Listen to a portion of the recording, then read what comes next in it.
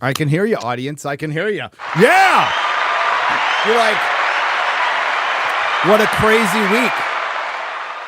I mean, we have major Access Media articles practically writing articles about, I'm not going to, the royal we, all of us, you in the chat, everyone, and half the show is missing.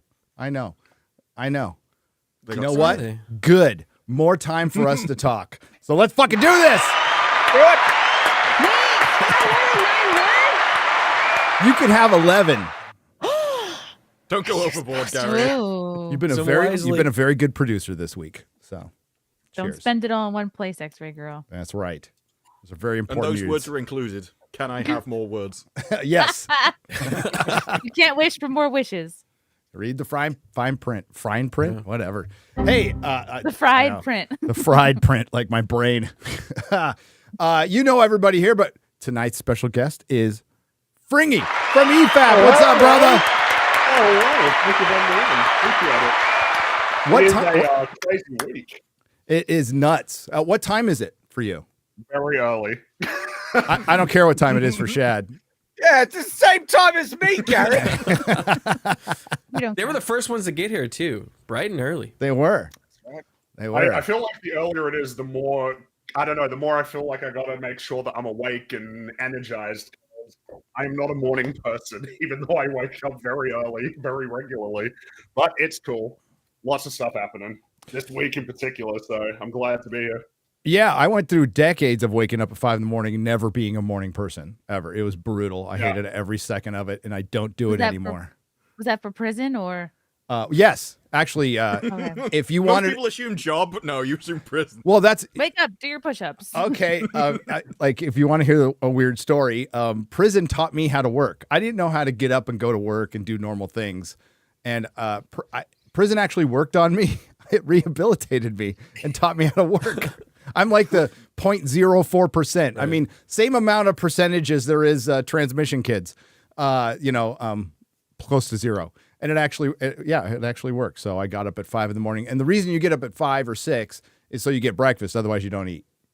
That's pretty much it. That's one of the reasons why like compulsory military service for like a year or two at 18 is meant to be good, because it gets everyone into a regime. Yep. Where they've like just got out of school where they didn't really need to try, and then like forces you to adapt. Wait, Disparu, how do you say it? How do you say regime? Regime. Regime? Regime. I like that. Instead of regime. There you go. Man, if I had to get forced between the two, everything sounds better. I didn't know I said it weird. Regime. Yeah, I mean, their stuff sounds better. It's unnecessary. There's unnecessary use, and well, they also say like Nissan wrong and Adidas wrong, but Nike. Aluminium, I give you. I think it's just that when you've invaded half the world, you have to come up with a reason for people to want to have you around anymore. And so the accent. Well, I thought the roads and I thought the influenture and roads were good enough. To be honest with you, I mean, a lot of that came from the Romans. That was Rome. Yeah, well, it's a carryover for sure. Oh my God, he's back in the Ukraine, Ryan.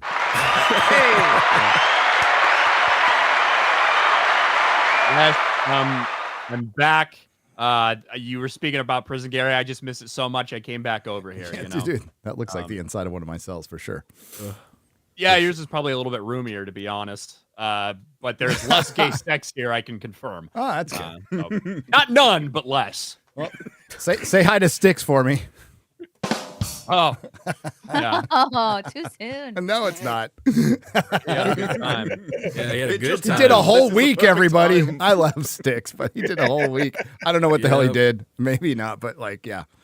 A week is rough, right? That's a long time. Yeah. Gary trusts the criminal justice system because he told everybody that he didn't do anything wrong when he really did. So, I mean, I can relate, but I mean, with, lying. But hey, let's get right into it. Ryan, you did a great video on this, by the way. The toxic. Before we get in there, I love how he does. He goes, "I did." He does so many. He's like, "I guess I did." Yeah, I guess I. No idea. Oh yeah, we got to talk about the sponsors first. I wasn't sure which video you were talking about. I'm like, I don't know. Well, the one got pulled. No, the one you did this morning on the toxic fandom. So I think it was this morning. Yeah, we're gonna get into that pretty heavily. Yeah, so we're gonna talk about. I think it's Variety. Did Variety write that article?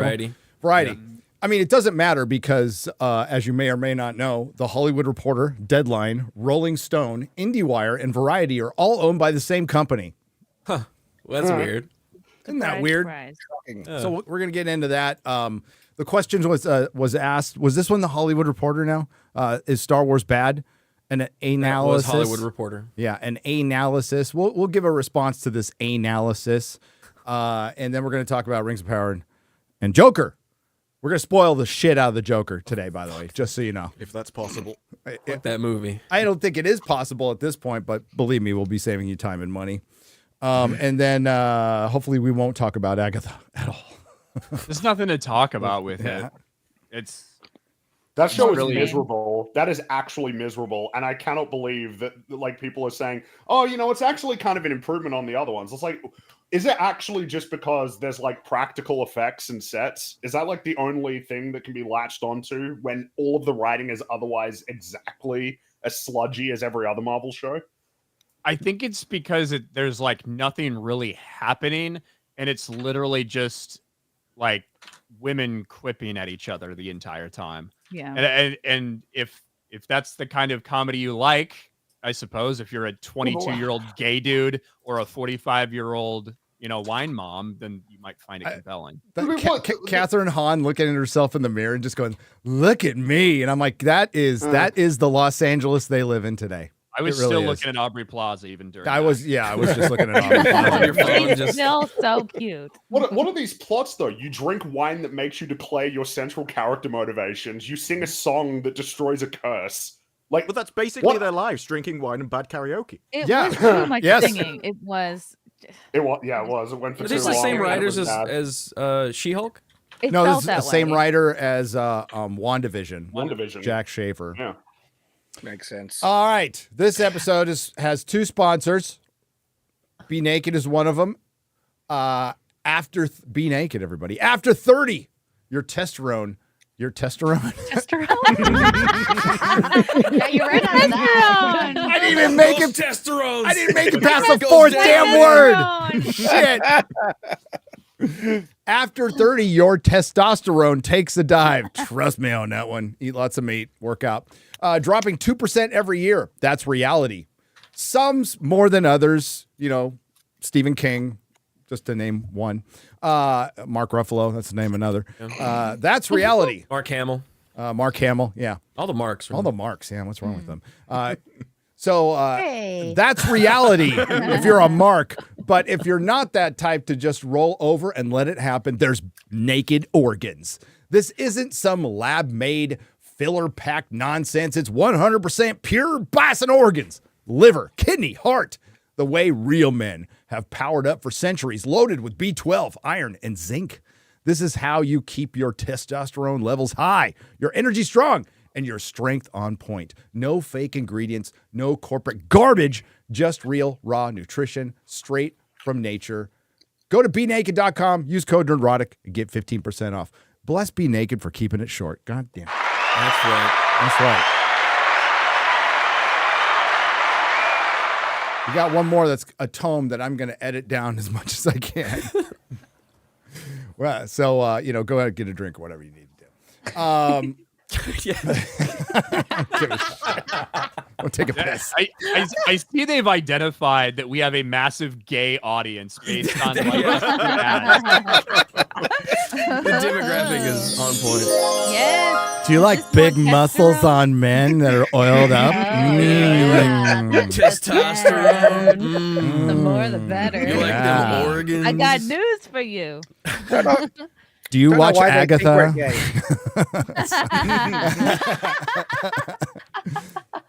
Fan favorite characters have been broken. Jake Skywalker, reduced into broken husks of what they used to be.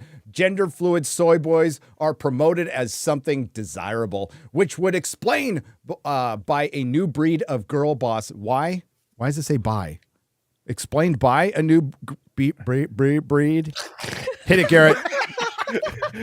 Well, I would say it's not your fault. It's written that way. It says explained by a new breed of girl bosses don't need no man. But when the paying audience complains about any of this, then of course it's the audience that is the problem and not the embarrassing and not the embracing inclusivity of the programming. But all of this has real world consequences. And if it's not just the weak, the obese, and the subjugated are the ones being pushed by the media. We're bombarded with, estrogenic chemicals from plastics. Estrogenic. Yeah. I don't think I've ever said that word before. It's soy, yeah. man. There you go. You got through it. You did it, Gary. Like Thank you. you. Didn't really. There you go. Chemicals from plastics, junk food, and sedentary lifestyles that'll turn us all into what they promote in no time flat. Luckily, there is hope, and that would be NMN.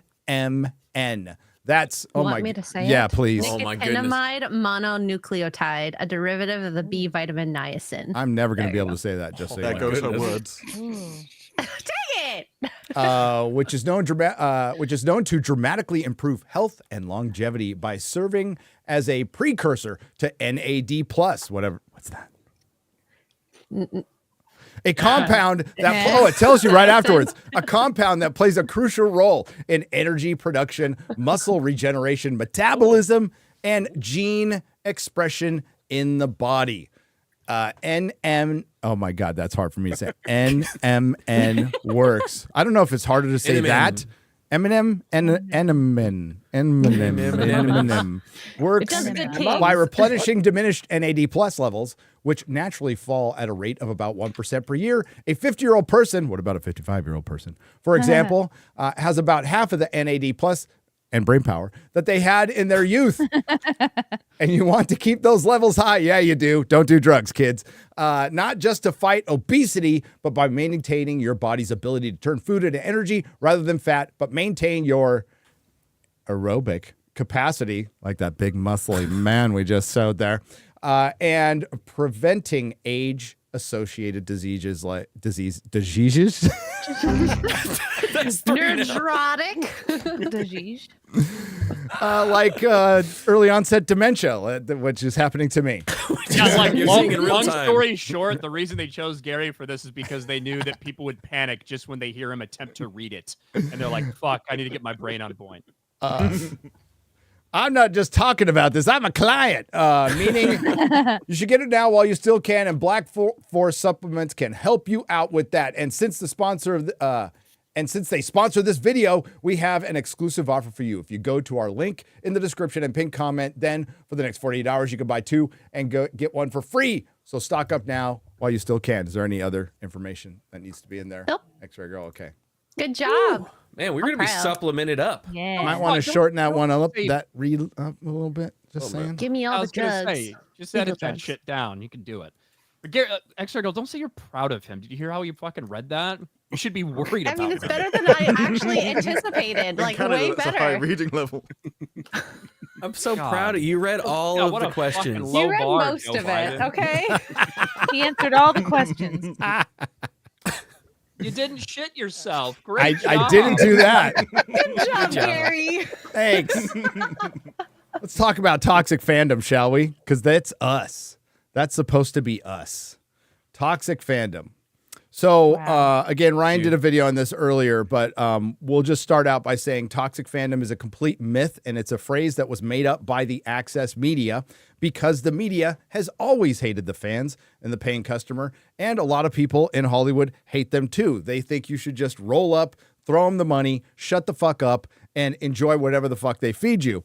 There used to be a thing called real criticism back in the day. And no, of course, a lot of artists never liked it and they fought with critics. Hell, Guns N' Roses wrote a whole fucking song about getting roasted by Spin Magazine. And that's fine. That's fine. But it's now the critics who have become as insufferable. The corporate media has become as insufferable as Hollywood, if not more. They're the ones who have gaslit the fans. They're the ones who have purposely gone out and ran out and said, "Is this the gayest Marvel show ever?" You know, like, you get what you deserve, related to Joker, which we'll talk about later. But now they are losing their relevance and their influence, and they are fucking pissed and they're scared, and it cannot die fast enough because we are the media now. And when I say we, royal we, you in the chat, everybody on Twitter, you have taken their job. You are more informative, you are more honest, and you're more entertaining. than they will ever be. Most of the clowns that write these articles aren't even into entertainment. They're like some up jump, staff writer or fucking assistant, or they wanted to write about politics and they couldn't, so they insert it in everything they fucking write on the entertainment and gaming side. We've seen that in gaming journalism over the last, or urinalism as they like to say, over the last few years. So now... Decade, really. Yeah, decade. And now the chickens have come home to roost and they are starting to panic. And I don't think it's a coincidence at all that an article like this comes out in a major trade after the rewriting Ripley bullshit and after some other coordinated attacks on Twitter. I mean, it could all be a coincidence. I don't want to get too conspiratorial here, but it is kind of funny that this happened in successive months. And Ryan himself said this is only the beginning. This is only beginning. And, nobody was mentioned by name, but we could certainly assume they must be talking about Drinker. They have to be talking about Drinker. Because I know he is, when I go to LA and when I talk to people, he's the first person who gets brought up every fucking time. Wow. Every time. One of the biggest, most influential, he'll hate to hear this, one of the biggest, most influential critics in Hollywood right now is the critical Drinker. Wow. Deal And with it. it's articles like this that let everybody know just how much influence these guys have. And Yeah. it's like I wouldn't be reminded of it if they didn't keep writing articles about it. They do. And they're not very should that even smart be because their surprising, logic though? gets retarded towards the end. Sorry, go on. Well, it's just, should that even be surprising if the videos are getting like millions of views compared to like the level of engagement or lack thereof with a lot of like mainstream movie reviews? At this point, right, like a lot of it is just, oh, what's the aggregate score? But people aren't generally like looking at the individual reviews that are given to these films by any of these outlets compared to like the kind of viewership that YouTubers would end up getting on videos talking about these movies and TV shows and games and whatnot. Not just the publications, but the actual content themselves. When we look at the numbers of like Rings of Power on the first week, it gets less views than a Critical Drinker video or like a Nerdrotic video or an EFAP. Like these creators are getting more views than the shows that are being produced. Like Shows that cost hundreds of millions of dollars. Exactly. Yeah. And then that's just a handful, and then you count all the different content that's out there that is the Mr. Beasts or whatever, or streamers streaming. You're fighting against all of that. It's just embarrassing for them because they're so on the back foot right now. I think the reason why it's surprising is not so much that it should be, but because they always pretend it doesn't affect them. And we recently saw at the end of Rings of Power and the after show, he literally goes, my favorite Tolkien quote is, evil cannot create anything new. It can only pervert and destroy whatever came before. That means we must have done something good, which was literally the start of the criticism for season 1 in the trailer. And it is a paraphrase quote. It's a paraphrase. Yeah, I was just going to say that. It's not which means he's literally referring to what the actual event, because it is an incorrect quote or a paraphrase quote, which he is getting word for word correct. And he kind of pauses and looks over to his left as if he's reading it as well. It's a bit weird in the clip. But it shows that it's getting to them when that is almost the last thing they do in the after show at the end of the series. It's like, well, does that change your mind? It's funny, Gary, that you brought up the red carpet, the gayest Marvel movie ever, because the person that I got confused with that guy, who is Mark Malkin, is Adam B. Very, who wrote this story. He's the author of this article. But even more interesting than that, you want to know who contributed to this article? Who? If you scroll all the way down to the very, very, Let's take very a look. bottom of the page, Let's take a look. you'll see. Amanda Stenberg? No. That's probably a little too far. That's probably too high. Oh. Oh my God, you're making me dizzy. There's the comments. Little higher. These Little are higher. comments. These are comments. Take me higher. Oh, no. Other articles. Mark Malkin contributed to this story. So the two super gay woke dudes that I got confused that work at Variety, they both joined forces for this report on toxic fandom. So shout out to Variety. Shout out to Variety. Big shout out. Toxic fandom. How Hollywood is battling fans who are just out for blood, from social media boot camps to super fan focus groups. What a bunch of retards.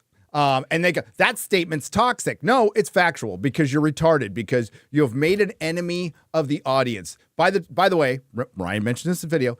We've mentioned it before. The term toxic fandom is pretty much most of fandom at this point. It's anybody who criticizes anything. Some of us get a little hyperbolic. Some of us go a little too far. There are certainly a bunch of fucking assholes out there, but mostly it's just fans going, you know, I really hate what you did to Galadriel. I don't hate Galadriel. Yeah. I like Galadriel a lot. She is she's one of my favorite characters in Lord of the Rings. And I hate what you've done to her. I hate what you did to Luke Skywalker. I hate what you did to Han Solo. You just don't like black people. I didn't even mention fucking black people. What are you talking about? I said, I hate what you did to Han Solo. So, and then when they do their identity politics, which is prioritizing somebody's skin color and their look, we will clown them with their own fucking language and point it out that it's the bigotry of low expectations. So they pick these people. They know they're going to be controversial. And this whole article breaks it down, by the way. And it's like, thank you. This is what we've been talking about all the whole time. Hollywood doesn't care about your cause. The corporation doesn't give a fuck about your identity. And once they don't feel like they can benefit from you, they will fucking bail you. And that's what they're a little bit worried about, right? But and you can understand why this journalist likes it, though, because he is of the group that they're catering to. And so to him, The Acolyte was good because it was the gayest Star Wars show ever. That's why he asked the questions about it. Yeah, it was probably a bit of a clickbait, but also because that to him is what makes a show good. That it's catering to him, he can see himself in the thing and everything else. So it's not really surprising that the journalists, which are also in that target category, love all the stuff and think everyone hates it for the same reason that they enjoy the show. It's just they can't appreciate what the audience actually likes, and they think there's massively more numbers of them than there actually are.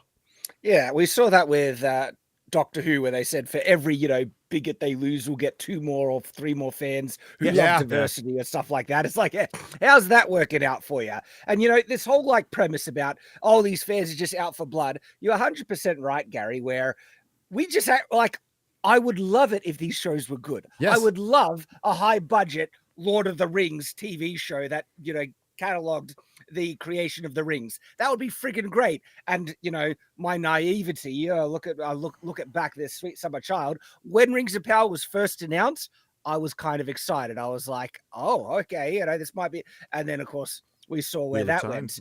Like Wheel of don't get me started.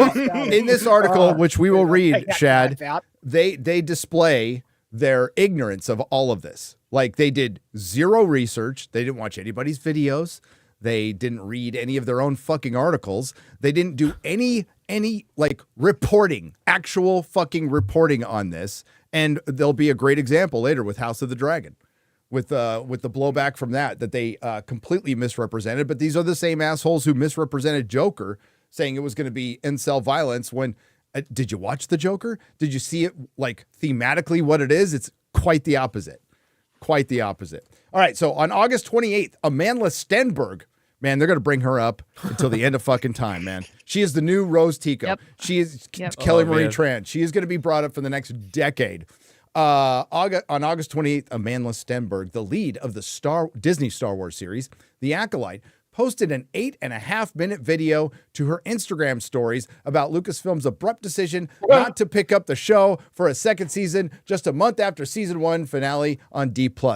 And abrupt. Because if it wasn't obvious that show wasn't going to get renewed. Yeah. The only surprising thing was Disney actually said something. Usually that was a surprise. That's right, because usually with Star Wars projects, they just don't talk about it forever. And then 8 years later, you're like, oh yeah, they announced that thing that never happened. Well, the thing is, Disney didn't actually say anything about it. Disney never came out and gave a confirmation on that. That was a leak that they still have yet to give a statement about. It wasn't until the stars like Amandla Stenberg started coming out and confirming that it was canceled. They told on themselves. That was the only confirmation we've gotten from Disney that report is actually true. Yep. That's interesting. But quite a few Disney shows have been canceled. They just we haven't heard it officially. There's no Obi-Wan season 2. It's because it sounds bad, right? When you say it is canceled. I mean, you can even see it here in the article. The decision not to pick up the show for a second season is like, you mean they canceled it? They canceled the show. No, we fixed Fringy. We fixed the glitch. Okay, we fixed the glitch. That's all we did. Oh yes, I see.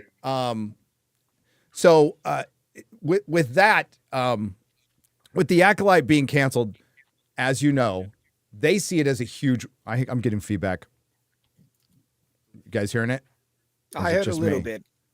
Okay. Hello. Not you. Well, we'll figure it out later. The Acolyte being canceled was a huge win. It absolutely was a win. And they see it as a major loss.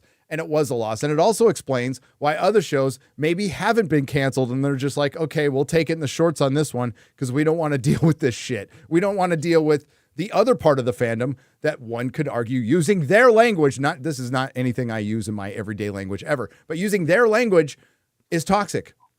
Like who's been more toxic to Disney since the cancellation? It hasn't been Disparu. He's been fighting for hashtag renew the Acolyte, and so have I. Okay, we want it to come back. No, it's been those other guys, those really positive, fun guys who want to deplatform everybody. It's not a huge shock for me, Stenberg said. Since the series was announced in 2020, God, it was announced in 2020. We started experiencing a rampage of, I would say, hyper-conservative bigotry and vitriol, prejudice, hatred and hateful language toward us. I wonder who wrote that for her. Stenberg was unavailable for comment for this story. Brad, couldn't it just be She that can't even people didn't comment like on the her own writing? thing. Couldn't it just be that? What's I would love for hyper-conservative them. about it? Exactly. That's what I want to point What out. is a Give me the quotes. hyper-conservative? I'm Show still me Yeah, the what does that videos. mean? Show me the videos that identifies it as hyper conservative. Like You guys are, you're trying to conserve, I guess, the stories, to conserve the lore. Maybe in that conserve- sense. They're not in Maybe in Victorian that outfits. This is disgusting. Maybe we're thinking political and she's thinking the other way. No. Yeah, you're all buttoned up. Talk about jam. Yeah, I don't think she's Yeah, thinking at all. It's nice that in that little blurb about Amanda Stenberg, they somehow failed to mention that just 5 weeks earlier, or whatever it was, she released a diss track calling Star Wars fans racist for not liking her show. It's Yep. weird that you Right. leave A out that source- context. A source in either Variety or Deadline said that contributed to the cancellation because it became an easy target to attack. Yep. And was a bad idea. So Yep. Good. No, Disney made the right call in this one. They should have canceled Yes. it. And that was a horrible idea because after episode 3 of The Acolyte, I would say shit was dying down until she put out that diss track. And that just put it It's just like to the stratosphere. In other words, The Acolyte was the latest high-profile target of toxic fandom, the catch-all term that the media uses for when fan criticism curdles from good faith dissatisfaction into a relentless negativity, often bigoted online campaign against either the project or its stars or creative leaders in a franchise economy increasingly dependent upon established audience devotion to drive the bottom line. The threat of toxic fandoms poisoning the enthusiasm has become a seemingly intractable headache for almost every studio, and it's only getting worse. So what they're saying is, good, yes, because that built-in audience. So when you buy a franchise for billions of dollars, what are you buying? You're buying the audience. You're buying the people. You're buying their goodwill. Yeah. You're buying a built-in audience. Ryan talked about it in his video. That number is small, but the small hardcore fans are what keep franchises alive. What kept Doctor Who alive during the dark times? We're back in the dark times, but the first dark times when it was canceled, it was Doctor Who fans. It was a small sect of Doctor Who fans that kept that thing going. Same with Star Trek. They willed Star Trek into existence in film. That's how important those fans and valuable those fans could be. So those would be, I would argue, maybe I'm crazy, guys, those would be the ones you don't want to piss off. Those would be the ones you want to make happy because they are the shepherds. They are the ones who bring people in. No. And I think also- they should specifically target them and piss them off specifically. Okay. I think that's the play. This article has learned nothing because it used the phrase good faith dissatisfaction. Well, the opposite to that would be bad faith dissatisfaction, which means that you actually like the show, but you're lying about it and saying it's bad when you genuinely like it. So all your criticism is fake. So they still don't agree that any of the content they put out is a bad thing and it's just being accurately reviewed. It is literally a load of people going around and lying about it for months. And then for some reason, the audience that watches it agrees with them because they're brainwashed. I don't know. They're trying to make a distinction between real fans and the toxic fans when they don't actually realize that they are the real fans. And that's why I said good that Hollywood is starting to find them a headache, because that's Hollywood getting what they deserve because they're not making anything that the actual fandom wants or likes. And I find it hilarious that because they don't see that distinction, they don't realize that they've just basically said the quiet part out loud that Hollywood hates the actual fans. They're trying to say, no, it's the toxic fans. No, Hollywood actually does hate the actual fans, and they have they causes them a headache, as they said in the article. It's because they don't want to make the stuff that the fans want. They want to make the stuff that they, the stuff that they want the fans to like. It really with fandoms, it's pretty simple. You don't bring in some it's good to try different things once in a while, and there are ways to do that. But when you have your base IP, Star Wars, your base IP, Han, Luke, and Leia, you just don't fuck with that. You just don't fuck with that. And the actors, yes, there's always going to be criticism, especially around Star Wars. It's been going on for years. You just don't acknowledge it. And you go, hey, we did the best we could. I hope you enjoy our movie. That's all you need to say. Yeah. That's all you need to say. And you know what? You won't get any shit. And, that'll let the work speak for itself. And if you're going to take a gamble as well, and you spend $200 million on it, don't get upset if it doesn't pay off. Yeah. You're spending a lot of money on these projects. They need to have an audience. You have to have an audience. Otherwise, you can't justify the existence of these projects. We always talk about this. Like, do we have influence or do we not have influence? Mm-hmm. Does the toxic fans, are they a majority or are they a minority? Because if they're a minority, then why would the studios give a shit about it? Garrett, they would go, oh, it's not affecting us because it's a minority. They definitively get to the bottom of it in this article. I do like the level of how Amanda Stenberg said, yeah, no, it was the toxic fans, and then the writer of the article was like, so yeah, the acolyte was the victim of toxic fans. It's like, well, yeah, I mean, I guess if she says so, then yeah, sure. What kind of level of reporting is that of just, well, she said it, so yeah, that's the truth. Well, that's where the entertainment, that's all reporters have lost their way a long fucking, I mean, this is decades ago. This one's labeled as news. This is not labeled as an op-ed. Yeah, this is labeled as news. So they want the customer who reads this to click on ads. The customer that, whether they intended to or not, they risk offending by calling toxic. And I guarantee you some people who read this are going to go, well, fuck you. Exactly. Why should I click on your fucking ad when you're insulting possibly half of the audience, possibly more, possibly a lot more? It comes with the territory, but it's gotten incredibly loud in the last couple of years. I would say the fan's voice has been around for a couple of years, but maybe you just noticed because you're so fucking late on shit. Says a veteran. Maybe what I think is that there's been so much bad shit lately that it feels like overwhelmingly people do not like things. So, and because they're labeling all criticism as toxic, that's effectively what they've tried to gaslight everyone into doing. We all know that they're checking out, they're not showing up anymore, they're not watching anymore. So now it's starting to hurt the bottom line.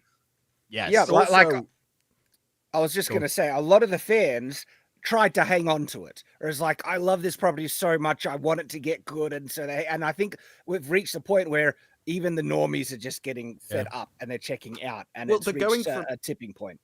They're going from IP to IP to IP, and when you piss off people of an IP, those people don't go away. On your next job, they're still there, and they're annoyed from what you did last time. You pissed me off with Wheel of Time, and then I've stayed around for every other thing, and I've watched you cascade through various different Star Wars properties, Halo, games franchises, and so you're just pissing off more and more people, and the snowball's growing. So it's you which is creating the ever more pissed off group of people. This is important. Like, if you could identify anything as Disparu's villain origin story, it's the Wheel of Time adaptation. I was making gaming videos before that.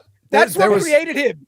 Yes, there's crossover in every fandom though, because that's what leads you. And then you start covering all this stuff, and you start seeing certain repeated themes and everything, especially the stuff that fails abysmally. And it's usually a focus on the message prior to anything else. And we forced characters in, and we did we made unnecessary creative decisions that actually broke the story to service the message. I mean, the Rings of Power is a great example. Like, this year has devolved into absurdity as far as bad content. Like, we've got the holdovers from a bad era. I don't know if it's as bad as last year. Was pretty fucking bad, dude. Last year was abysmal, and now we just have things that should have come out last year, to be honest with you. Imagine how bad last year would, if Agatha had come out and Echo had come out when they were supposed to. Yes, Echo came out this year. Echo came out. Yeah, it did. Wow. It did. It's been a long year. And you know what? It's so much easier for these mainstream outlets to attack the content creators because we are more visible. You can put a face and a name to it, and we are more outspoken. And it's like, if it weren't for us, it's like it's sort of the viewer, the actual, the people that don't have as big of a social media presence. It's more kind of nebulous and mysterious. It's like they wouldn't know who to blame for nobody watching. It's just easier for them to point the finger at people like us, I guess. In other words, people have been saying this the whole time. Now you can just hear us. This is the way fandom has been forever. It will be forever. And you can thank the internet, whether you like it or not. The double-edged sword. It was great to get those hashtags and the watch parties for things like Game of Thrones and early on with Star Wars, and have theory videos. And you want those, except for Star Wars, who attacks the channel the biggest channel that does Star Wars theory videos. It's not very smart. And instead, you all of a sudden just make an enemy of them. And then once you do that, it's like the meme that Jeremy always posts, you throw a bunch of fucking shit, you shovel shit over the fence and it gets thrown back and you're all toxic fans. It's like, well, a lot of us just respond. A lot of us, it's just a counterpunch. Most of the time we're just minding our own business. And if you come out with a good show like The Penguin, we'll say, hey, it's good. It's a good show. Fantastic show. I mean, always get down to the point where if the toxic fans, in inverted commas, are a big enough group that these people can dictate whether your show succeeds or fails, have you ever considered making content for them? Yeah. Yeah, and that's the conundrum that they have. Either the toxic fans they're just so small and insignificant they don't matter, yet at the same time we're developing practices internally to make sure we don't piss these people off. It's not both of those things. It can only be one or the other. Either small and insignificant, or they're the ones that determine the fate of these shows. Reality is, the truth is somewhere in the middle. You're labeling a bunch of fans as toxic who aren't actually toxic, and it happens to align with the way the general audience feels about these things as well. I find it interesting because it seems. Go ahead. I was just gonna say, it's almost like the toxic fans are the main group of fans. The way they define it. Yes. Yes. It's just I was gonna fandom. say, it seems that journos are still holding on to the old guard, the 2020, 2016 era, and they want that so bad. So they're reporting on it like this. But wait till we get later in the article. Change it. Wait till we get later in the article and see what they bring up. They bring up shit from fucking almost 10 years ago. Of course they do. And so they're because they haven't figured it out yet. Because it doesn't hurt their bottom line. I've moved past Ghostbusters 2016. I don't give a shit. To them, that was the golden age, though, because they got their ideology in the movies and they were still successful because people hadn't learnt yet. So that would have been like the perfect dreamland for them. They had the best of both worlds. It comes with the territory, but it's gotten incredibly loud in the last couple of years, which I already read. It says a veteran marketing executive, somebody paid him money to come up with that, by the way. What a fucking genius. Hope you got your student loans. Anybody in the chat right now. I can't wait to pay off your student loans, asshole. At a major studio, people are just out for blood regardless. They think the purity of the first version will never be replaced, or you've done something to upset the canon of a beloved franchise, and you're going to take down and they're going to take you down for doing so. Yes. Yes. Yes. Unironically, yes. Yes. Also, on that note, if they made something good, even if it was changed somewhat from the original, if it's genuinely really good, it'll be embraced. Look, I bring it up all the time, but the Disney Cinderella remake is better than the animation. It is better than the animation, though. Okay, I'm just and I'm being vindicated on that again and again. By better than the animation? God, you're autistic with that. But like Penguin, what gives that away, Gary? Let's take the Penguin for example. The Penguin is nothing like the Penguin in the comic books at all. Not the origin is different. The way he acts is different. The world is different. But it's a good show. Still good. So it's good. So we like it. We talk positively for now. about it. Yeah. It hasn't landed yet. We'll see. We'll see. We'll see. No, but if that's your attitude, if that's the marketing executive's attitude, that explains all the problems we're having. The purity of Lord of the Rings. If you think that's so sacred, motherfucker, we do.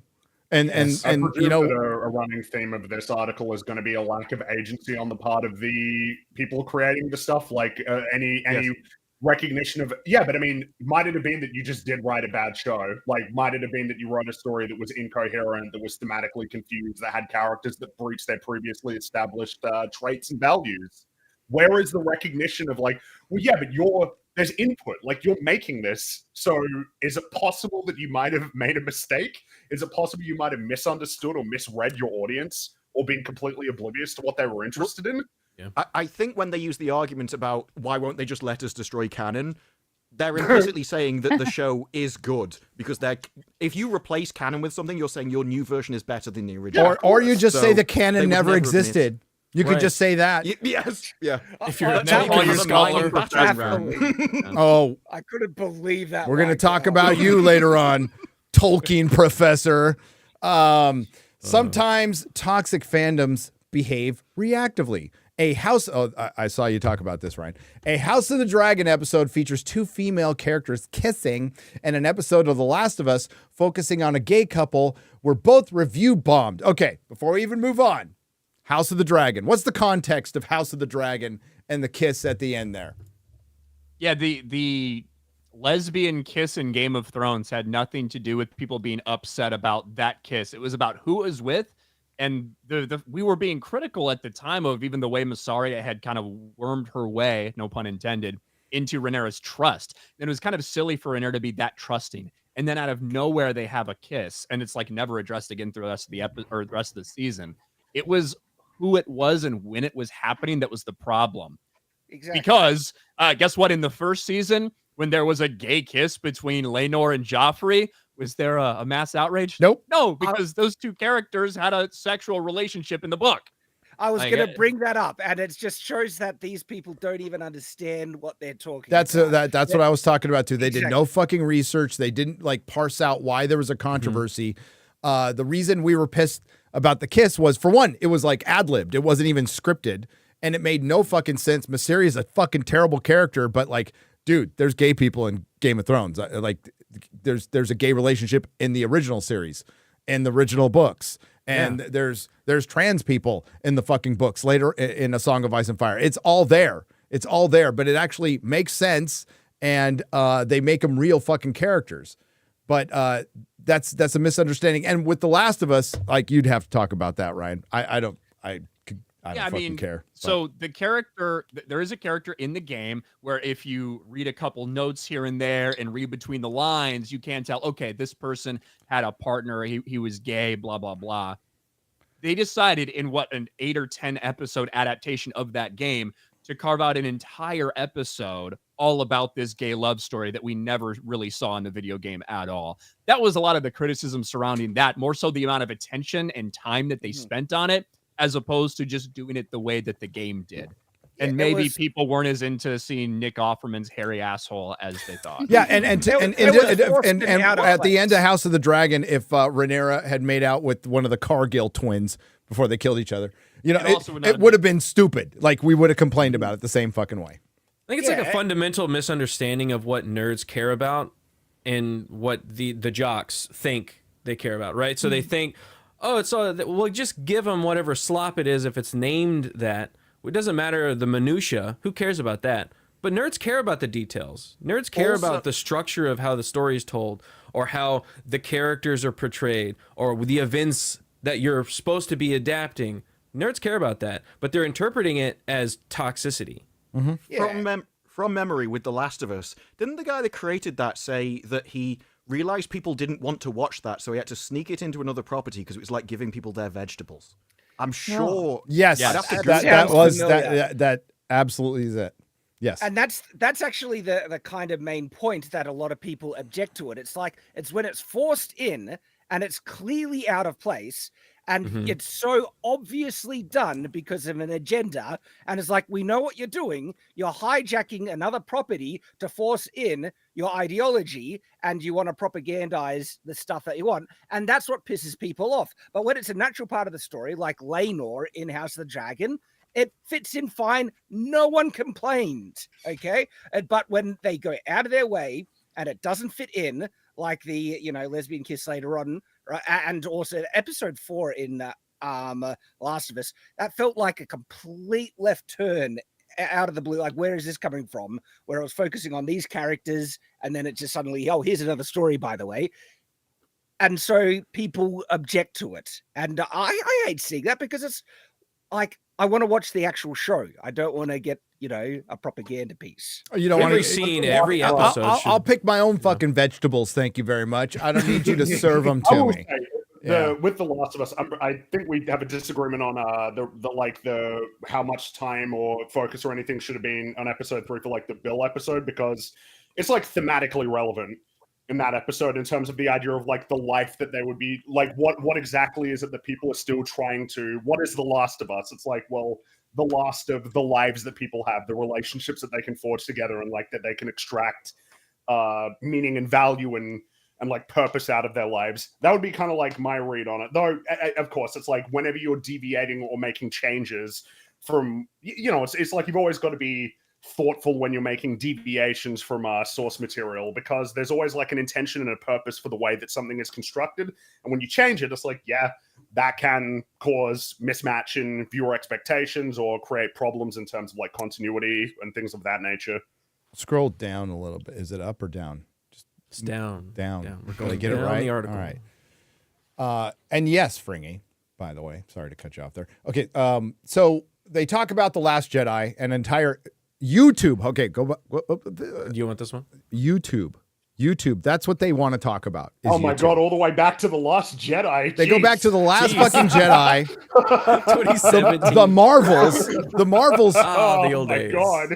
Let's be very fucking clear with the Marvels. It was just garbage. It wasn't bad. woke garbage. It was bad. It was just plain ass flaming Marvels is absolute shit covered garbage. Nonsense. Yeah. It's just absolute nonsense, like stupid movie. Like, And it's the just Boys so terrible. was warped into, I mean, it certainly had its point of view, but it was warped into being anti-corporatism, calling out superheroes, the traditional superheroes, celebrities, the military industrial complex, and turned into hate Trump. I mean, like that's what it turned into. And yeah, it's just for a certain audience. And yeah, after season 2, it was one of a few projects that made incels the bad guys, right? Also, the end of the if Batman. you're trying to distinguish yourself from fans by using She-Hulk. words like sobriquet rather than nicknames, Yeah, I'm just going to say you don't have much depth to your argument. no. So they bring the Marvels was just trash. So scroll down a little bit. Yeah, the YouTube ecosystem that's been beating your ass, beating Hollywood's ass, beats Netflix. And it's everybody here. It's because the people you have been vilifying are now your competition, motherfucker. How do you like it? They hate it. They Going into hate Bridgerton, good. Getting Good. Yeah, destroyed. Bridgerton. Fans Set of around history. 1810 England. There's so many men out there that are highly critical of Bridgerton. Like I don't think I've ever seen an episode. No, I know it's What is it supposed to about? be. It's supposed to be set in like Victorian England, but an alternate history where everybody's fat, black, and gay. Like that's all I know about it, right? Okay. Like, England, if it had it's been not better. supposed to be historically accurate. So an argument can be made after CERN was turned on. It's our timeline and it's our actual history now. I don't fucking know. But yeah, they mentioned Bridgerton for some reason. But let's get down to the Lord of the Rings. Okay, so Because the author watches it. That's a property he cares about. yeah, Gay, exactly. so it Does make sense. Checks out. The Rings of Power. So they talked about the actors of Kalur cast as elves and dwarves in the Rings of Power. Death threats aimed at Leslie Jones during a press tour in 2016's Ghostbusters. Now let's double back. Is We're Topical. just digging going back back. to the back past, man. there anything that happened in the 70s we need to know about, Variety? With the Rings of Power, people were calling out because it was a deviation from the lore. It was a major red flag. Now, could the character have worked? It worked with Corlys Velaryon in House of the Dragon. So yeah, it could have worked, but it didn't work because all you did was put a character of color using your fucking crazy racist language. And you didn't add anything to it. All you've done is repurpose Peter Jackson scenes, repurpose dialogue, repurpose your own shit. This episode, they repurpose a fucking Harry Potter line. Oh my God, yes.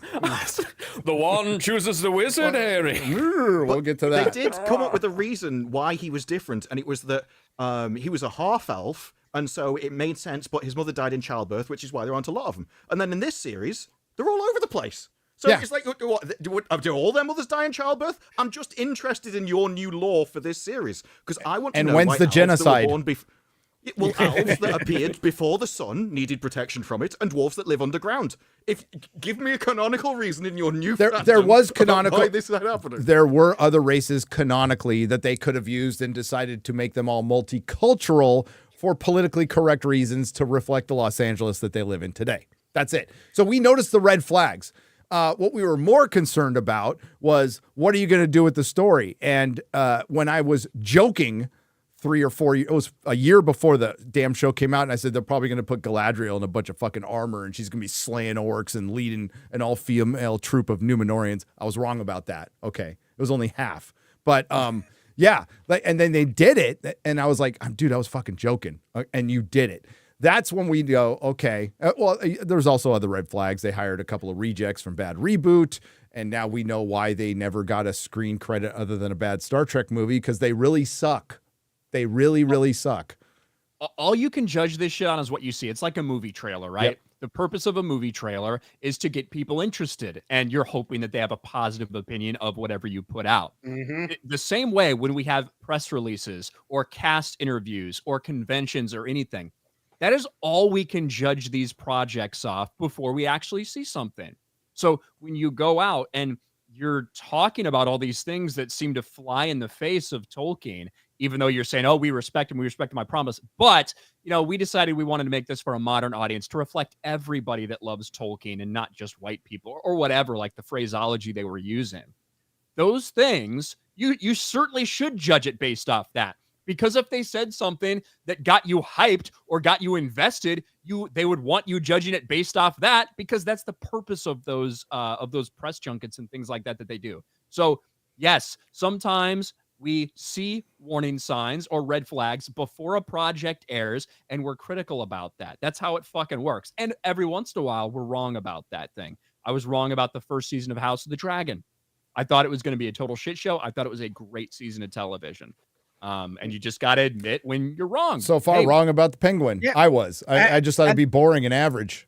And it's not. It's good. Another one that's actually relevant. I was not looking forward to Cinderella. the Dungeons and Dragons film. No, Okay. I wasn't going to bring it up. You're right there on the I shelf. You can always see knew him. that'd be good. I wasn't going to bring up Twilight either. Why do you guys have Continue. Twilight on your headline? Post. What? What's that What are you behind talking you? about? What's that? What's wrong? Oh, What's wrong? Jesus Christ. You're sick, Shad. Mute I him. literally never know. Oh boy. I don't know what you're talking What were about. you going to say, Shad? The Dungeons and Dragons film. Like, there It's on were your red t-shirt. flags. What? Oh my god. All right. I don't know what you're talking about. The vast majority, by the way, somebody was paid a lot of money to figure this out. The vast majority of any fandom are casual fans, says John Van Sitters, Then VP why of write this article? VP of Star Trek brand development. Well, I would argue that Star Trek has lost 99% of the casual fans, if not 100% of the casual fans. So you should probably be fired, but oh well. Who has been with the storied franchise since the 90s. The number of people who live and die on their franchise is very, very few. I can't believe a Star Trek guy is saying this. And then there are those who come after things that they espouse to love with Venom are really, really tiny subset of that already smaller subset of fandom. That smaller subset of fandom in Star Trek got movies made, bro. They got movies made. And these are the people you disrespected. And now it's, unfortunately for you, Star Trek, man, it's the same fucking fandom. You've lost generations. It's the same old motherfuckers. I went to a fucking Star Trek convention in 2019. Average age, 40. Well, also, it's the espouse to love. That's young, means actually. I'm they surprised. pretend to. So they don't actually like Star Trek. They just pretend to like Star Trek when really they want to destroy it for all those actual fans, which also don't watch the show anymore. 40 as an average age is not good for your franchise at all. It's just much. Especially a franchise that's had new installments, right? You'd hope that it would renew and sort of refresh the fan base with younger people who are interested in it. But I mean, what reason would they have to be interested in it, really? Well, Based on lots the of- last decade. lots of kids got into things because their parents liked it and told them this was good and you should watch it. That's the reason why I've watched loads of older movies. But if they put the parents off the show, then the parents aren't going to show them that stuff because they know what it led to. Yep. Scroll down a little bit. I don't think he's the first part's absolutely wrong. His second part, scroll down. The toxic fandom that he's talking about that just wants to trash it for whatever reason. I'm sure that is very small. How do you explain people not watching your show? How do you explain that? I actually think the first part of it is accurate. The idea that yes, when you do put on a show like this, most of the general audience, they're not going to be diehards, right? But you do need to get those diehards on board because they and the way that they react to something is going to be seen by a lot of different people. And usually for a project like this, if you have the diehards on board, the general audience might feel a little bit better about something like that, as opposed to if every single person who loves Tolkien and loves Lord of the Rings is almost unanimously saying this is bullshit. You have a problem on your hands getting the general audience invested in that too. The perfect example for that is anime. You mentioned anime, you just get a whole list of recommendations. So you always need the big fans because they tell everyone else about it. They're the ones that buy the product, buy the physical media, buy T-shirts, buy merch.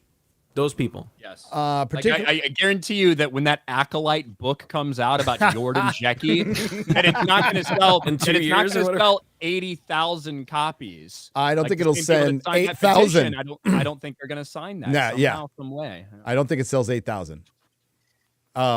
Particularly when it's negative, toxic conversation, we don't even engage. And there you go. That's what you should do, says the marketing executive. It's when people engage. Like this toxic people, man, how many times is toxic used in this article? It's used quite a bit. Yeah. Look it up. You try to not give it too much oxygen. One principal concern is that reacting to these kinds of attacks risks alienating fans who are unhappy with creative choices about a franchise, but haven't tipped over into abusive behavior. So a studio may attempt to amplify friendlier voices instead. We'll reply to comments that are positive and elevate those things. I have no problem with that. That's fine. That's fine. Still, Yes, you should not be fighting with fans on social media. Yeah, I agree. thank you. Yeah, thank you. Again, a top executive said that. Somebody who probably makes quite a bit of money. Still, toxic fandoms have grown so pernicious that they become a fact of life for many. Oh, God.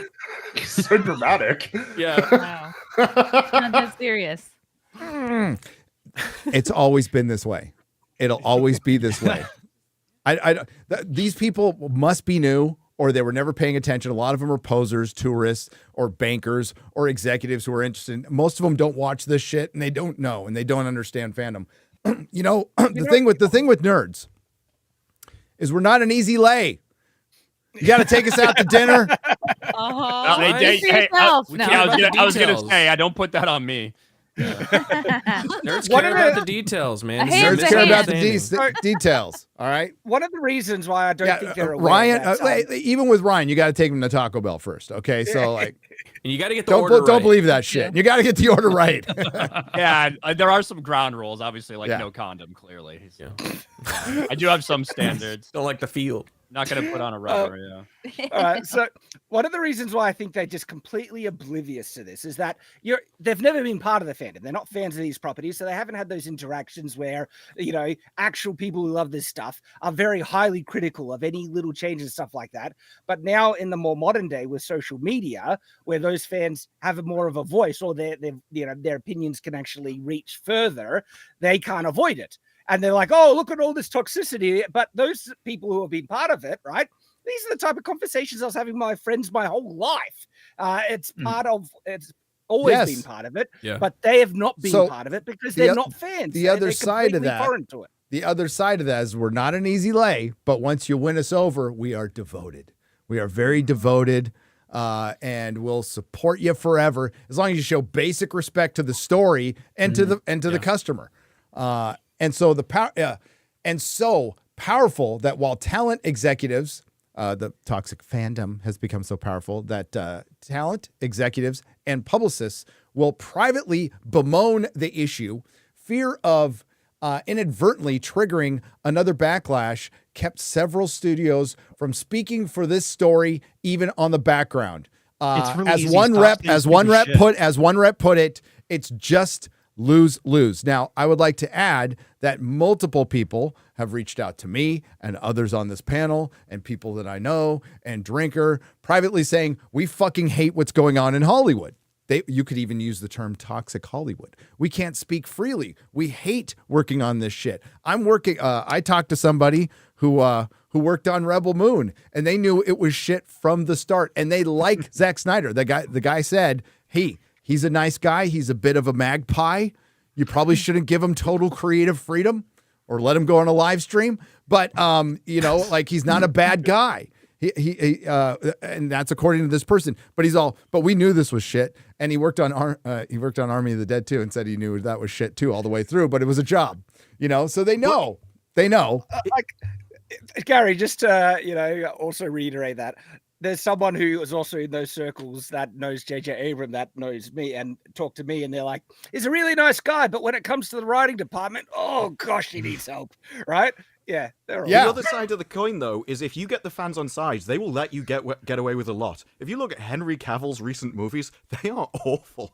But people will actually let him get away with being. Is his agent still The Rock's ex-wife? Fan of the stuff. Ryan likes the. Say it again. Is Henry Cavill's agent still The Rock's ex-wife? It is, yeah. Yeah, he needs to fire that bitch. Wow. Disparu. You're right, because his projects have not been good, and when he gets there, he gets fucked. Because people know he has the fans' best interest in mind and the IP's best interest in mind. When he does mess up, they're like, okay, this isn't your fault, and so it doesn't harm his career like other people that would attack them for it. Right. He also isn't some of these things he's been in. He's not really the star of them. Obviously, The Witcher clearly was the star, and I think we all kind of understand what went down there. It's supposed to be the star, right? And we all kind of understand what went down there. But something like, what was that Bryce Dallas Howard movie? Oh God, fucking horrible. Argyle, yeah. Argyle. God, Yes. Even though it was named after it. Garrett, we saw that together, and we forgot what it was. Memory hold that shit. Yeah. God, dude. Oh, that movie was so bad. That movie was bad, and that was the marketing. Ice skating. The marketing used him as bait for that movie, so they knew he was the big law, and then just completely destroyed everything about it. And the Enola Holmes movie, he was bait and switch in that one too. That was terrible. So yeah, he needs a better agent. Those who did talk with Variety all agreed that the best defense is to avoid provoking fandoms in the first place. In addition to standard focus group testings, you don't need to waste your money on fucking focus groups. You just handpick some people to talk to. That's all you need to do. Studios will assemble. Some of them will do it for a lunch. Some of them might buy you lunch. Studios will assemble a specialized clusterfuck of super fans to access possible marketing materials. What kind of super fans? Yeah. What kind of super fans are these? People that will can agree fix with them. him. That's the kind of super fans they're looking for. Yeah, so essentially we can pull it off now, but and again, Ryan talked about in his video. They said, well, it's just a really small subset of toxic fans with, I guess, a ton of power that we're scared to death of. That's that's the article summed up. Well, the funny thing about it, Gary, is every time they mention small vocal minority, it's like, then why are you writing articles about it? If it's such a small group and it's so insignificant, then why are you even talking about it? It was the top story, right? Was this the top story, or was the Star Wars is bad one? Star Wars is bad was the top story on Hollywood Reporter yesterday. Yeah. 15 times toxic is used. Holy It's a bit shit. bizarre because they seem to be talking about it like, oh, well, it's small, but trying to imply it's like, well, it has a disproportionate impact. It's like, impact how? It makes people not want to watch it? And how? Like, how does that work? Why is it Why would people be convinced not to watch these shows? Unless there were points being made about like the writing, for instance, or adherence to continuity or law, or any of those sorts of things that are important to people. I think what they're trying to say is that 13% of the fans commit 50% of the criticism. That's really where they're going with that.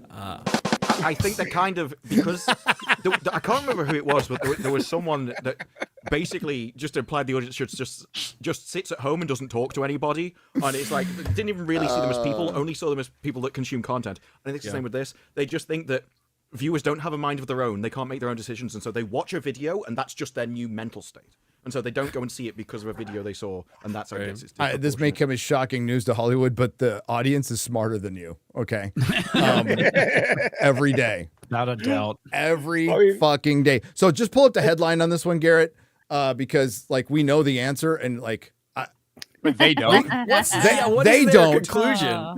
so Their conclusion is that no, Disney's not bad at Star Wars. yeah. They could be better. Stop it! For the audio listener, what is this article, So Gary? What's the title? what's the title of this article? Is Disney bad at Star Wars? An anal assist. An anal The assist. answer is yes. The answer is yes. The answer is yes. They're very bad at it, and they've been bad from the get-go. Hindsight is 2020, and it's higher than that in this case. Kathleen Kennedy's the worst executive in the history of Hollywood. She's taking the most venerated fucking intellectual property, cinematic intellectual property, Star Wars of all time, and turned it into a category, soon to be a subcategory on a fledgling streaming service that's never turned a profit. So that's what Disney Star Wars is. We have an entire thesis on all of our channels of like what's happened to Star Wars over the last few years. So we don't need to go over this guy's anal assists at all because the answer is yes. They're horrifically bad at making Star Wars, so much so that Star Wars doesn't exist anymore. There is only Disney Star Wars. So we have the Toxic Fan article, then we have this article, and then we have the Joker article, which is basically the fuck you to the fans one. Rolling Stone, that one. Rolling Stone is accurate. By the way, the title. all three websites we have just shown you owned by the same company. Surprise! This is I a know little. it's hilarious. It's like, this how is is a this little- going to work out? This is a little different, and they're almost like they're kind of like, hey, at least Todd Phillips didn't just make the same thing again. He made something Sure. like bold, but at the same time, who the fuck is this really for? They're like they're critical a little bit in this. No, as and well, I of the movie. I agree with this. I like Joker Absolutely. 2 had a message for fans. Go fuck yourself. Yes. I personally have Bold to watch strategy. It. I don't know if that was. I don't know if the intent is to tell the people that like the first one to go fuck themselves, or if it was Todd Phillips not wanting to make the same movie again, wanting to do something different, wanting to be subversive, and Sure. it just and Yeah. him making all the wrong decisions. Yeah. Do you know what I mean? And yeah. more so than him There's some trying pla- to tell everybody like the first one to go fuck themselves. Yeah, I don't know there's if- I don't know if there's plausible deniability there. I agree. There's I an watched the aspect to first this, though, that it felt like they were ashamed of the Joker character.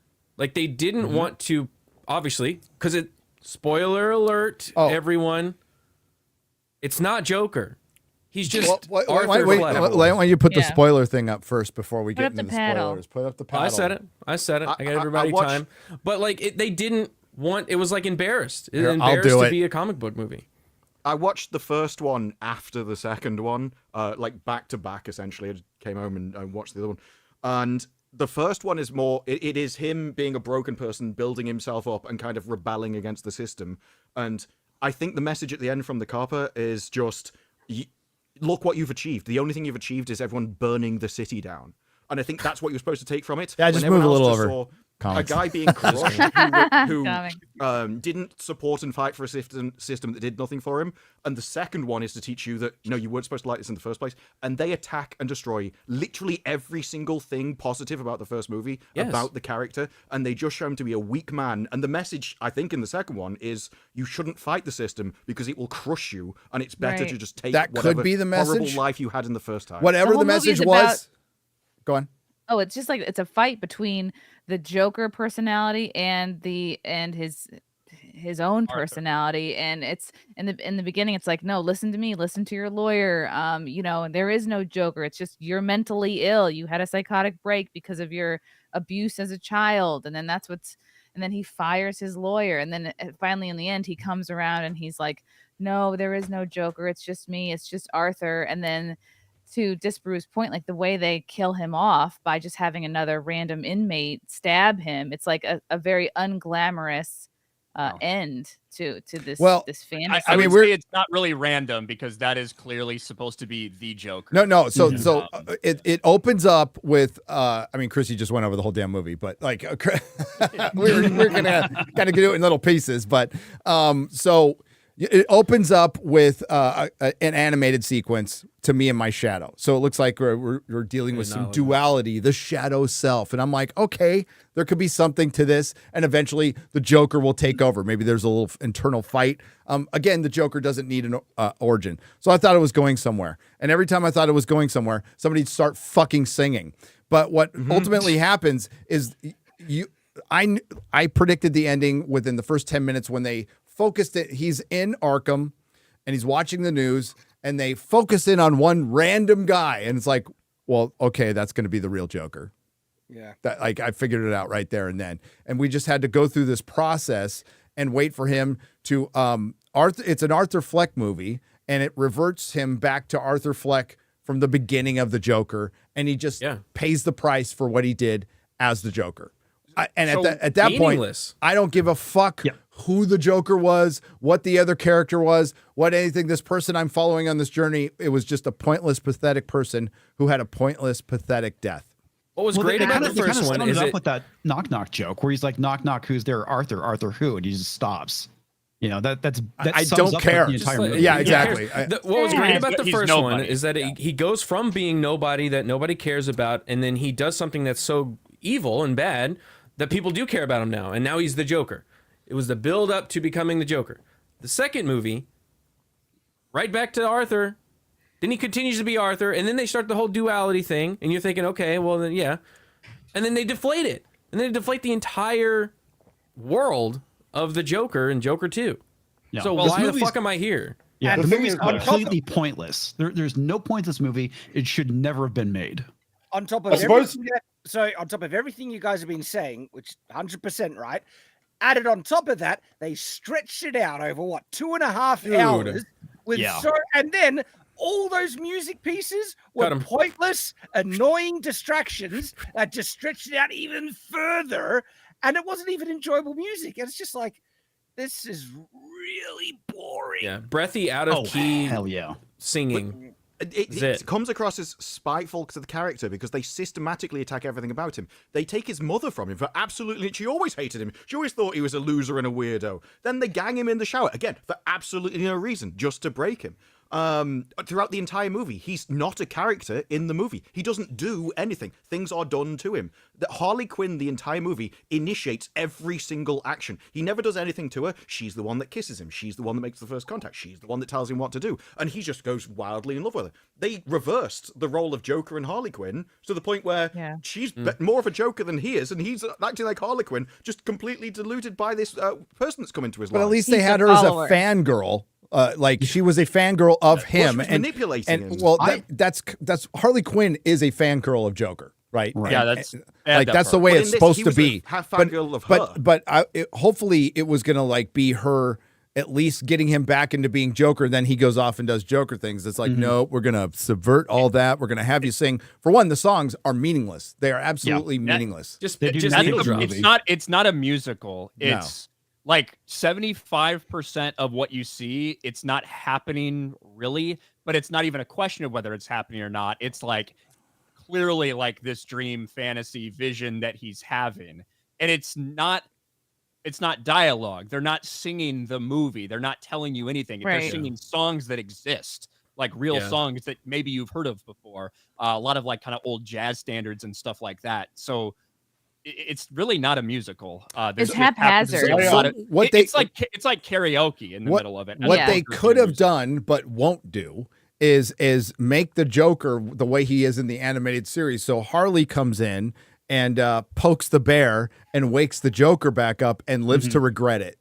Like instead of her being the impetus, she lives to regret it. He becomes the fucking Joker and slaps around a little bit. It's something that's been mentioned because it was kind of at the beginning of the film that everyone's been talking about the kind of the setting up the duality, right? That there's Arthur Fleck and there's the Joker, but like right out of the gate, that already felt kind of strange to me. as a way to go, because like my read on the first film is it's a story about an incredibly lonely individual, so lonely that he doesn't even know if he exists, essentially getting exactly what he wants, but in the most destructive way possible, that essentially creates his antithesis. The idea that Joker and Batman being born on the same night is like a really fascinating concept. And the idea being, you know, you open the film with him trying to force a smile, but he can't do it because he's absolutely miserable, to at the end of the film painting a smile on his face with blood after everything that's happened. It's like, yeah, this is like insane transformation of this character in a way that is ultimately going to be his undoing. It's like, that's fascinating. But to already then move into this to be like, well, yeah, but that was kind of like his shadow coming out, you know, and like he's not really like the Joker. It's kind of like Arthur now has to live with the consequences of somebody who wasn't him manifesting at the end of the last film. And right out of the gate, it's like, man, I don't know if that's what happened in the first film. That feels like you kind of changed your mind. It feels like you answered a question that should have never been answered. Right. Yeah, and I thought that is one of the great things about the first one, is that it is ambiguous enough about everything that's happening, about what exactly you're supposed to take from it, that it created so many great discussions surrounding that movie. So 5 years ago, we all said, please don't make a sequel because it will inherently take something away from what makes the first one special. Well, they did that. In the beginning, what I felt like they were trying to go for, and then they obviously subvert all of that at the end during his closing statement. What I felt like they were trying to go for was, okay, we see him embrace the Joker at the end of the first one. Well, now we're 2 years removed. He's been on medication. He's been in Arkham. His life's back to being really fucking miserable, like all of this shit. And he has this lawyer telling him, hey, the only way we can get out of this is if you say that you have split personalities. And him kind of going along with that, but seeing that no one actually cares about Arthur Fleck. They only care about Joker. And him slowly, with the Harley Quinn kind of telling him this as well, and him getting that pussy and everything like that, that's like an additional motivation for him to be Joker. And he finally goes and embraces Joker again. So I thought we were watching, okay, kind of rehashing the first one over. But then at the end, he kind of rejects that and says something that I think we all know is not true. Like, he is clearly mentally ill. Like, obviously he's mentally ill. And I do think there's still a lot of, I still do think there's a lot of commentary in this about governments ignoring people with mental health problems. I do think there's still a lot of commentary in this and criticism of that in the same way that there was in the first one. But it was just such a stupid way during that closing statement for him to give up like that, because we've all watched this happen. We know that that's not actually true. Like, Joker is a part of him. It's not just a fantasy. Well, there are hints in this that Joker is almost like a demonic force that goes from person to person, because at the first you see the shadow. Then there's a bit in the courtroom where he's bashing the judge over the head, shouting, "There will always be a Joker." And the time that he kind of deflates and loses the Joker personality is after the bathroom scene, where they take him back and they put him in and he's just like nothing. He's barely even going there. And they go to another guy's cell, and I believe he's the same guy that stabs him at the end. So I don't know whether that was meant to be like a transference thing. I think that was his buddy that was singing. That was his other friend. Yeah. So you can take it two ways. Either he learned the behavior from him, or there's like a dark thing that goes through. I felt like it was... I felt like this is the origin story of Joker, but Arthur Fleck is not Joker. Right? No, but what he did, and like the way he captured the entire city for a while, a lot of people were clearly inspired by it, and then let down to the point where they embraced the Joker role themselves when they found out that Arthur wasn't willing to embrace that. Yes. So there is a Joker. There is a Joker at the end, by the way. And so the guy who stabs Arthur Fleck in the background, out of focus, cuts his fucking face, and he's laughing. He's like, you know what it really looked not like? a random. I felt insulted. I felt insulted. Yeah, by for any one, any of the references to Batman. I was like, "Fuck you!" Well, like, and fuck the you. scars to the face thing. Okay, the Joker just has a smile. That's it. It's not scars. Stop it. When he did that, he was clearly cutting the sides of his mouth, Yes. and it looked like that they were trying to give that as the origin of the Heath Ledger Joker. Yeah. It's Right. like- Of some kind of Joker. I don't think it was intended to be Heath Ledger. I just think it was meant for you to understand that because was some the people Joker. weren't going to get it. Like that, that you had to understand that was the Joker. I understood it after he stabbed him and started laughing, but they had to that's all really you go need is a joke. the extra mile on that one. Well, because that was one of the things. Todd Phillips was actually like pretty clear in interviews after the fact of the first one that Arthur Fleck is not actually Joker. Yep. Like he talked about that a lot, that this is not an origin story for the Joker as you know him and stuff like that. But So I thought it's not surprising that he like literally put it right in front of everyone at the very end that, hey, just so you know, this is not Joker. Yeah. Well, I mean, in the movie Joker, in the second Joker. movie, also Joker. He also gave interviews about that. He despises superhero movies. He doesn't see them as proper movies. And his pitch to the main actor was literally, how about we make a proper fucking movie and just call it The Joker? Or how about we sneak into the studio system a real movie rather than just a superhero movie? So he never wanted to make like a Joker movie in the first place. He's an artist who has bigger ideals than a comic book movie. But he proved that you can. Although he made one. the guy who made The Hangover, which I love. Well, yeah. An old But school. you can make a movie in the comic book world, and you did it. You told an interesting story about a really complex character that's pathetic, and he becomes the Joker in the end, and it worked. Just leave it and alone. then you undid the entire thing. Well, So, I mean, was it on purpose? Yes, it was. It feels very on purpose, like just destroy all this. Watching the film definitely felt I was just thinking, like, man, did you like have a different interpretation of the film that you made, or did you like react to the reactions to your film? I definitely, the longer it went on, and more I was like, man, it feels like you're reacting to what people said about the first movie. Yeah, he had a story he wanted to tell in the first one for sure, and they tried harder with a much smaller budget. They offered him so much fucking money he couldn't say no. And he just was begging not to do a Joker too. Yeah. Like effectively, he said multiple times he didn't want to do it. Joaquin didn't want to do it. Warner Brothers, who missed the boat on the first one because they had other financiers come in, so they missed out on $200 million in profits that they should have had. So they spent the $2 million in profits that they did get and spent it all on this movie, which is now probably maybe not break even. And it feels like the ending is essentially closing the door forever. It's like, well, no, there will he's never done. be another one. You're not getting any more. Todd Phillips said, "Fuckity bye" after this. Yeah. I think it's the person that, like, he had a story he wanted to tell for the first one. He didn't have a story he wanted to tell for the second one. He gets not forced because he wasn't forced, but if someone offers you however much fucking money they offered him, there might become a point where you don't feel like you can say no. And I don't think he wanted to make the first one again. I think he wanted to subvert people's expectations and give them something different. I just think all the choices he made were the wrong ones. Yeah. Yep. What did you guys think about Lady Gaga? I think she's a bit overrated, and I think they kind of set her up to be more so the alpha character over the Joker. Well, like in the end, to me, she's the she powerful kind of one. came off as a star fucker more so than anything else. She wasn't in the movie, to be She's honest. supposed to She be a didn't star play as fucker. big That's of what a Harley Quinn is. Yeah, she didn't play as big of a role as I Literally thought what she she was gonna does. play in She the didn't movie, play that to be big of a honest. What was that, Ryan? I Hang would on. say it's a little bit different, Garrett, but yeah. What was that, Ryan? I said that I thought that she was going to have a bigger role than she actually did. I don't mind her. I think she's good in like the movies I've seen her in before, like A Star Is Born. I think she's great in that. I think she was fine in this. I think she was serviceably acting next to Joaquin Phoenix. Almost everyone's maybe not going to jump off the screen as much as she does. But then I thought, okay, well, maybe they're just going to have her sing a lot, but they really didn't have her do that either. So I don't think they needed her for this movie. I don't think she's going to bring a bunch of people in. And if you were going to bring her in, at least let her do more shit than you let her do.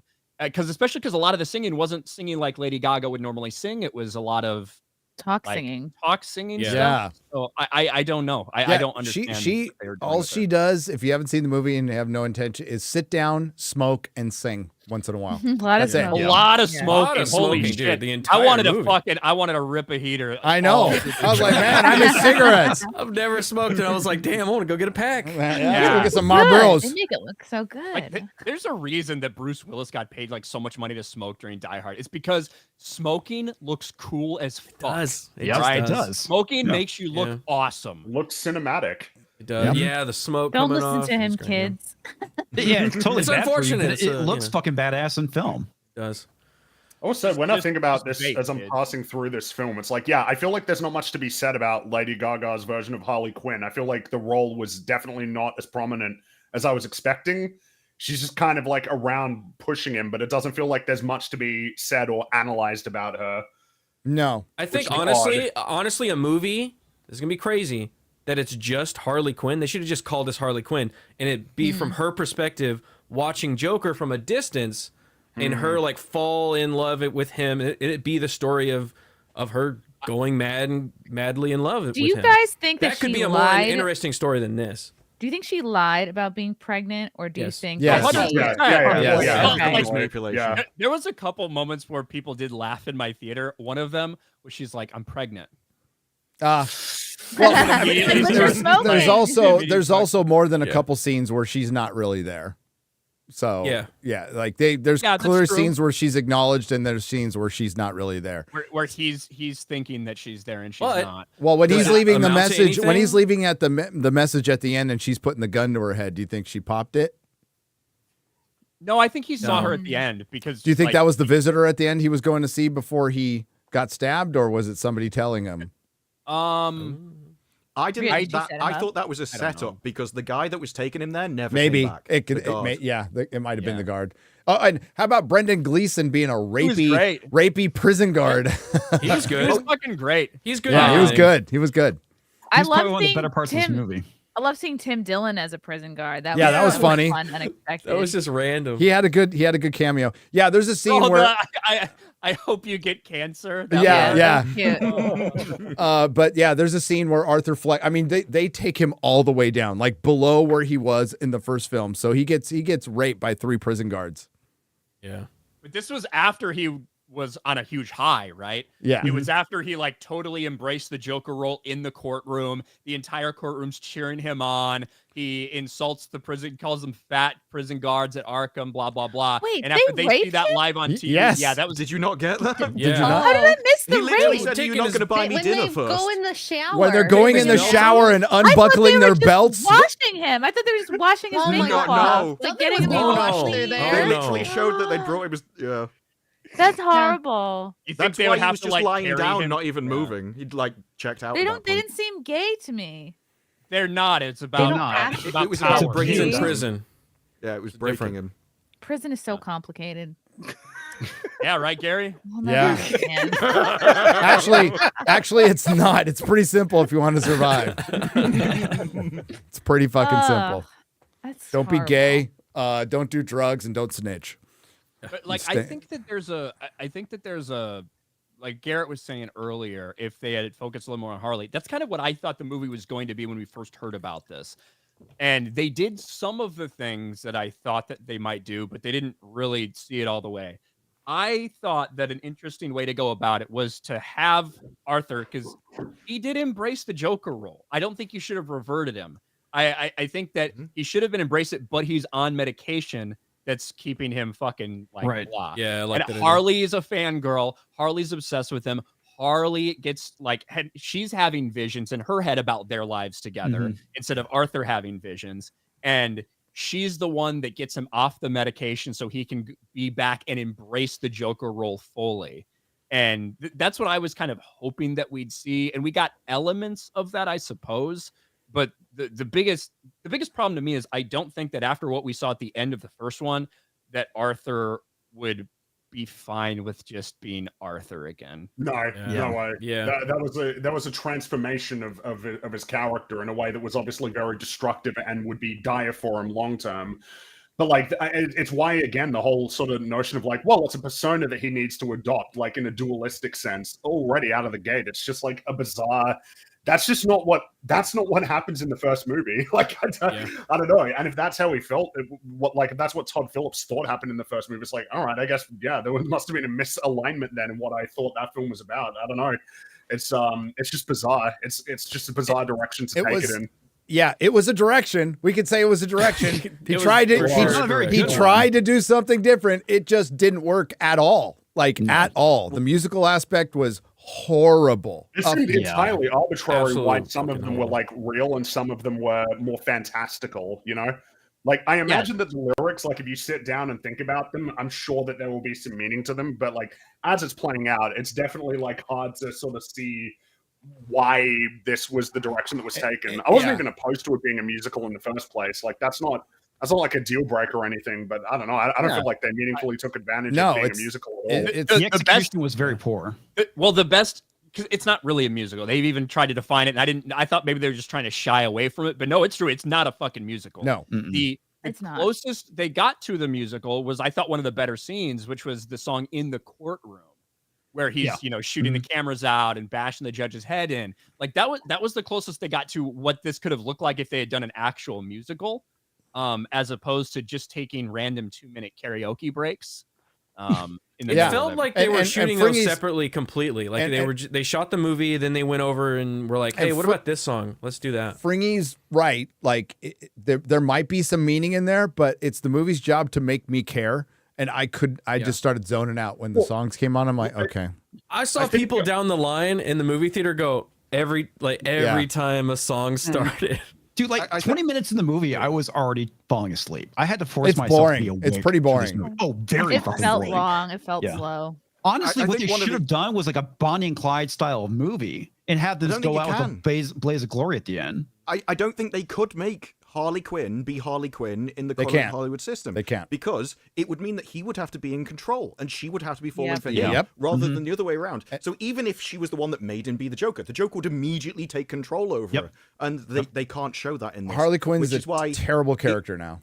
it really suggested in this, not that she was going after a star, but in fact that she was on the outside, and they said she's doing loads of interviews, she's doing a press tour, and it sounded like she went in there to get stories to go out and basically clout chase for herself and use that to get her own kind of money and stage. That's why I called her a starfucker, because the original Harley Quinn is not a starfucker. She's obsessed with the Joker. There is a difference. She Well, wants to get Starfucker rid of to me. Star Maybe I Wars. don't in know this what that movie, means. she's obsessed with the Joker, and the minute Arthur Fleck is not the Joker, she's out. She leaves. Because Yeah, that's he a was rough no longer of scene, use to man. her. Yeah. Yep, she's out. Bad movie. Not going to make a lot of money. I don't think most people like this. I think it will have a pretty negative response. 7 million on Thursday. That was it. Yeah, and that's below the And Flash. $20 million as well. With the Those critic pre-screening, reviews have gone down a lot. the pre-screening was packed. I couldn't find Monday, yeah. Gary was like, "Hey, they're doing a pre-screening on Mondays. Go find one." And I tried to look, and it was all packed. I found one seat, and to the difference between then and now, Well, that's to be word of fair, mouth. you can take the spoilers off. To be fair, the Flash pre-screenings were packed too. Yeah. They were absolutely Well, packed. yeah, because Those are everybody was from saying it was the best. The DC first movie night since screen- Dark yeah. Knight. Yeah, like Best movie since The Dark Knight, yeah. first night, a Monday, Tuesday fan first event, limited seats, 20 Only IMAX, goings yeah. across Yeah. the world. Yeah, of course, those are Oh. going to be people that really care about like what's going on and are very invested. Yep. For reference, I went last night, and I'm not at a very busy theater, the one I went to, but that one there was probably 12 people in there with me. Oof. Ooh. Yeah, about the same. There were not I many went to a people. 4 o'clock screening, and Yeah. like 12, 15 people. 20 tops, maybe. Originally, when they first came out with box office projections for this movie, it was projected to make over $100 million domestically opening weekend. Those projections are down to a little over 50. Woo! And Oh, might, that's it might half. continue to drop It's because probably less than that. it might continue to drop because I just think the word of mouth is going to be really bad for this movie from both the critics and the audience. Mhm. And that's down from 96 or whatever the first one premiered to. Yep. $250 million worldwide premiere for the first Joker 5 years ago. 5 years ago. And This one's going to fall at least 100 million short of that. This I costs don't 4 times as much money to make. I don't know where the budget went on this movie because everything is just a Good few point. sets. Yeah. I Yeah. think, I somebody think the asked me first one that. looked more. Somebody a asked me higher that. production value. You know where I think it went? To Todd Phillips and Joaquin Phoenix. Yes. Like, Yeah. Good for I think- them. Hopefully, I think hey man, they got take it. paid tens of millions of dollars a piece to come back and do this because both of them did not want to do another one. Yep. And it took a lot of money to convince So them. probably some producer going, "Give me a number, just any number." So they threw out some crazy number and said, And they're "Sure." like, I Like, guess 50 million. yeah. sold. Yeah. Okay.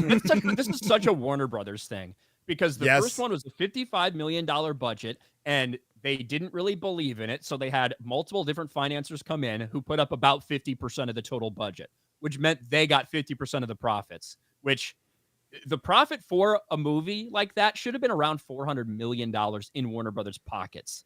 Instead, they kept around $200 million and they wanted to make more, so they doubled down. They spent that $200 million on this movie, and they're probably not going to make any fucking money. Wow. Fucking Warner Brothers can't win, dude. And it's another another DC failure. Like we have another DC flop, one we didn't think would be a fucking flop. Stupid. Holy shit. God. They'd just be better off not releasing movies at this point. Just take a break. Put your shit on ice. And this isn't like, I think it's really well acted by a lot of different people that are in the movie. Yeah. I think it's really well shot. I'm not a big fan of the breaking to the random music sequences. I would have fucking preferred it to be a full-on musical if they were going to do it, to be honest. My problem with the movie is just the story decisions that they made and what it does to the first one. I don't think it's a poorly made film at all. No, I just don't agree with the direction. Yeah, it's not like Madam Web, which was a piece of God. shit through and through. Like this this had competent people on it. Todd Phillips is a good director. It just it's a shitty story. Yeah. That's all. Poor execution. Poor execution. But Boring, too long. But there was boring as craft, fuck. like there was talented people working on this. They just they couldn't save it. They couldn't save it. Joker bad. Very bad. Don't watch it. Don't watch it. It'll like I got home and I told Garrett this. I almost tossed my Joker Steelbook 4K. I almost fucking It time. Like really I'm never makes you watching that again. Never want to watch it again. Yep. It came And the more you across think about it, the spiteful. more you hate it. Was that Disparu? It came across as spiteful. Like Yeah. he wanted to utterly dismantle and destroy the character, so he was literally nothing, and then he just killed him in the end. You couldn't have got a more thorough deconstruction and annihilation of a person. We just broke him repeatedly. So Chrissy, Yeah, no Joker comic baggage like me, because I don't think the Joker should ever have an origin. It should never be explained. My headcanon is the Joker was a canatonic dude in Arkham that switched on the minute Batman put on the cowl as a balance to the universe, and is just a pure agent of chaos with no fucking remorse. That's the way it should be. We should all have our own little origins for Joker. He should never have an origin. But what did you think is kind of the normie perspective? I don't. Do you like Lady Gaga? I find she's overrated. I just think she's just, I don't know. There's something about her that's like, I can't do it all. And it's like, bitch, no, you can't. And the whole time I was looking at her, I'm like, oh God, is she a man? Because I've heard so many rumors. But Looking for the Hey, Adam's she- apple. like, She mid. Chrissy, she can do Pfizer commercials. She can do that. can- so. Oh. And I liked. I was like, I really wanted to like this movie, and it was like a tie dye of mental illness, and like there were parts of it where I was like, okay, this shows like how truly sad this man's life is, and how he's truly alone, and like the one time he gets his hopes up, this woman like uses him and then leaves him, and it's like it made me sad. And I know I liked him better, and I was more kind of afraid of him in the first movie, and this was like, oh, we got to know him more, and it was just. I felt really sad for him. Like I just wanted to give him a hug, which probably was not the goal. It was more like I felt like a mental illness therapist in this one. They really Whereas- tried to make it a French film, which was a man Yeah. existed a sad life and then he died. Fin. Yeah, and it was fun. It was the scene with like with the midget. I think once the midget that he used to Mr. work Puddles. Hey, Mr. that's Puddles. Gary, little Gary. What? Gary Mr. Puddles. Tell me, Puddles, Mr. little- Puddles, little what is Gary your said to him, given name?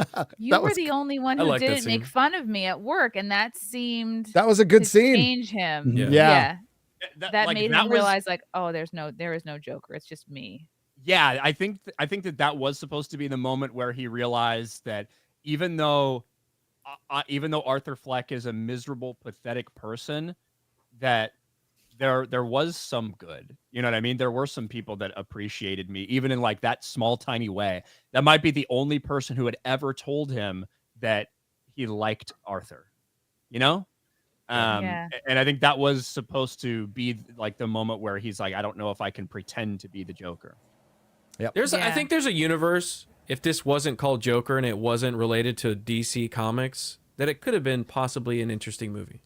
But it's called Joker. Yeah, And it you're- wouldn't have been you're one I expecting saw. the character but, Joker. yeah, if you're I gonna like play in the sandbox, like you have, there's certain rules you have to play by. They tried something different. They tried to make it an Elseworlds, and they just you don't need to always go back to the well. Okay, things can just exist by themselves. We don't need a sequel to everything. We don't need a fucking answer to everything.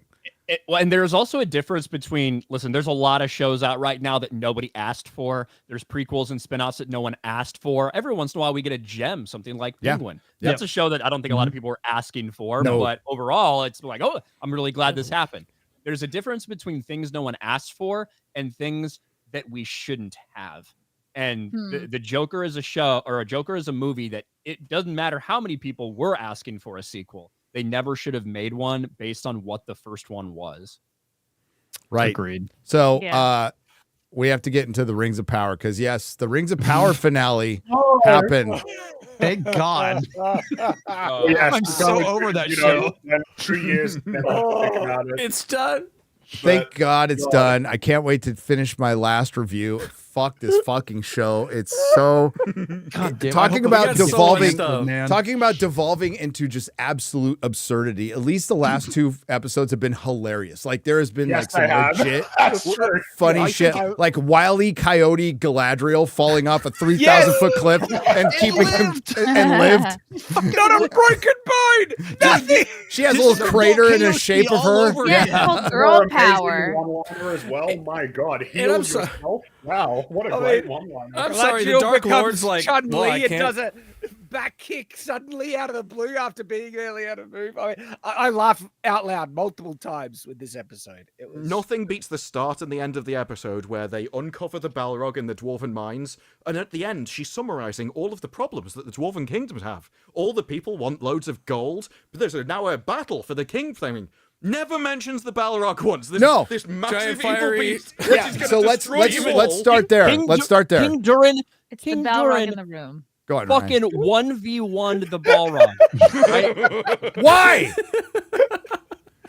They needed a cutscene for the game. Dude, it wasn't going to save anybody any time. The Balrog should destroy Moria at this point, kill every dwarf, and then ally himself with fucking Sauron. That's exactly what happens. No, what they do before the credits roll is Durin tries to talk Durin into giving up the ring. The Balrog shows up.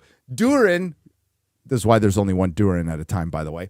Durin decides to just commit suicide and jump at him to save his son, which it wouldn't have done, and then it explodes and it caves in the cave, and then the Balrog goes back to sleep for 3,000 years. Yeah, and that's the Balrog done. They tease this thing for 2 seasons, and it's resolved in a tiny scene. Oh, before and the they credits. they had to license this design from Warner Brothers. They have to. absolutely had to license this design. The whip, his horns, it's all the same. Yeah. And Yeah. if you remember, the reason why the army didn't go to save Eregion before was because he was keeping it back in case the Balrog was unleashed on the kingdom. And so when the Balrog is unleashed in the kingdom, he sends the army to Eregion.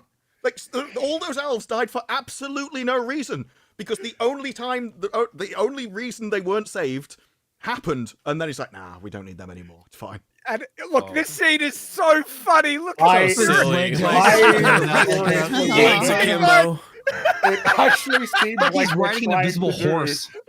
like a Boromir style payoff. Like, oh yeah, he got corrupted by the ring, but in the end, he comes through and it's like, you guys are joking. You were actually. It would have been taking funny the if the piss right Balrog now. just swallowed him, just fucking ate Yeah. him. That Like, would've well, been funny, You should yeah. have destroyed, Rain like, of fire. Just the whole. And then like the people who have defeated Balrogs are like Glorfindel, right? Maya, Bear. you have to be a powerful elf. But yeah, like one of the best elf, like one of the most well-renowned elf warriors of all time, or literally fucking a being like a Maya. So I don't understand how you can even believe that this elderly dwarf has a chance of 1v1ing a Balrog. And what it so He doesn't. He slices at him and there's an explosion and the rocks cave in Was and that his plan, Balrog though? just goes to sleep again. Was Yeah, that his yeah. plan? Yes. To hit it and then create a shockwave that would create a cave in. How did he know that he could even do that? No, I think he just realized that he destroyed his kingdom, and so this was him just being like, well, I'm it's yours out. now. Yeah, no problem now. See ya. And I could have accepted, like maybe a little bit, him able to hold off the Balrog a bit. No. If he kept the ring on and he had If he some kept of the ring on. ring's powers, The one time right? it would have been useful. Exactly, but he took it off.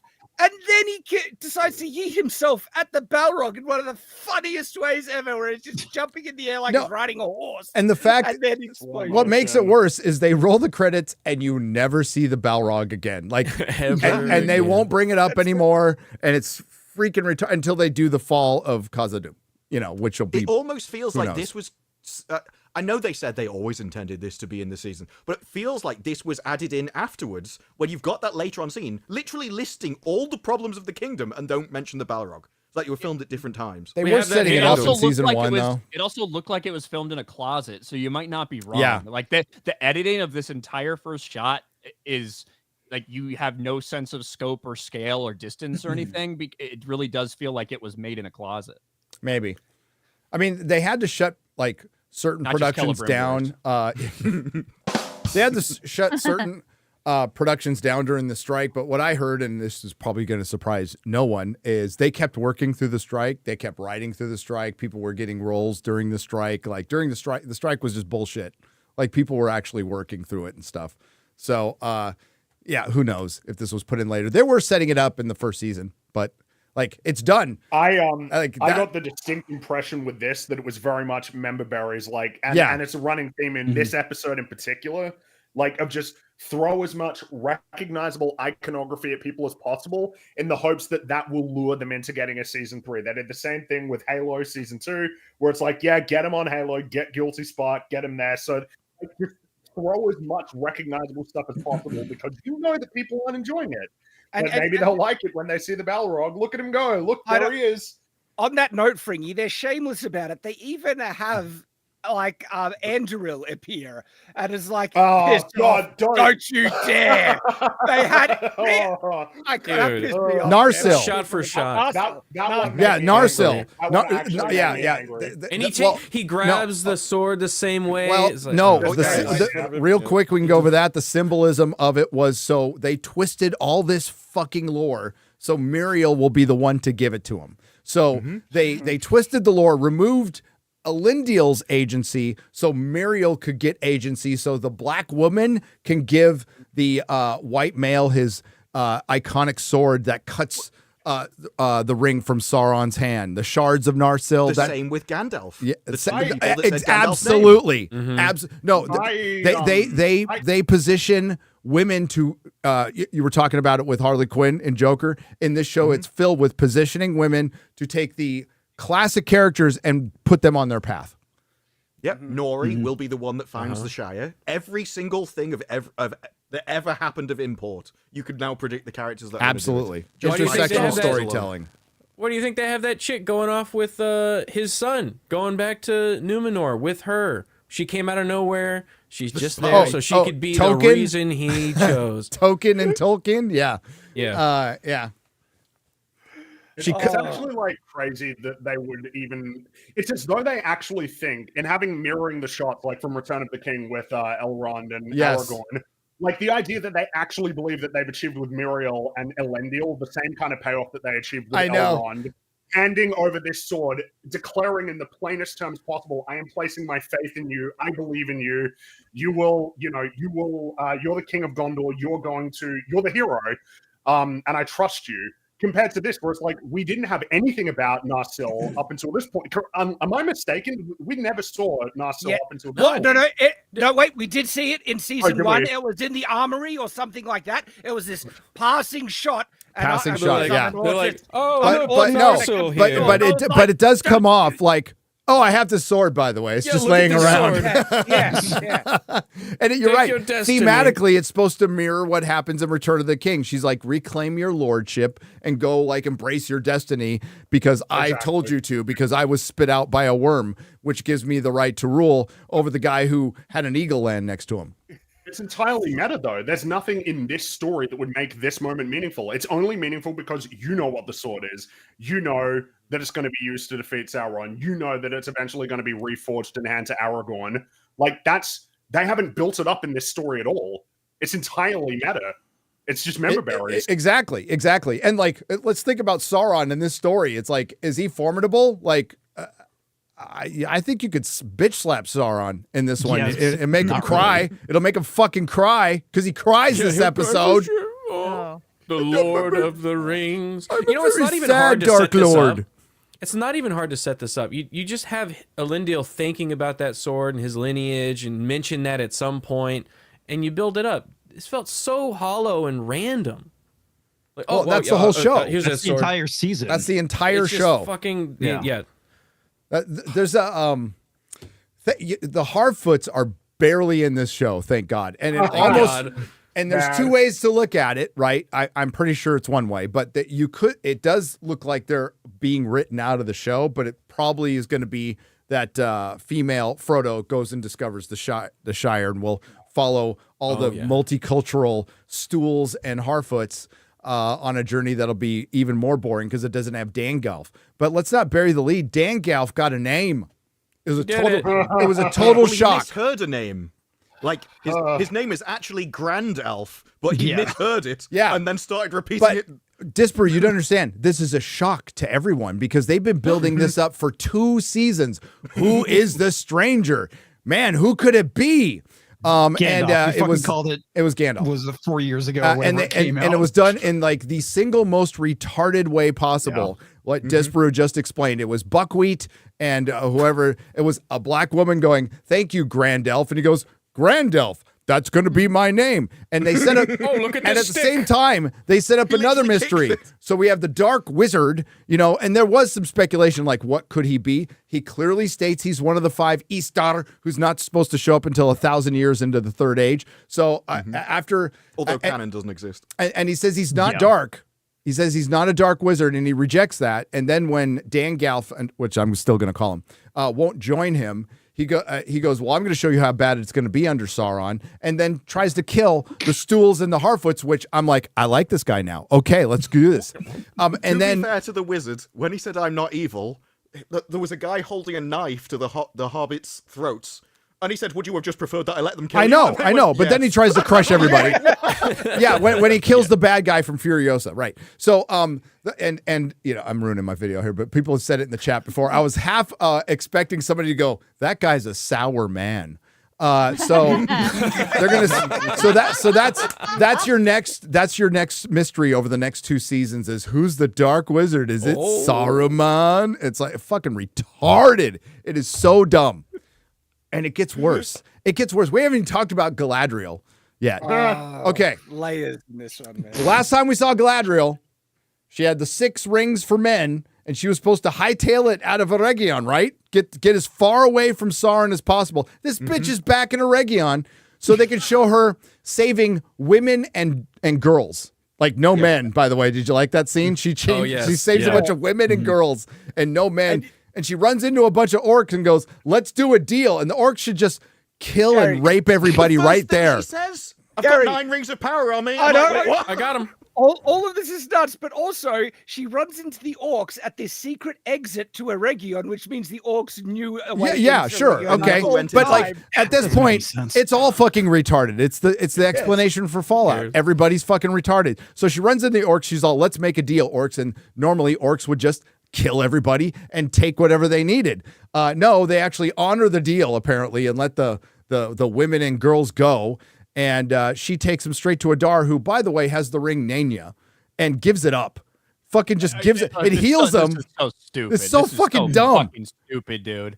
Let me give you the ring so I can get killed in 2 seconds. Yeah. Well, they were desperate to make Adar a sympathetic villain. But or he good destroyed guy. Eregion. Exactly. He's a but he destroyed genocidal He destroyed man. Eregion. No, what about the tortured South? people. What about in season 1? All the men, women, and children he fucking killed. Exactly. He created Genocided Mordor. them, and the Well, fact that the show is well, trying to Waldron make did, him a but, good you know. guy is laughable. It's like piss off.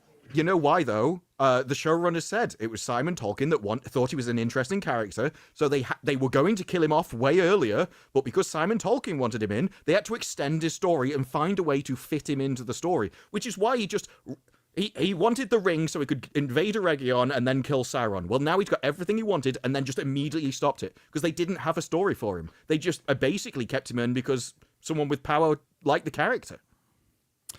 Yeah, Simon, bit of an idiot. Bit of an idiot. Not Apple fell really far away from the tree on that This one. entire area is on the hill, the mountain behind a Region that would be the perfect position to put catapults. Like it's just rain down on the city from a height. And apparently, those trebuchets can just be moved pretty easily, so they could have done it, And they fire for miles. They knock down cliffs, but they can't knock down those damn walls. I mean, high ground, quite the advantage I hear. That's what I heard. I still can't get over that. So yeah, he gives. And then Glug the traitor comes along. Yeah, that bastard. So Sauron, after he kills Celebrimbor. In the dumbest way. For one, Celebrimbor spoils the end of Lord of the Rings, and then his dying words are his dying words are, "You're the Lord of the Rings." Oh yeah, come on, guys. Are you serious? But he tries to does spoil any the ending, restraint but it was at all? wrong. He says like the rings will betray you, and No, you're their control prisoner. one person. Yeah, you're their You're the prisoner. prisoner. You're the But that's Lord like- of the Ring. Wait, buddy. But that's not how it works. The ring, he literally uses the rings to enslave everyone else. So they're trying to be like this. Well, he meta says there's kind of one who's going to foreshadowing. destroy you One. utterly, and he's Yes. yeah. And And there was a podcast at the end of the first season where they were interviewing the showrunners, and there's a line in it where he's just thinking about the plot that he wrote in his wrote down. And it's like, actually, no, we said that at the start and then at the end, which means the plot goes full circle like a ring, and they think that's really impressive. And all you get in this is the Lord of the Rings was at the start. Then he called someone else the Lord of the Rings at the end. It's like a ring. Then you have Sauron's line of, "To know the light, you must touch the darkness." That's a line from the first episode in the first series when she's talking about the rock sinking, and it said at right. the end of the second series, like a ring. Hey, and they just doubled down. these on are the it all. same people who said the Balrog and the fall of Khazad-dûm is an allegory, because Tolkien loves those, for climate change. Yep. I said that. Yep. I said that. Yep. That is retarded. Yep. That Fire is demon. absolutely fucking retarded. Do you want to hear? Do you want to hear the explanation? I can read it to you. Sure. I please, can sir. read it to you. Give me just a moment.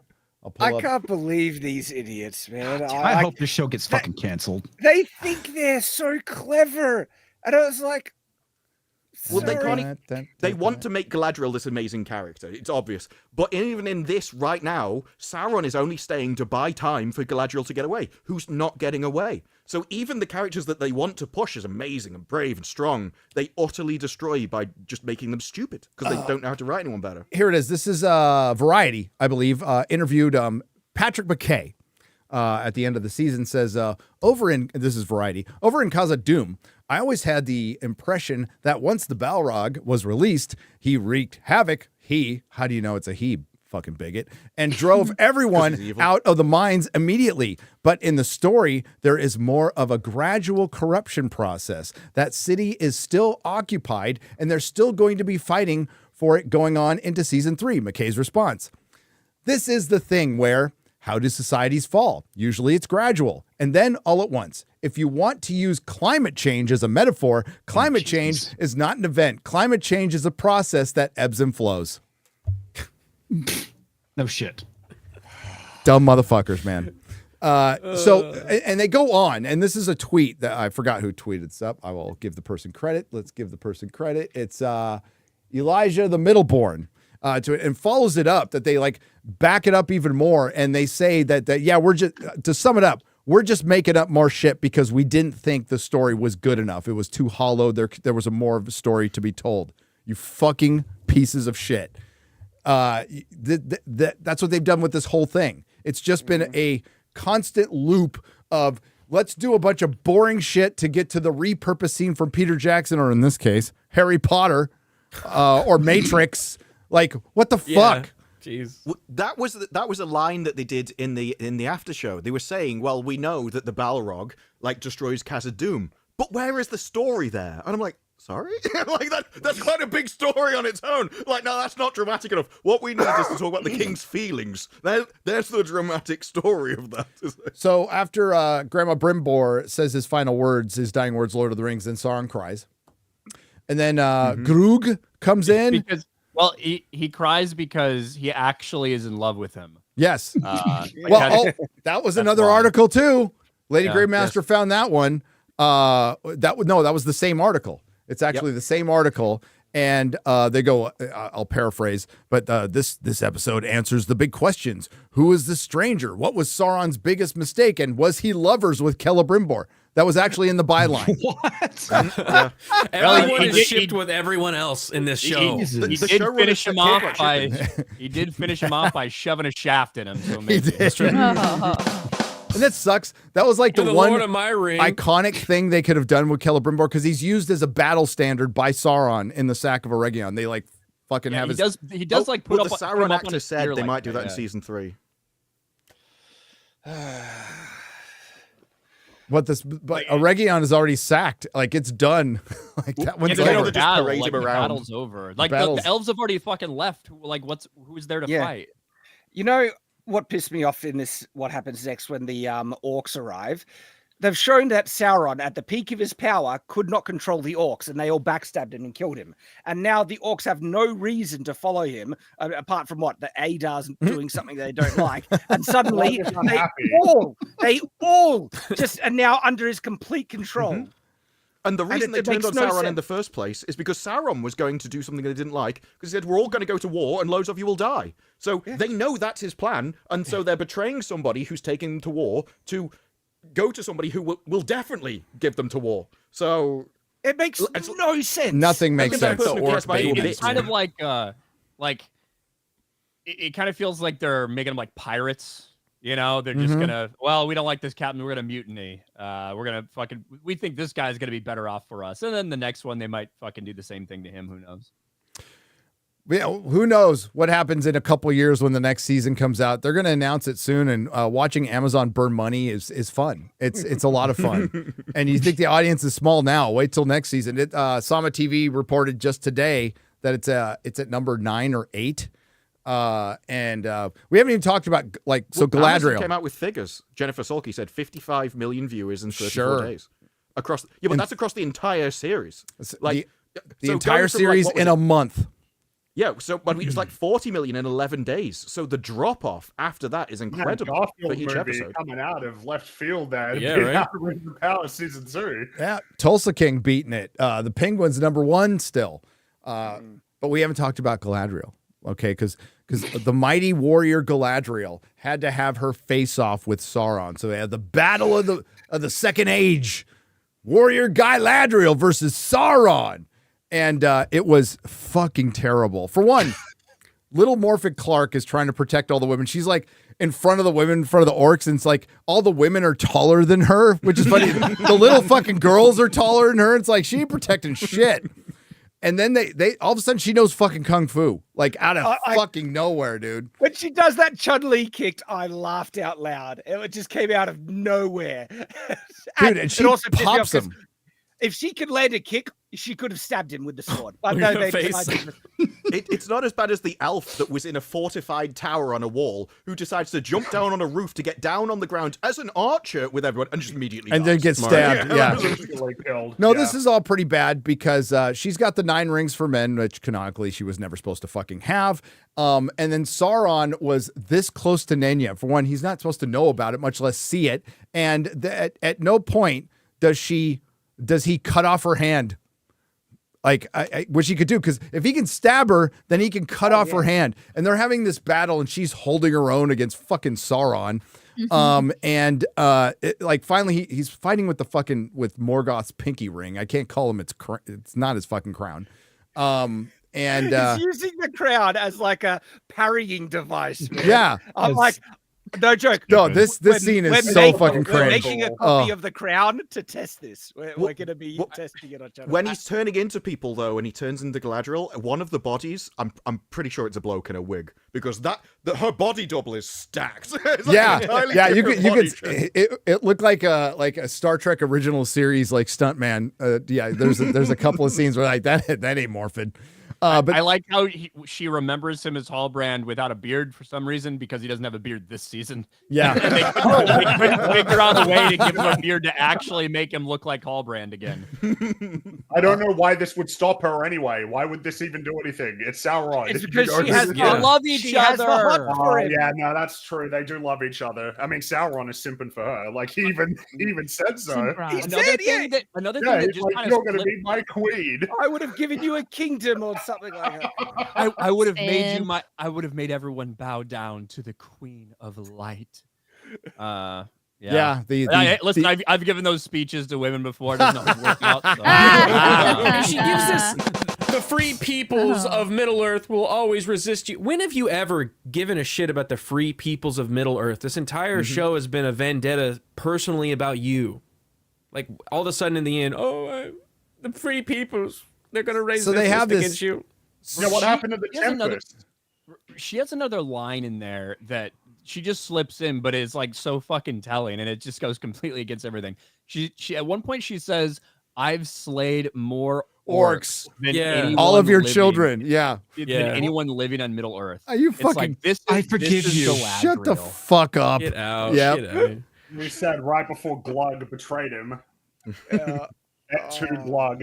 I mean, it's just tragic, isn't it? I mean, just like This he fight got is betrayed, tragic. betrayed So before. we might not have mentioned Adar gives up the ring and then he gets tricked by Yeah, he Groot gets and gets Caesared. killed. He gets Like, Caesared. he's Yeah. exactly. Yeah. Almost Where's immediately. that scene? And then but that fight Remember, is That's the same because way it happened at the Sauron beginning got of season stabbed. 1. Exactly, at the beginning of season 2. Yeah, So, it's like so a you circle. see, it's you like see, poetry. It rhymes. the same thing happened at the start at the end, so it went full circle like a ring.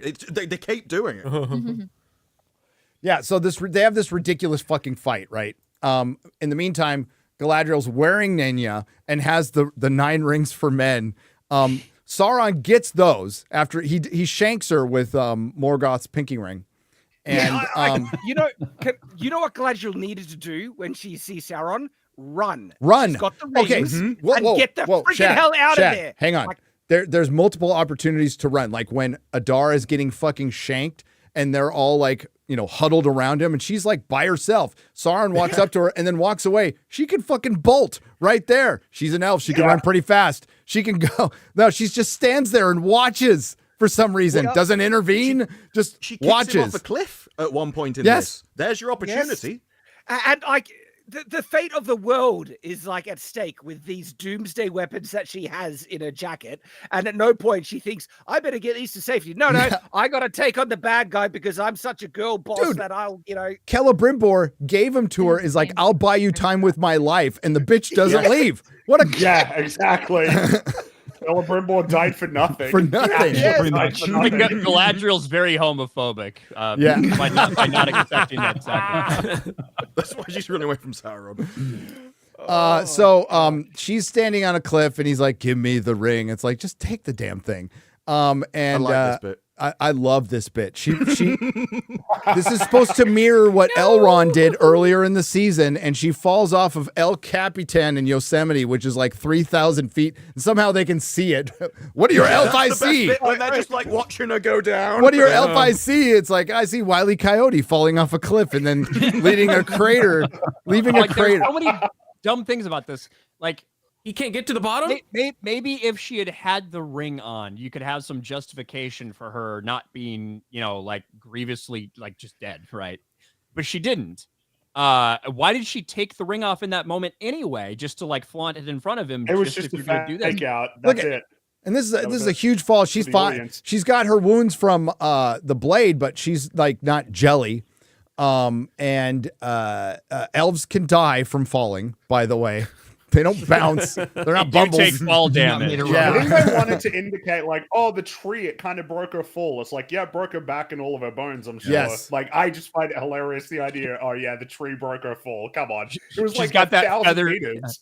She's got that feather falling enchantment from Minecraft. Yeah.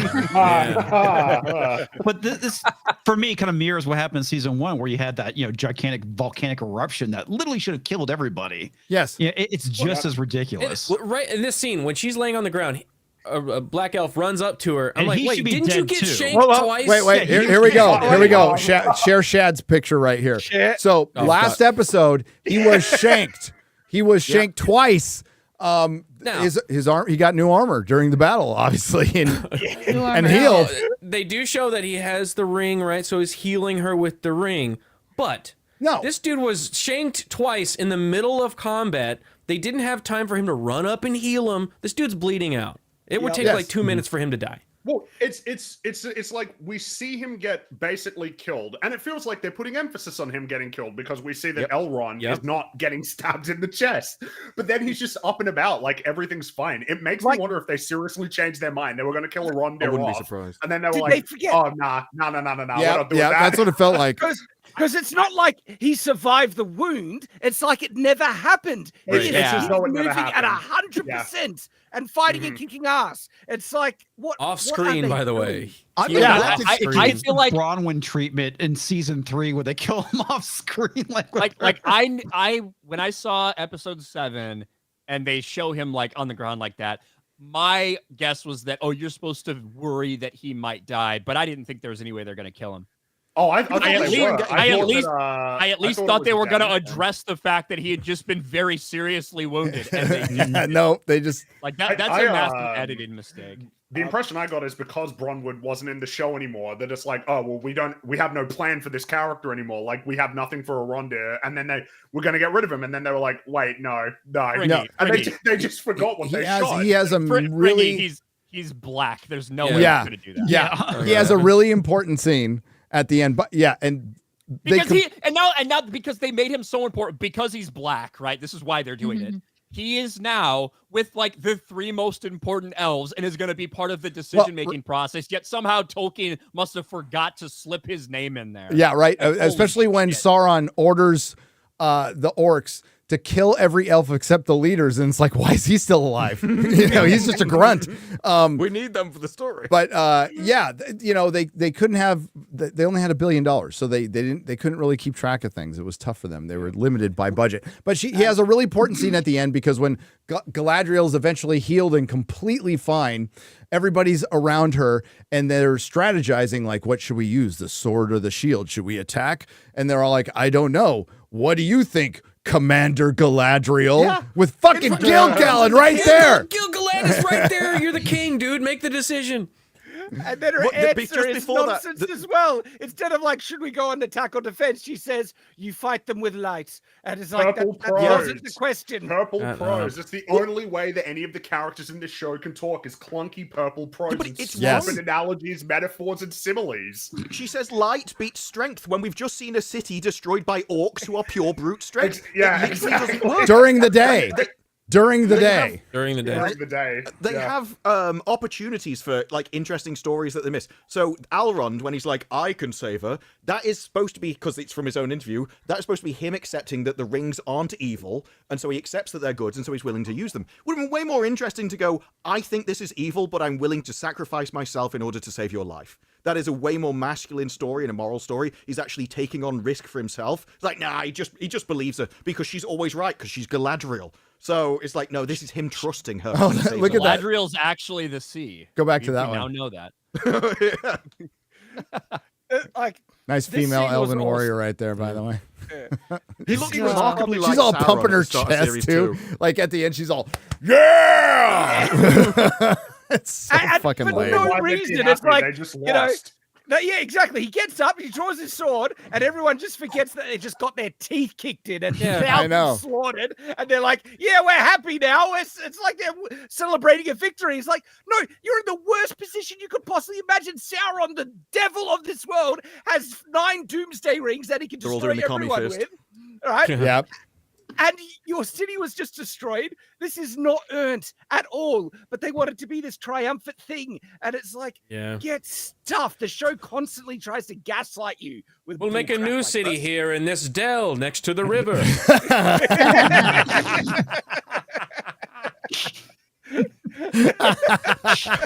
I fucking hate this show. I didn't know whether they'd made this when Galadriel was unconscious, or healing her is what made Rivendell.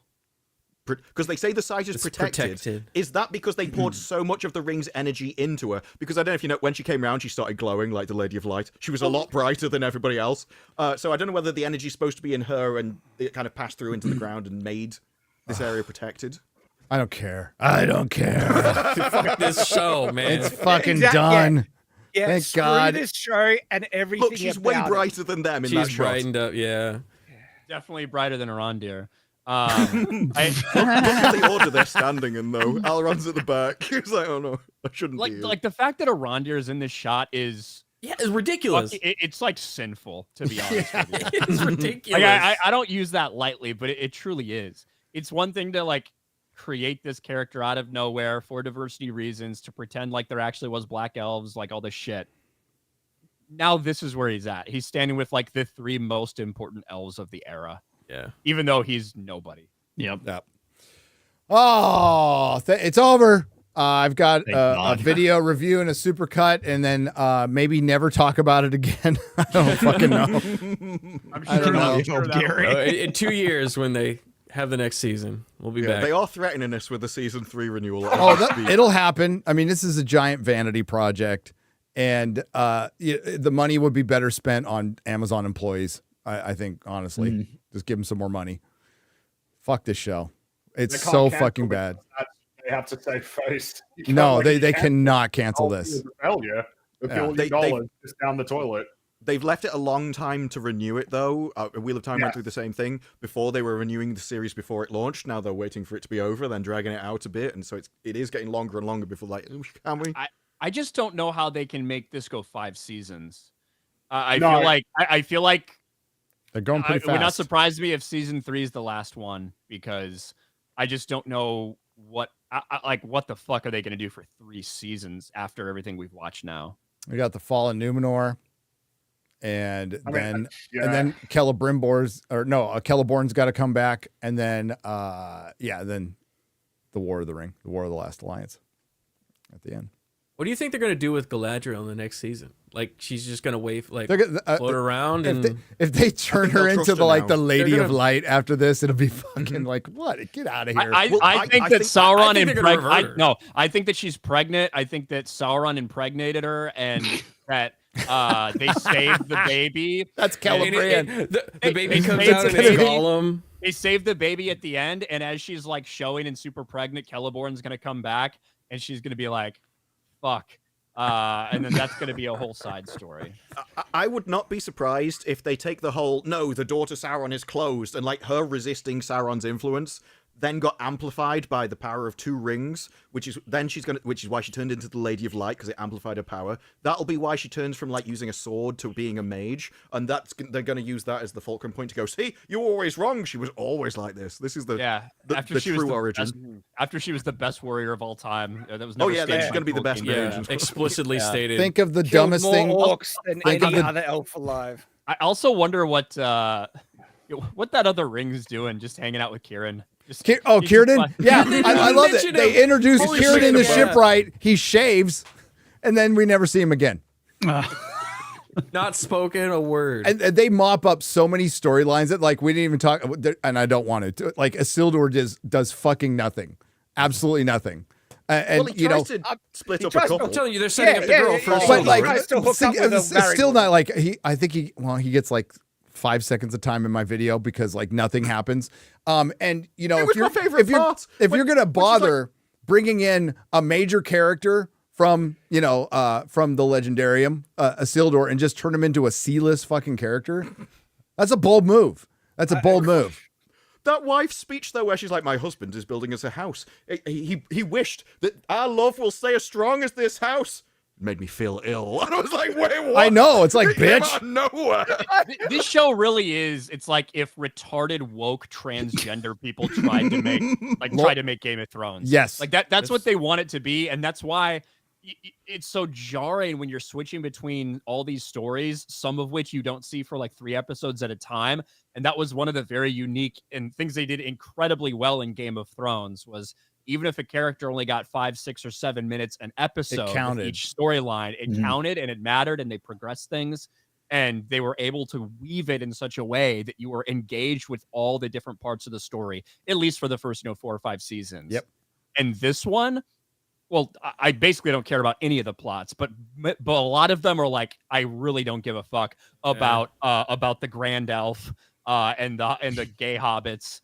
about Isildur, about anything going on in Numenor. Like, I can't believe they made the Numenor plot so stupid. I know that takes work to be that incompetent. It does.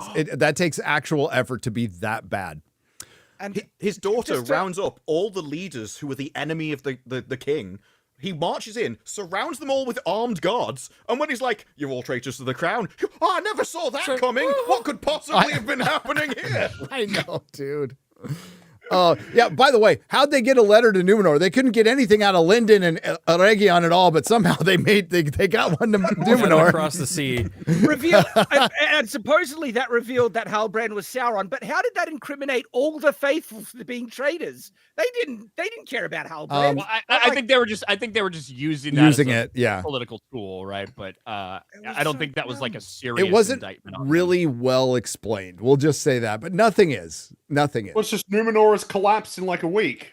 Yep. It's been like a week or 2 weeks tops, and the then entire city's like final gone to word on ruin. this before we get to super chats is all of the events we were telling you were all intercut with the mop up of the Battle of Eregion. So how else are we supposed to perceive this? This is all happening at the same time, and I don't even know how the fuck that even happens. Like the timing and the placement of the story is utterly retarded in this. Like there are certain events happening that either are happening lightning fast or they have to be happening are they happening in the same day? I don't fucking know. I don't know where I am.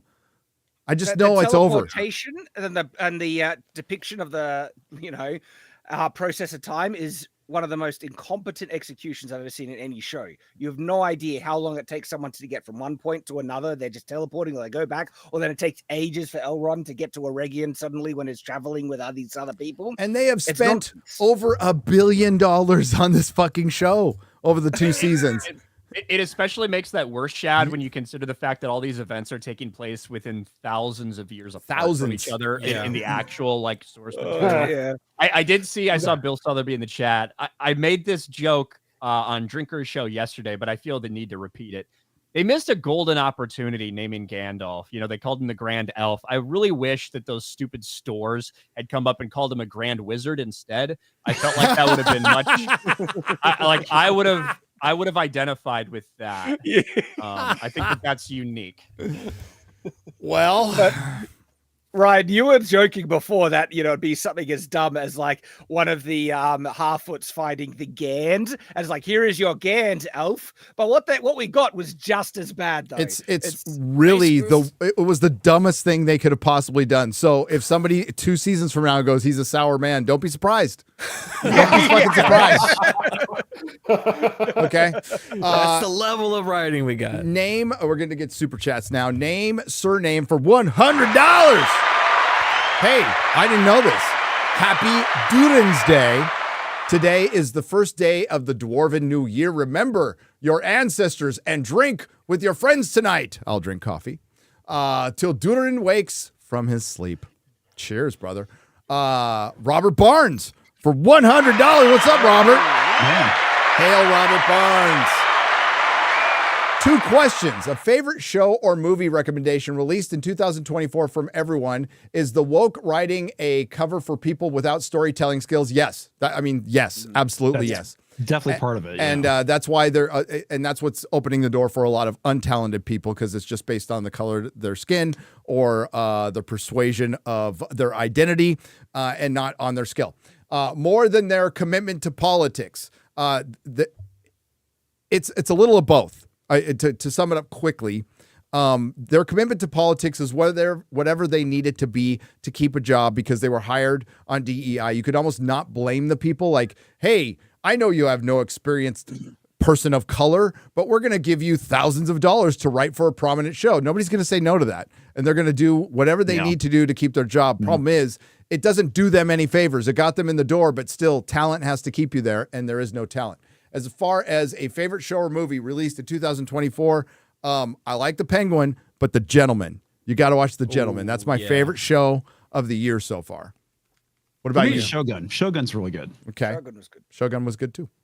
It's like at the point where if you let your 12-year-old get behind the wheel of a car and you say, hey, go drive, who do you blame when they get into an accident? Do you blame the 12-year-old or do you blame the fucking retard who let him do it? Yep. Who's more I the would fool? say- The I fool would or the say- fool who follows? I would say Penguin, but it hasn't landed yet, so It's only 2 episodes, so it's yeah, too we'll early to see. say that. Yeah. Yeah. It's too early. It's hard to tell. I quite enjoyed The Wild Robot. I thought that film was really cool. Really? Had really amazing animation. Yeah, I'm and supposed a to see nifty that. story. I think I'm supposed to see that tomorrow. So I've heard good things, and I mean, most of the stuff they come out with from that studio is good.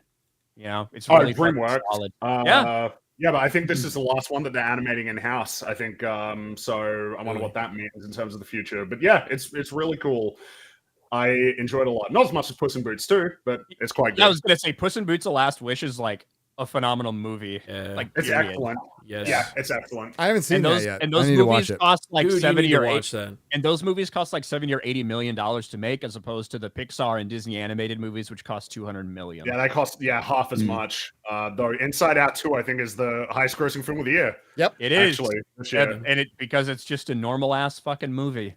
And I Begrudgingly so. love. I don't know if we talked about that article from a couple weeks ago, but like the idea that all these fucking woke animators are pissed that Disney came in and were like, "Hey, we don't want there to be any possible ambiguity. These two characters are not fucking gay. Don't make it look like they're gay. Change this lighting so it doesn't look like they're gay. Go fuck yourselves. We're not putting gay shit in this. No more gay shit in this animated movie." And now it did really well. It did, Yeah. it did really well. incredibly Weird. well. No It did figure. well. I will pass a very prominent person at Marvel. I get in trouble for this. A very prominent person at Marvel said, "We have done our bit." This is a quote. "We have done our bit for King and Country when it comes to diversity." That's their attitude. So look for things that's where the change is coming. Not in Star Wars though. Star Wars will probably continue that, but yeah. Great. It's the thing I love. If you know who said that, it would kind of surprise you. But Victoria Alonso. that was it. You got it right. They fired her. Comics. We got a favorite TV show this year? Movie? Favorite TV show, Shogun. Favorite movie, shit. Trying to remember what I watched. Shit, this I year. didn't see that one. Yeah, Is it good? it was shit. Or maybe I've seen a lot of it. I don't know. Anyone else? Shad, you got a favorite? Is good. You got a favorite TV show or movie this year? It all becomes a blur. I can't even Yeah. remember. Yeah, what it came out. does. Like I still think the best theater experience I had so far this year was probably Dune Part 2. Yep. And That was really good. like I Actually- really liked Dune Part 2. I did Favorite movie, Fall Guy. That I really enjoyed that movie. Fall Guy was fun. That was fun. Yeah. Yeah. That was fun. Yeah, see, But- I forget them all because Fall Guy was. Have you good. seen Gentlemen? Like the best time I've had watching anything is Gentlemen, by far. I think good- I'm up to like good fucking episode show. 4 or 5. Gotta watch. The I issue enjoyed I it. have is if it's limited to released rather than when I watched it, because I've just been watching Hunter x Hunter and I think it's awesome. That's cool. So Well, that would be see, my that's the favourite thing. I've been watching Spy X Family, and I've been loving that. That's been It's a really great good. show. Ebes. I've had to watch a Hobbit or Lord of the Rings film after every episode I review just to fucking. So that's what I've been. Heavy cleanser. doses of that. Heavy doses of that. Noons has gifted 50 Nerdrotic memberships for $250. Well, Jujutsu Kaisen, that What was that? was good as well. Jujutsu Kaisen, it'd be one of those for mine. All right. I'm liking Arcane so far. I got to finish it with Mahler, but Oh, that's a Oh, great, you're watching it great now. show. yeah. Ooh, Kaiju I'm number glad 8. to hear that. That was good. Yeah. I just wish the series had been longer. Well, to be honest. Mahler Me too. doesn't know it, but like I saw it so I can commit him to watch Venture Brothers. I need to get Mahler to watch Venture Oh, Brothers. Gotta do that. Fantastic. He'll thank me. Shadow Saiyan 737 for $49.99 says, "Hi Gary. I know we've lost a lot, but we've got to hold on to what we've got. Doesn't make a difference if we make it or not. We've got each other, and that's a lot for love. We'll give it a shot. Whoa. We're halfway there. Living on a prayer. Go fuck yourself. Thank you for that. You know who's just as bad as Bon Jovi? Bruce Springsteen. Bruce Yep. Springsteen Yes. has always sucked. The boss. What did somebody say? He came out and endorsed Kamal. I know it's a big surprise. And somebody big responded like Megan Rapinoe looking rough these days. Who's this chick? Exactly. Soccer player. Legalized Adulthood has gifted 40 Nerdrotic memberships for $200. Nice. Had a little stroke there. Don't worry about me. Hail, brother. Not Another Dime is gifted 10 Nerdrotic memberships for 50. Hey, there's no more city watch parties, so we're going to do the Grand Tour finale, which was so good. So good. Going to miss those guys, man. Hey, Robert Barnes, Clarkson's Farm. Watch Clarkson's Farm, too. Great show. Obi-Wan Bon Jovi. Oh, for $40.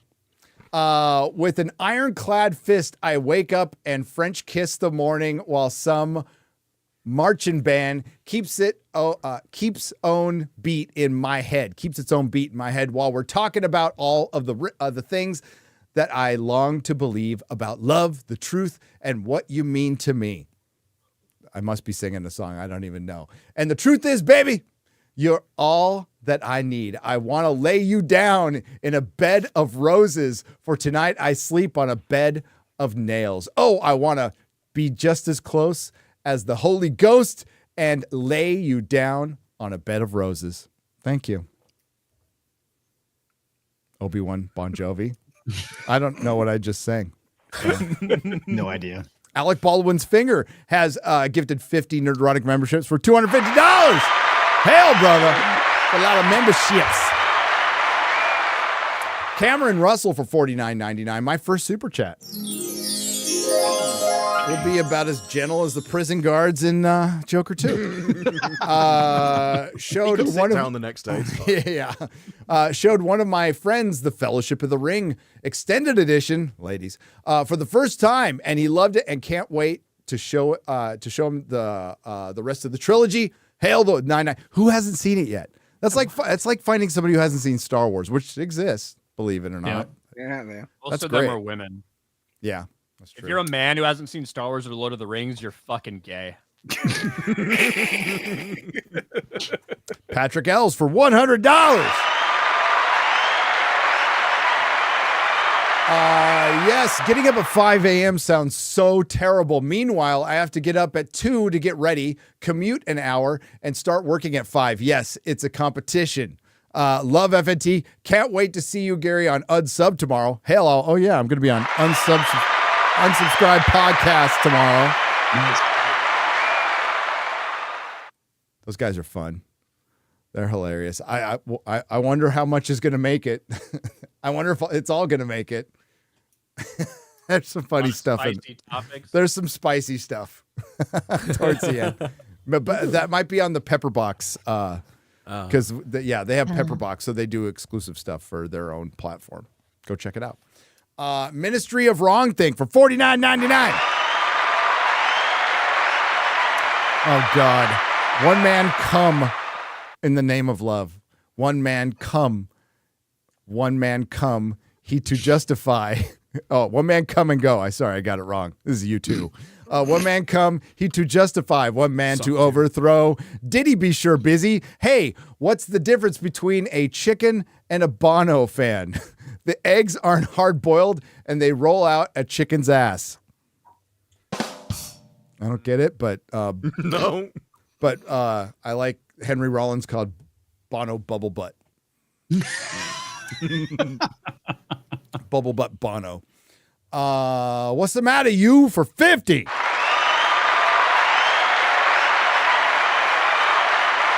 I don't want to bring things down, friends, but please give to the local AIDS group bringing real help to the western half of my beautiful state of North Carolina. Bodies are being found in ditches every day. Appalachia is truly bleeding. Please pray and help. Yeah, because our government isn't. And they're threatening to arrest people who want to go there on their own in helicopters, which is fucking crazy. Yeah. And some of the video, the floods, have you like the little flash floods? Yeah. That's insane. And we've been to Asheville. Yeah, we were just there this year. It's tragic. Huh? Yeah. So I hope everything's okay, and let this be proof. Just like with Katrina, the government can't save you. The government can't save you. So, and when you try and save yourself, the government will prevent you. Yep. Yeah. Motherfuckers. But I know Elon's was setting up Starlink out there, but yeah, they're still it's still bad. Yeah. Yeah. And you're not hearing about it because it's not convenient for the narrative. Jeez, I wonder why. Yeah. Imagine like Imagine if Katrina, the only way there was help there, and believe me, they dragged their feet helping people over there, but it was convenient for the narrative, or you wouldn't have heard about that either. Bro, one of the craziest moments I ever witnessed on live television was when they were doing the charity shit for Katrina, and when Kanye was like, George Bush hates black people. and Mike Mike Myers what looked so uncomfortable. I was watching that shit live when it happened. And I would argue George Bush just hates people. He's a fucking demon, warmongering piece of shit. Brent Wolf for 50.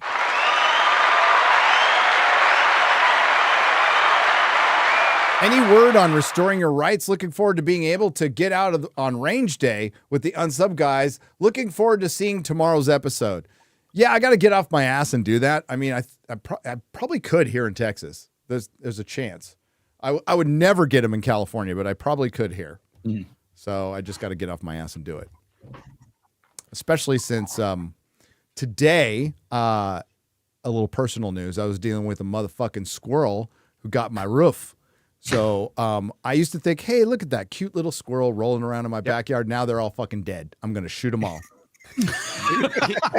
He had more right to that house than you did. You know how much fucking damage they do? Yeah, luckily we caught it in time. Damage. Jesus Christ, that thing, we have a lip on the roof and it pulled down a whole entire panel. And then I get in my backyard and there's insulation like everywhere and I don't want my dogs to eat it. And the squirrel's just like on the tree mocking me going, I'm like, you fucking dead. That's what they do, man. You're dead. Yeah. Base squirrel. Yeah. Bye, squirrel. Don't come in I'm my on the side of backyard. the squirrel. Uh-oh. Squirrel lives matter. Yeah. Get a better They are the true avatar. rulers of Earth. Yeah. I mean, they are, but yeah. That's what I liked not my about. backyard. There was a story came out that the red squirrels were kicking the invasive That's- grey yeah. squirrels out of the UK, and I just kept seeing memes of like squirrels in Roman armor marching along. Squirrel wars. It's like they will win. Yeah, because we have rock squirrels, and that's I don't know what the hell was on my roof, but it's going to be a dead squirrel, whatever it is. Slim Disparu, Jim, isn't your avatar a squirrel? yes, Yeah, that's what what we I'm were taking just it as a talking about. squirrel. Thanks for paying attention, Shad. Stop staring at your Twilight poster, dude. Slim Jim, $4.91 for 50 for super chat. Hail from the 9.9. Oh, ladies, what's up? I'm a normie who tunes in every Friday. I'm nervous about Greta Gerwig's Narnia adaptation. I would be too. Oh, dude, yeah. She's gonna Rings of ruin Power that shit. Are they rebooting all of the Narnia one? Yeah. It's Greta Gerwig. She's the showrunner. Well, she has of the Shad. thing. I don't understand how she could do that. Like, they just can't possibly do that without having it. It's a literal Jesus Christ allegory.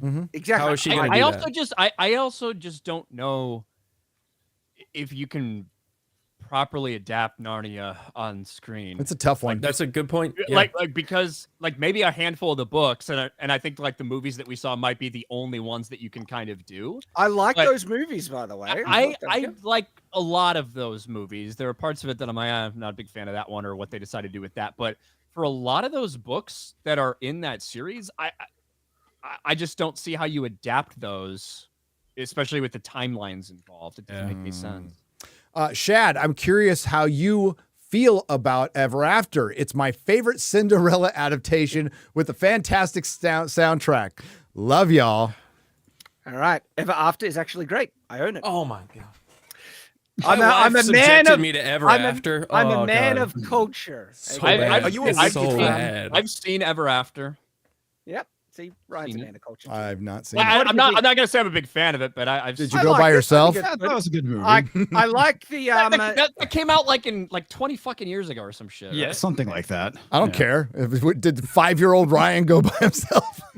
No, I'm sure my mother fucking Yeah, showed it to Mom. me or some shit. But Uh, that's the reason I watched Miss Congeniality in fucking 2000. Remember when that came out? I Gracie think Lou I saw Freebush. that one. I saw that one. That's right, you did. Oh yeah. I'm married. Yeah, I think it's a good movie. I enjoyed it. It's not as good as the Cinderella Disney remake, though. Well, nothing is though, Chad. But nothing is. That's the greatest film of all how time. much I fucking despise Jacob. I cannot stand that poster you have back there. I hate Jacob. Hey, Strong that's feelings why- about this. That's why I'm Team Edward. I know. Oh God. I mean, Shad. good on you, Shad. At least you're on the Seriously, right buddy. side of history. Exactly. I think I think you have a soundbite for that, Garrett. Why are you gay? Thank you. Ian so forth for 50 British pounds proper money. Article. Toxic fandom has crept in over the last couple of years. Also article. Back in the year of our Lord Gamergate. I know, right? Totally. I know. Dude, did they bring up Gamergate? I don't think they did, but I'm a little surprised. Surprise. Well, remember prior to that date in January, the thing not the corporate media loved to bring up was the tiki torches in Carolina. Was it South Carolina, North? They just that was every day. That was Good like their people on new both sides. Watergate. People, yeah, that was their new Watergate, which got brought up for decades by the boomers. Quelndar for $150 on the Streamlabs side.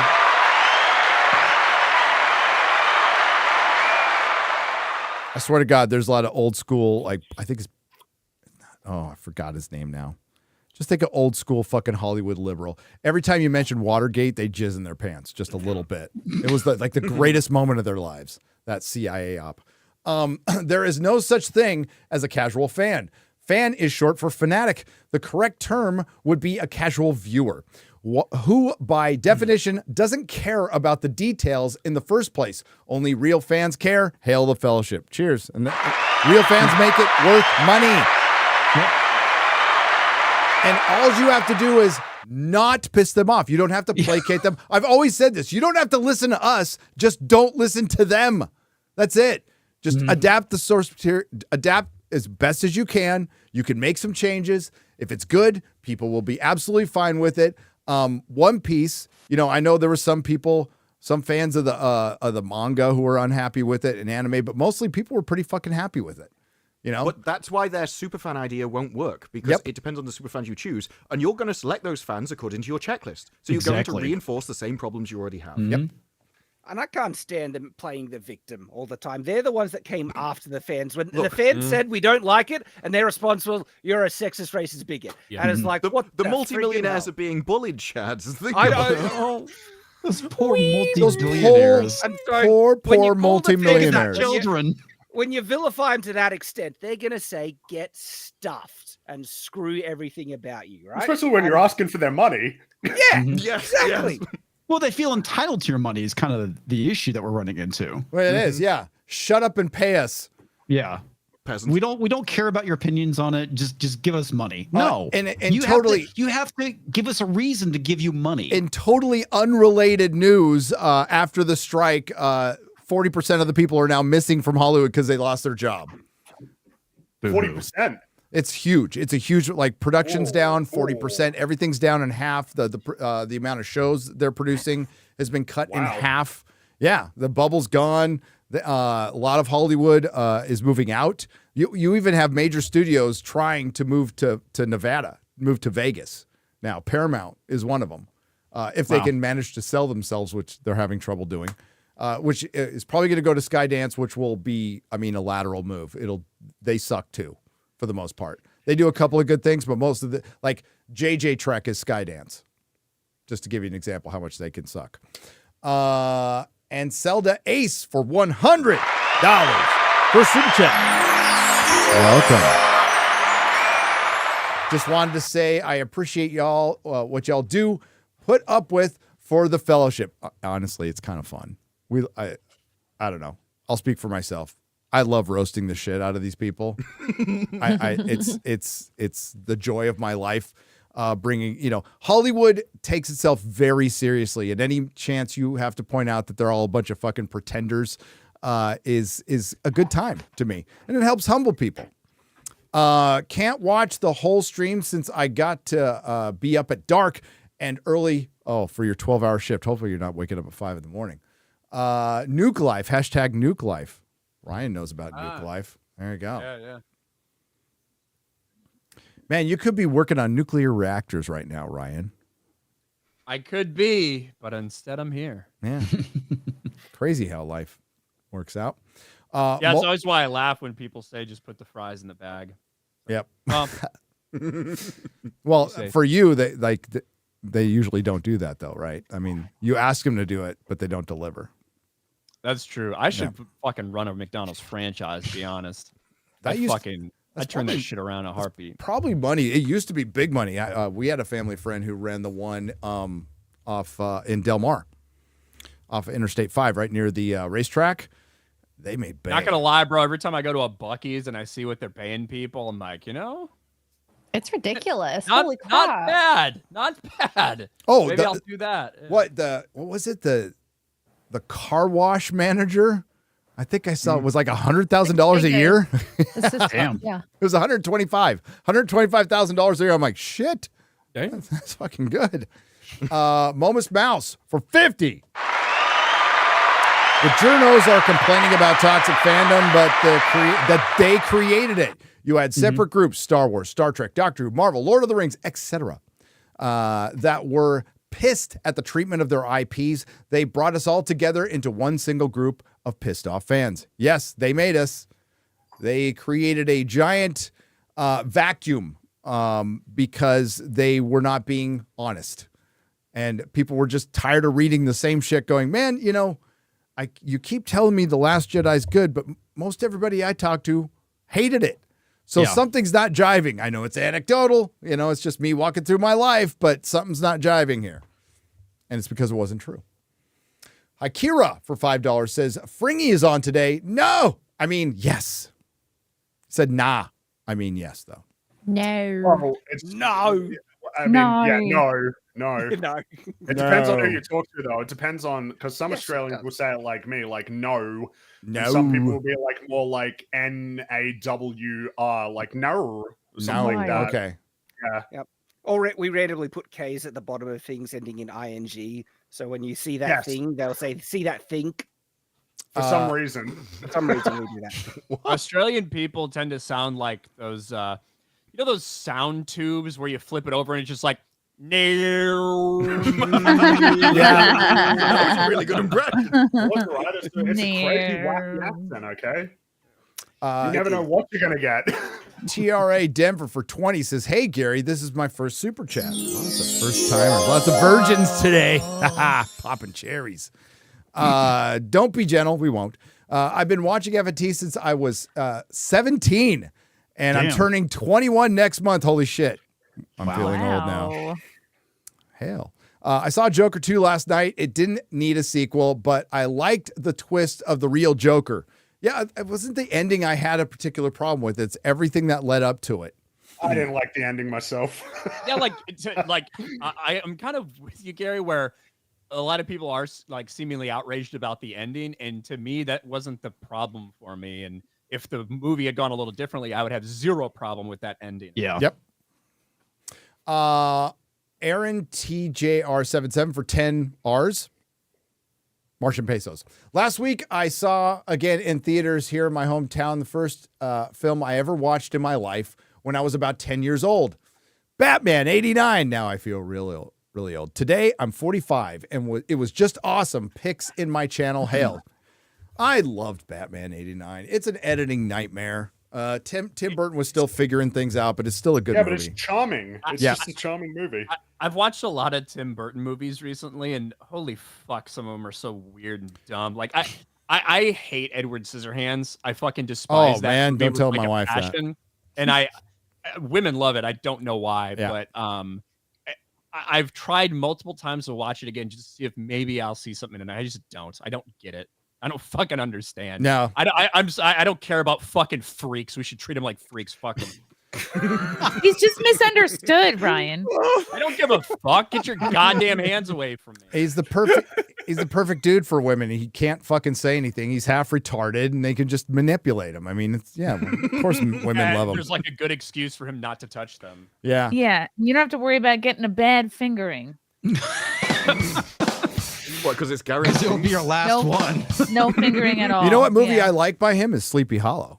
I like Sleepy that Hollow. was a great. I, I love the movie. I love Sleepy Hollow. Yeah. It's fucking amazing. It's a good and it has fucking so movie. many like peak UK actors in it as well. Sleepy Hollow is fantastic. It's a fucking Did good you ever movie. see the series? I quite like the series. They Uh, did some. Was it on like Fox or something? Yeah, back in the you day? know who wrote that was Roberto Orsi and Alex Kurtzman. It has my favorite line though, where it's like how language has changed from then to now. It's like, so awful meant full of awe. It meant amazing, whereas intercourse just meant conversation. And she says, what? So if I went on a first date and I had awful intercourse, we'd be going on a second date. Yeah, it kind of the first season's good. Goes a little off the rails, but I still enjoy. I remember when that came out. I liked it. Arian TJR77. Oh, I read that.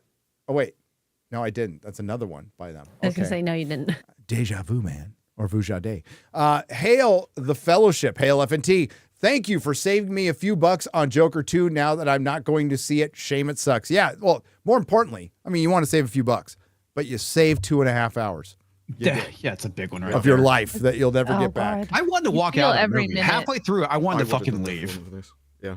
Yeah, it just, you know, what sucks is I really wanted to look at my phone at points. I was just like, God, that'd be such a dick move in the theater, though.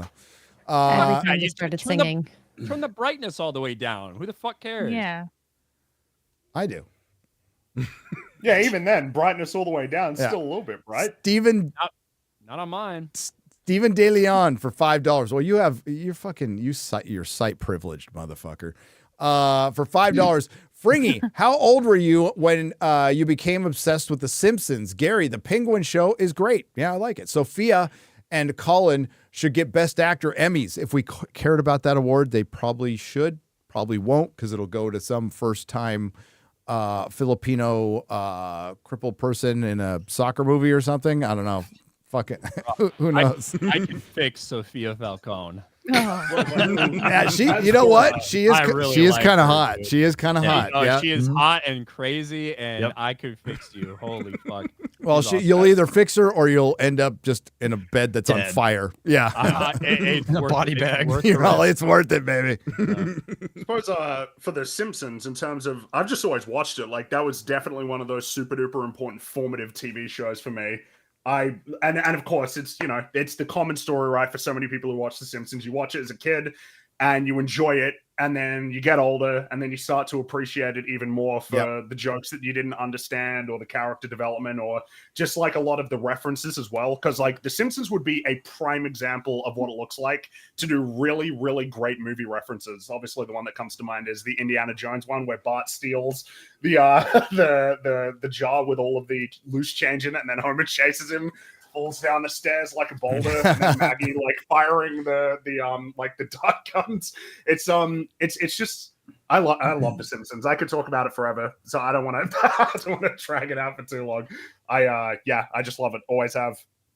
Watch Venture Brothers. I mean, Simpsons, Yeah. like old Simpsons, great.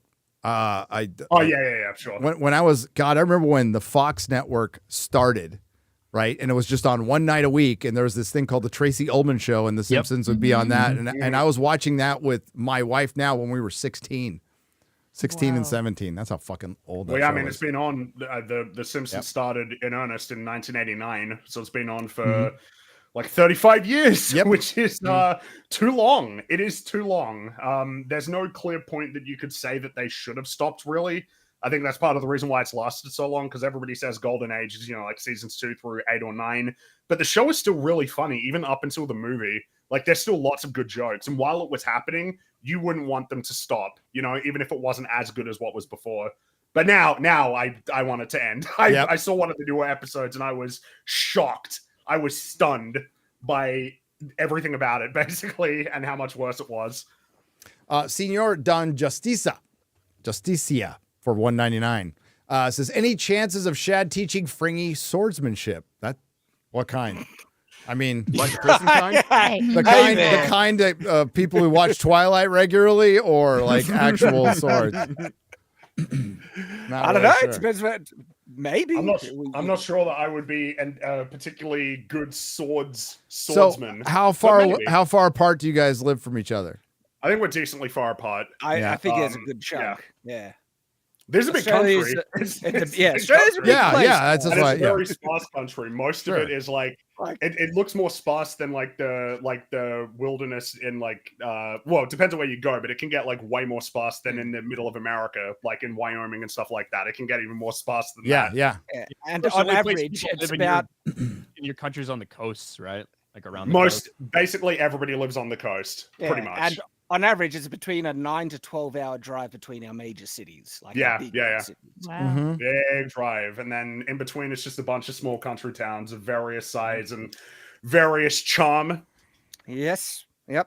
And I'm in one of those country towns, and I love it here. Alec Yeah, Tyree. country towns are nice. Yeah. Ours are nice and some are weird. I like the weird. Some are Alec weird. Tyree for $20 says, "Hey everyone, first time super chat. Ooh, another virgin. My sister is a crazy horse girl who loves animals more than people." I thought he was going to say my sister's a crazy whore, and I was going to ask to be introduced. Well, when I hear, when I hear crazy horse, there's a certain establishment I think about. Oh no! Sorry. Could I just get a soundbite of you guys cursing her? I love watching y'all and appreciate all you guys do. Hey, to Alex's sister, I'm going to kill a lot of squirrels. I'm against this. What? They What? will organize. Call it tree rats for a reason, Gary. Yeah. I thought she liked horses. I'm going to kill a lot of horses. Well, I thought he said animals too. He likes animals more than she likes animals more than people. I mean, well, listen, arguably, dogs are people fucking suck. Yeah, like dogs are like a better form of life for the most part. They're too good for us. But yeah, I'm gonna kill a lot of squirrels. Shout out. And if you are a whore, just let me know. Sorry, Disparu. Got to do it. Sorry if they I'm. will defeat you. I like you're gonna come back in a week. You're just gonna be like scratched to hell with a black eye, and they're revolting. That's They're right. taking over the living room. Rick and Morty established that squirrels are secretly in charge of the world. So They are. be careful. I think it's They can been fight with secret them. ninjas. I think it's been You closed. can't fight these. I think it's been closed for 20 years. But any guys around my age who went to Vegas know what Crazy Horse is. It's not like a whorehouse. No, it's a strip joint. Oh, it all makes sense now. That was a good one. It was in a Motley Crue song too. Are Yeah. you sure it didn't just say crazy whores and you misread it? I mean, Oh, it says I'm not sure of anything, Disparu, so maybe. 21 Policia has gifted one Nerdrotic membership. Thank you very much for $5. Dustin James for $4.99. Hopefully my Tigers and your Padres meet in the World Series, Gary. A rematch, 84, baby. Oh, that'd be rad. That's 40 years ago. I just thought about that. So if there's a rematch 40 years later, but this time we beat the Tigers like a fucking drum. That team was just much better than ours back in 84. I was there, though. I was at the National League Championship Series with Steve Garvey. Took out the Cubs, Ryan. It was fucking great. It was great. We had our Cub I Buster don't because remember, but I remember. you weren't born yet. So it was like Ghostbusters came out, so we all had Cub Buster shirts on. Nice. Bro, Yeah. The cup that I used to drink out of more than any other when I was a kid had like the newspapers from like that pennant race and stuff like that on there. So I was there. I was there for all those games. It was fun. Greatest moment in San Diego sports history was Garvey hitting that. It wasn't the final game. It was in. They were down 2-0, and they got beat like a fucking drum at Wrigley. Like it looked over, and yeah. and fucking. For Steve some reason, Garvey. I vividly remember Tito Martinez of the Yankees hitting a grand slam against you guys in that World Series. Oh, that fucking World Series, in man. '98 or whatever. Woo, we got smoked in that one. Yep. Dude, Petco's gonna be rocking when the Dodgers are there, Game 3. Petco is fucking amazing. It's amazing. Just too bad it's in San Diego's in California. Or else I had season tickets when I lived there. It was awesome. Got to see Fernando Tatis when he was still in the minors. Oh shit! Come up all the way through the organization. Yeah. Fuck, he's awesome. Manny Machado though, he's based. Love that picture of him with the "Let's Go Brandon" shirt on. It's my favorite. Manny Machado looks like he plays the laziest baseball ever. But it's just because he makes like super difficult plays look easy. Grim Jim for $19.99. If we treat the Joker as a stand-in for we the audience, his treatment in the movie by those who made it starts to make more sense. By the end, this is how Hollywood views those of us outside of it: ignorant, pathetic, and poor. Yes. Yeah, When I don't know if Joker in the first one was meant to be the audience. I think it was meant to just be a story about fucking what can happen to really sad and mentally ill people. Yeah, who are ignored. Who are ignored by the yeah. government. And I think it was supposed to be a tale about the difference between the haves and the have-nots in society and what can happen if that's ignored for too long, shit like that. I mean, the one thing he did get right was some of the institutional scenes are pretty close. Like, that's kind of how it feels. I mean, there's a little too much integration with a guy who was accused of murder, like being able to be in some co-ed singing group. That would never fucking happen. But other than that, like, yeah, it was kind of, that part was not fun to watch. Gary, I love your insight on all things comics and movies. Sending you love from Encinitas. Oh, my hometown. Elik Bazaras for $4.99. My hometown of Encinitas, which has gone to shit. It's not like it used to. I mean, sorry to call it where you live gone to shit, but used to be a fun little like weird beach town, and now it's Del Mar with a lot more homeless people. MJO Skyver for $5. Hail Fring Daddy G. Long live Friday Night Tights and the Green Goo Supremacy. Green Goo Supremacy. Yes. Green goo, the best kind of goo. Yes. What's the lore on Yeah, that? of course. Yeah, I mean, what else would be better? Yeah, exactly. Sure. It's better than the black splooge from the Rings of Power. The flubber.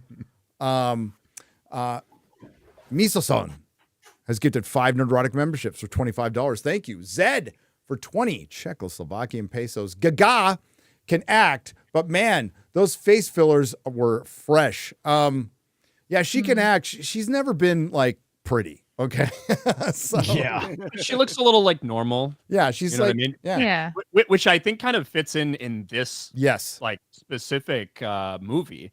Like, look at fucking Joaquin Phoenix and how terrible he Ooh, looked. he was in it. Yeah. so skinny.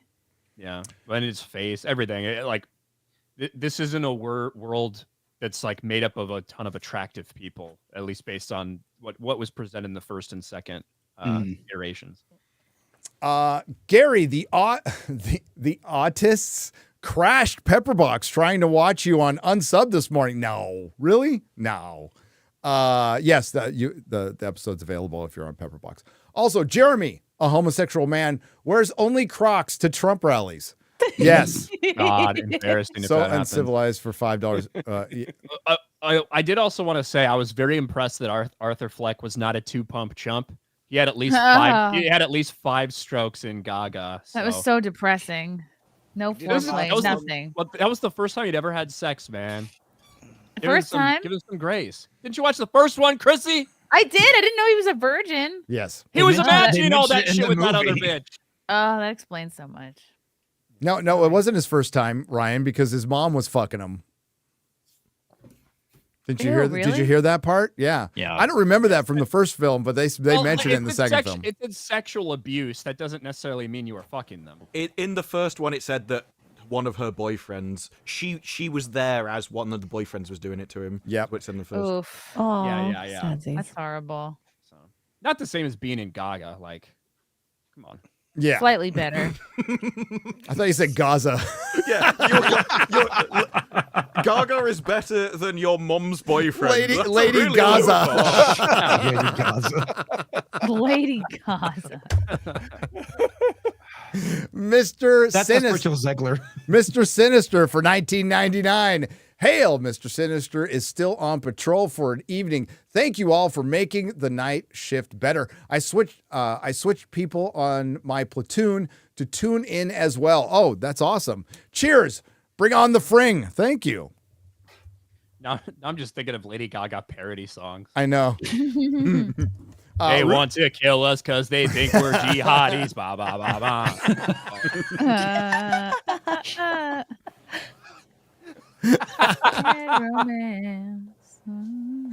They can tour Lady Gaza and Thin Lizzo. I want that tour. Make it happen. Ruben Christopher Haynes for $2. Gary reading ads makes Joe Biden coherent. This is fact. Absolute fact. But at least when I was burning my brain out with drugs, I wasn't fucking the country. Okay. Fair enough. Jacoby Monsoon for $10. An angel's smile is what you sell. You promised me heaven, then put me through hell. Hell, Jesus Christ. I think I should make Ryan sing all this stuff. Dr. Schlurpo for $5. October gets so political. How long before we get a super chat from Fear the Libtardo? I think you just willed it into existence. Yep. Oh, yes, an election is coming, and I can't wait till it's over. So, really can't wait. I know the country's on the line. It's the most important election, as everyone is. Don't forget to vote local. 100%. I'm gonna try to run my sheriff out of town. Our sheriff fucking sucks. Comics. Yeah, he's a fucking retard. Baker Boy for £2 British. Gary, getting stun locked never gets old. I know. Well, it gets old for me. J-Boy for $2. Midway through newest unsub. Effing love it. Keep it up. Thank you. Udite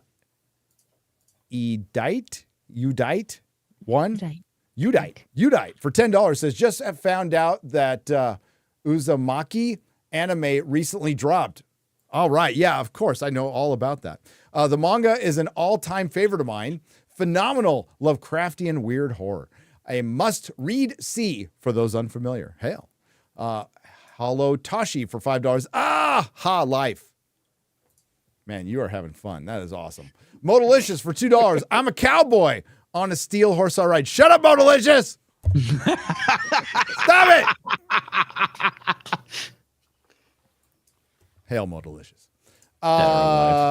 Gumandali for 200 Norwegian krona. I will always vote you to be the latest because I have complete faith in your tardiness. Thank you. I have a commitment to it. Over your tard wrangling. Well, I mean, that's what Friday Night Tights is. It is tard wrangling. But it's tard wrangling by tards. Further, it goes to show that despite what the gay Brazilian would like others to believe, the crowd can, in fact, wait. Yeah, he's working on... You know what? He sent me, before he was oppressed by his communist dictator, he sent me the intro to the song, and it sounds really fucking good. Man buns are gay. So it's in the process. It's in it. We'll probably get it by the end of the year. That'd be a good Christmas present, right? Is Ryan is it gone? gonna have a music video? Did we lose Ryan? Yeah, he just slipped out. Bye, Ryan. Bye, Ryan. Oh, what the fuck? Hi, Jeremy. Ryan leaves and Jeremy shows up. Hey, I just I noticed a lot of Bon Jovi lyrics being read in the super chats, and I just like to thank the chat for honoring Gary's love for Bon Jovi. That's really nice of you guys. They listen well, don't they? You clearly weren't watching Covercast last night. No. I told everybody that you're a big Bon Jovi fan and to send you lyrics of Bon Jovi songs in all super chats. Oh, fuck off. I was wondering. So many super chats. All right. I just like to tell everybody publicly that Jeremy, biggest Beyonce fan on the planet, loves Beyonce and would absolutely love if you super chat Beyonce lyrics to him constantly. I also told him you cruise down the road listening to It's My Life with your cowboy. You know, it's funny. Somebody sent me a Nerdrotic pillow, right? It's adorable. But if you lean against it, it's Dan Vasc singing Living on a Prayer. Oh my God, that's hilarious. Yeah. So every time we accidentally hit it, I'm like, motherfucker.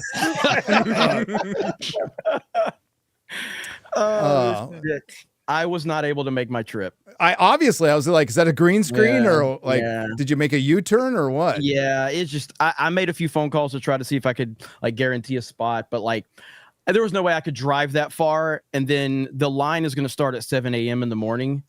Dude, I don't think I'm going to get in. Live stream it. It would be much better. Yeah, that's why I made a call. I was like, I did drive several hours today, and I'm like, shit. At some point, I'm like, I can't do this. I'm too old for this shit. So I've gotten to the Gary point of my life. So I'm just too old for this shit. Just stay at home. Well, it is what it is. But everyone. Hi, how's it going? Dude, hi. Hey, this Eric is messaged me. He goes, dude, they're sending him lyrics, and I was like, I gotta fucking hop on as soon as I get back. This is the last FNT in the studio for 2 weeks. And we still, X-Ray Girl, have you looked at the schedule for a week from 2 weeks from today? You can just say yes or no. Somebody, Like, what do you mean? Like the schedule? Like, for where the trip? will we be for Friday Night Tights time slot? October 18th. I will look at So it. we might again. not have a show, or it might be later. So yeah, I'll let you know. I'm trying to have. I just don't know. I'll be in Cusco, Peru, I think, Jeremy. So I don't know what the. I'll be starving to death, and I don't know what the. Well, dude, you saw the delicacy. I forgot what it's called, but it's fucking guinea pig on a stick, and it's like their heads and everything. It's like the Man, whole fucking thing. I think I've seen the I'd video try of that. people eat that. Yeah, hell yeah. I ain't eating that It's shit. Can't be much worse than watching the Acolyte, so it shouldn't be too bad on you. That's true. That's true. I Well, bet it tastes welcome. really nice, like a tender version of a pig. Yeah, like a guinea pig. It's a guinea pig, right? You guys can enjoy it. I'll lose a couple pounds. It's fine. We have for $10. Prison may have helped Gary keep a schedule, but clearly they should have worked on his reading instead. Jeez. There you go, Gary. So I was on my way to Butler, PA. I was halfway there. You were living on a prayer. Lady Erin D said in the chat, I stole it from her. So. Oh shit! So you were halfway? No, I wasn't. Yeah, 5 hours would just be about 3 or 4 hours, and I was like, I can't do this. So did you make it out of Florida at all? Or Yes. no? Okay. Yeah, but Alabama's not very far from me. No. So I was already in Alabama. But yeah, I just looked at us, dude. I'm gonna be dead, but there's no way. Can't do it anymore. You remember years ago, I drove from Florida to Los Angeles in one run. Ooh, Crazy. Yeah, that was crazy. like 4 years ago. I can't do that anymore. that's nuts. Dude, yeah, when you were younger, I had to get back to San Diego. I got off of work at Acura in Oakland, and I made it to Oceanside, California, from Oakland, California to Oceanside, California in 5.5 hours. I fucking flew. I didn't get a ticket. I was over 100 miles an hour the whole fucking time. I was flying, dude. Yeah. But it was the middle of the night. The other thing that went into it is because Turo is an app that you can use to rent cars. Yes. And I could not find one in such a quick turnaround with unlimited miles. So I was driving my truck too. So it was going to be 2,000 miles on my Jesus. truck. Yeah, hell no. I just looked at it and I was like, this is a bad decision. So it is what it is. So now you're stuck with us reading Bon Jovi lyrics. It's your own fault. I was here to talk to Shad about Twilight, to be honest. So. He's I'm got right here for it, baby. Dude, show him your poster. I know, I saw it. Jesus Christ. Gary has lost all control. Channel million subs. He's doing ad reads. He's having Twilight discussions, and he's reading Bon Jovi lyrics. His channel is under attack. Fuck has happened. This is the Joker 2 in real life. It is. Slowly being broken down. I'm on my Joker 2 arc. Jesse George for 5 Canadian pesos says, sounded like Gary was having a stroke during the ad read. I was.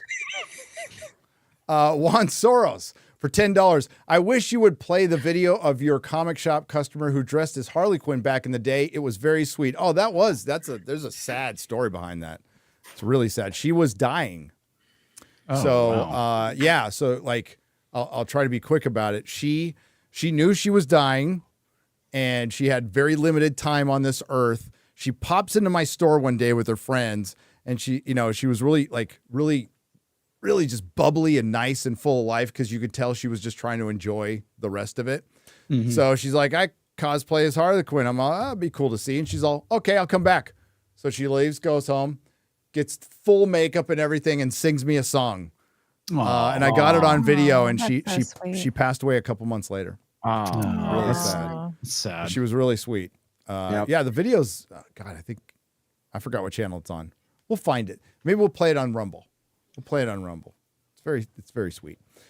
Beach Lover for €5. Gary, give Chrissy Mayer a fee and make her read the testosterone ad in a sexy voice.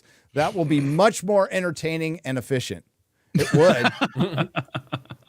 I would prefer for other people to read the ads, but they want me to for some reason. I don't know why. They do. It does get more attention when you do because you fuck it up. It's part of the fun. And then you get super chats talking about the ad read, and then people are like, I got to go back and listen to the ad read. What's testosterone? What's testosterone? Don Vito 420 for $5. Hey guys, have any of you read the Sword of the Truth series? It's an excellent series. Yes, Gary, it's on audiobook. Fuck it. Yes. Have you, Shad? No, and not the Sword of Truth, though it does come recommended. Though there are mixed reviews here and there about it, so I've been a bit on the fence on it, but it's a maybe. Bring back Stargate and follow up. No hard reboot, says Geek Gator for €5. VJ Vigilante for $9.99. VJ the Vigilante. Sorry. Hail, Gary and crew.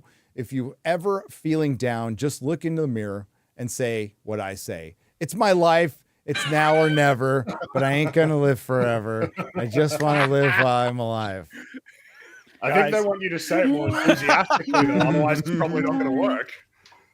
Man. Oh, it's a pity super chats are closed because we could really round this off by super chatting quotes from Twilight would just be my hate for Bon Jovi goes back decades, by the way. This is the first time I saw his fucking hair blown pussy ass all over fucking MTV fucking up good music. You're really not helping it for next week. You know this is going to happen again now. Streisand effect. That's great. That's great. He saved a woman from committing suicide, but that's because she was listening to his fucking music. Okay. Force Geek for $5. Shad's wearing normal clothes. That's so sad. It's like Steve the pirate went normal. Batman goes public in 2034. What will he look like? Well, I mean, usually when things go public, they make it porn first. So, you know. Crazy Clown Town for $20. Who's going to save you when the stars fall from the sky? Who's going to pull you in? The tide gets too high. Who's going to hold you when you turn out the lights? I won't lie. I wish that I could be your Superman tonight. Oh boy. What a great lyricist. I told everybody, I said, you know how you have that one friend that's like a fan of a sports team or a fan of a superhero and it makes you hate that superhero? I was like, I'm kind of indifferent to Bon Jovi. They're fine. I like them. Gary loves them so much it's made me hate them. And then you saw a few people are like, wait, Gary likes Bon Jovi. And then you saw the rest of it goes, fuck no, he hates him. Piston for €6. Gary, would you rather have your house smell like orange cleaning products or 24 hours or watch Twilight once while Shad makes you Vegemite toast for you? I'd rather have my house smelling like the orange cleaner from prison. I would. Man, Yeah, I've survived it once. I can survive it again, but at least I can do something else. Orange cleaners. Oh, do you? Yeah. The smell of orange cleaners reminds me of prison. So, because that's all they used. I forgot what it was called though.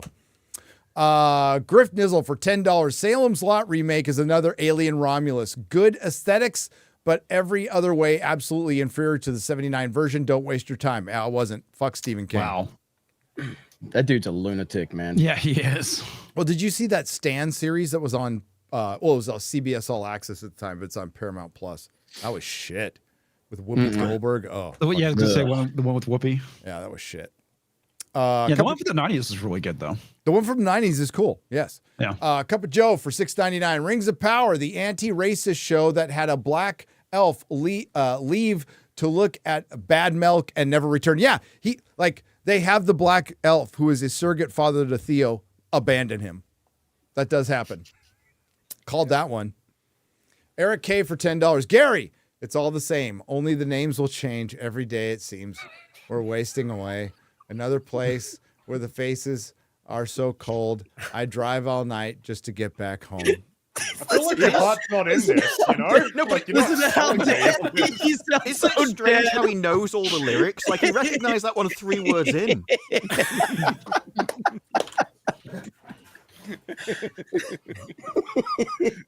on, you gotta sing it from the soul. Disparu, there's this thing back before. Well, I mean, you're not, you're younger than me. So there's a thing called the radio, and they played him on the fucking radio every fucking day. Probably every hour on the hour. Here, Oh, God, what on earth is some trauma here? Jeez. My God. It gets more like the Joker 2 all the And time. this all came up because I think this came up because I was reacting to Bruce Springsteen with his nonsensical like Kamala Harris video, that he released the other day, and people like Gary hates Bruce Springsteen, Gary hates Bon Jovi. I was like, no, Gary does not hate Bon Jovi. That's how this whole thing started. Oh shit.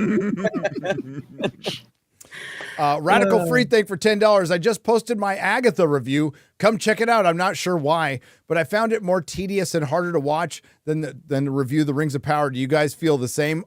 Yeah, because like the Rings of Power, there's still like recognizable things, and I could give a fuck about wine moms and what they like or anything. So Yeah, the only thing that makes Agatha in a Marvel show more tolerable is it's so much shorter. If it was as long as Rings of Power, I'd be ready to off myself. It is mercifully short. It is. Thank even God. Even though for those 30 minutes it is hell. But Well, this last episode, I was skipping through, especially when they got to that song. I was like, nah, I'm not watching that. yeah, it And needs so double speed. But there is a level of bad where it becomes entertaining and then it just gets really bad again. And so there's, I thought that Agatha would be more of a comedy thing. It's like, no, they're not even trying. No. It's going to be the same episode over and over, essentially. They find a house, which does a thing. Somebody almost dies, and rinse and repeat. If Aubrey Plaza got naked, then okay. But well, instead we had Agatha. I don't see the appeal. Anyway. Whatever. Okay, Because Twilight she's Boy. sort of, I don't know, When the King- Twilight fluffy, guy says it's not gothic. good, you know it's not good. So Hi, King. That's right. Hi, King Fanor, Alpha Chat of Middle Earth for $5. Sup, guys? I want to use this opportunity to challenge the Tolkien professor to a one-on-one debate about Tolkien's canon. If you're out there, he follows me on Twitter for some reason. I'll pass that on. That would be a great debate. It would be very short. Be very Because short. he doesn't believe in it. He doesn't believe in canon. Doesn't exist. Taker 610 for $2. Ryan gets kidnapped more than Princess Peach. Yes. Happened on the show right now. Yep. Modalicious for $10. Tommy used to work on the docks. Union's been on strike. He's down on his luck. It's tough. So tough. Gina works the diner all day, working for her man. She brings home her pay for love. For love. This is gonna happen for weeks now. Yeah. Thanks, Jeremy. Infamous for $2.79. What ends up with more fans, Joker 2 or Acolyte? Acolyte, unfortunately. Acolyte. yeah, I feel like I see Joker 2. I'm not going to, but I feel like no one is. This is a Rise of Skywalker situation with Joker 2. Yeah. It seems like Literally, Yeah. everybody hates it. The fans. they've the first alienated one and the- everybody. Yeah. Yeah. They've alienated everybody. They alienated everybody that was a fan of the first movie, and then the people they're trying to pander to don't care about it. Yep.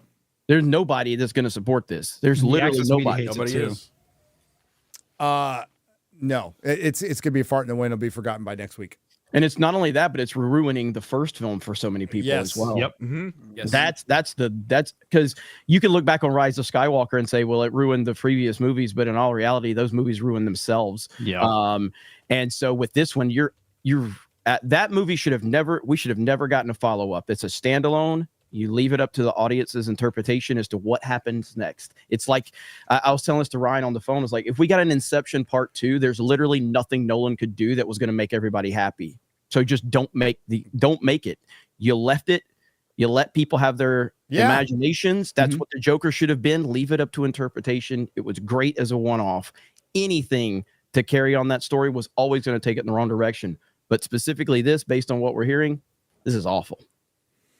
And it is an awful waste of time. Osmani for €5 says Slava Ukraine. Oh, for Ryan. Ryo, thank you for the $1. Simon Ho, Joker 2 was missing Corey Feldman's joke is on you. Graham Potato for $1.99. Gary rocks Jeremy like a hurricane. Hey, at least we got some fucking scorpions there, okay? Scorpions are cool. Now that's a fucking band right there. Oh God. Oh my god. Who's Yes. Az? Who's Az? I'm not sure. Aw. That's Lady Azza. Lady Azza. That's great. Mirage Princess for $11.99. I have a video recommendation for the Fellowship. Mark Pasio, Duras, Dissidents, and Deadly Force. I think you are the audience Mark would want to reach. Jesus was an anarchist. No masters, no slaves. Okay. I'm just happy you got through that one. Thank you. Proud of you on that one. There's sometimes where I get through a super chat, I'm like, I'm just glad I got through that one without screwing it up too much. The way I see it, like the infection calling the immune system toxic or not letting it destroy the host, says Curtis Hart for $9.99. Good way of putting it. Beardo's Dummy Thick Peach for $10. A fellow LDS as opposed to LSD with me. And after weeks now of Shad's unapologetic love for Twilight, I've done some thinking, and I got to say, maybe Governor Boggs was right. I don't. You don't know that reference? Dude, no, I don't. Governor Boggs is the guy that signed the Mormon extermination order. Oh, yeah. Okay. Yeah. Now you're talking about now. We got a donation of $10 from George Hard R. Martin. Hard R. That's great. That's good. Alexander M for $5. You should try to get Random Film Talk on as a guest. His regarded alter ego is my spirit animal. All right. Beach Lover for £2 British. Who wrote this long text? Not me. I can't read, much less write. Jason Cole has gifted 5 Nerdrotic memberships for $25. Thank you very much. Joe Bard for $20. My wife and I were in Oakland, California. I'm sorry. Last night to see Hans Zimmer perform live. Hans Zimmer's awesome. There was a 2-hour delay due to a boom threat. Thanks, Oakland. Yes. Even with that, it was an incredible experience. Yeah. I almost got carjacked in Oakland. Wow. Yeah. That's California, so. It's California. Yeah. You know what I did? I ran the red light. Smart. I hit the gas. Yeah. I said, see ya, bitches. Rodell Itrudel for $10. Row, like Adele. Like Del in Delhi, E. Like E. What the fuck is this? Like E and C2, like 2 and 2. Rye, like Adele, like Adele deposit. GDI, Gary? What the fuck? Just ask Shad or Disparu. One of the 5 great captains in Wheel of Time. Did you guys catch any of that? Well, no, because you seemed like you just kept repeating the word Del over and over and over like again. you were having a stroke. I wasn't. It says row like Adele in a deli, E like E to C2, like 2 in Tool Rye or Ral. I can't say it because it's dark now. Like Ral and Rally Day, like D in deposit. I think I've had a stroke. I don't know. Justin one of the great Martins. captains, Ituralda, I think, is one of the great captains from Wheel of Time. That's what the reference is. Great. Oh, that's what that word is. Ituralda. Okay. Ituralda. There you go. Justin Martins for $5. Leave it to Ryan to get white screen instead of a green screen. Light of the Even Star for $20. The Sword of Truth series is amazing. Some dark things in them, so it's not for everyone. The show was good and terrible. It was good and terrible. Legend of the Seeker, I think, is the show adaptation. Perfect actors for the roles, almost totally ignored the source material. Hail the Fellowship. Well, that's the story. Joker dies and socialism sucks, says Antonio Gramasi. Wet Dream. Antonio Gramasi's Wet Dream. Wet Dream? TOK for €10. Thanks, blessed God. They did not repurpose Gandalf's resurrection, turning to Gandalf the White with Galadriel. They made it look like it, though. They made it look like it after she got stabbed with a not Morgoth thorns with his pinky ring. I nearly went nuclear and punched my monitor. Yeah, don't do that. Monitors are expensive. When are y'all going to have Eric July back on? Also, would you all have Bryson Gray for an episode? He is friendly and always entertaining. and Rico. We'll have Eric on soon. We're going to see Eric in a couple weeks. Fuck that guy. I don't have nothing to do with him. He's too big of a deal now. Josh Kelsey has dropped $19.99. Thank you very much. Mel Gibson has a kids movie out called Monster Summer. Mel Gibson should be a no-brainer. We'll see. Says Two Penny Puppet. Judah for $5. I identify as a millionaire, but for some reason, the bank and insurance both oppress me and refuse to acknowledge my wealthy status. Bastards. Jesse McCarthy for $10. It's all the same. Only the names will change. Every day it seems we're wasting away another place where they faces are cold, and I'll drive all night just to get back home. Hail 199. Fuck you, Jeremy. Ruby for 70. Zardoz's. Highly recommend Tolkien's Untangled, How Rings of Power should have been adapted videos. Completely amazing. Yeah, they're good. Thanks for making content we actually enjoy, guys. Hashtag honor the lore. Honor the lore. Aurora uplinks for $5. My point is everyone should go see the Mandalorian Grogu movie. It's going to be everything you could have wanted for a Star Wars movie or any movie. I doubt. Are you Yeah, drunk? it's probably not going to be good at all. You may need to go to the doctor. But if you want to go see it, that's perfectly fine. That's fine. I watched The Mandalorian season 3 though. Get checked out. Oh my God, Kurt Metzger sent me the funniest thing. You want me to? I should read it real quick. I'll sum it up. I get random texts from Kurt Metzger, and they're fucking. There's like like he's been burning. No, he's baked. Are you the guy who's like, I've got a really dark joke. Who will appreciate this? He's just like you. Kurt, I love you. I'm sorry I'm saying this, but it's for entertainment. You'll understand. So he's talking to he was talking to somebody about the Mandalorian, somebody who might have worked on the Mandalorian, and said that Jon Favreau got really obsessed doing a metaphor about Orthodox Jews and secular Jews. So that's the helmet, no helmet thing. And he goes on this whole rant about like, that's what it's about. And I'm like, okay. Metzger's great. I love Metzger. National treasure. National treasure. Fucking Kurt Metzger. And I'm like, I didn't get that, but I mean, I can see how some people can. That's what it's all about. Let's see how you get it, baby. Yeah. Amazon should adapt Shadow of the Conqueror, says Grand Potato for $1.99. I'm not sure I'd let him. Yeah, Amazon are already adapting God of War, and they've put Rafe Judkins in charge. You don't want Amazon to adapt anything that you really? love. Yeah. Same guy that made Wheel of Time is now doing God of War. Geek Gator. Just failing upwards, and he's gonna butcher that. Like he's gonna rafe it. That's. Yeah. Geek Gator has donated €10. Doesn't say anything. Thank you very much. DJ Fisty for $2 says you don't need fancy sneakers to run fast. Bon Jovi. Normal Man for 220 Canadian pesos. With studios putting together fan focus groups, I am willing to bet my kitchen sink that these panels will be staffed by shills bigger than Boogie and Wings combined and will be used as human shields to deflect criticism. Yeah, they're going to hire.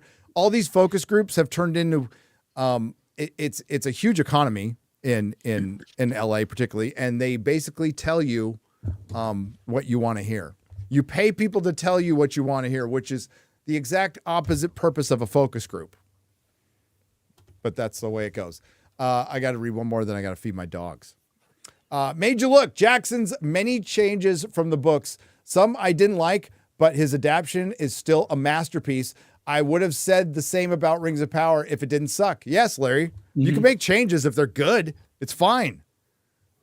It always makes you go back. If you like with Peter Jackson's trilogy, you can watch that and the spectacle of it, and then go experience the book, which is a complete different thing. And it's better. It's better. It depends on the level of change, because I'm getting to a point where if they change too much, right, why bother adapting it? It just is an insult to the original source material.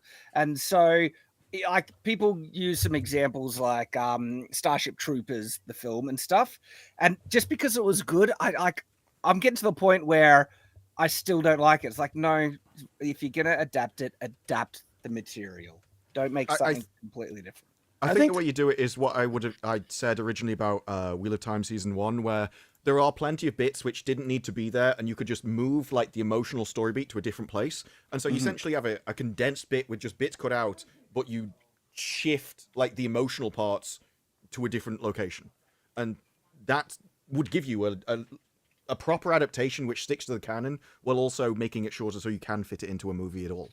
The thing is, like, when it comes to making changes, it really is a matter of, if you're adapting something, you have to understand why any of the creative decisions were made in the first place. You have to understand what kind of ripple effects any of those changes would make, what purpose they serve thematically, or how they advance the characters. And so if you're going to make changes, you just got to be, like, careful and intelligent.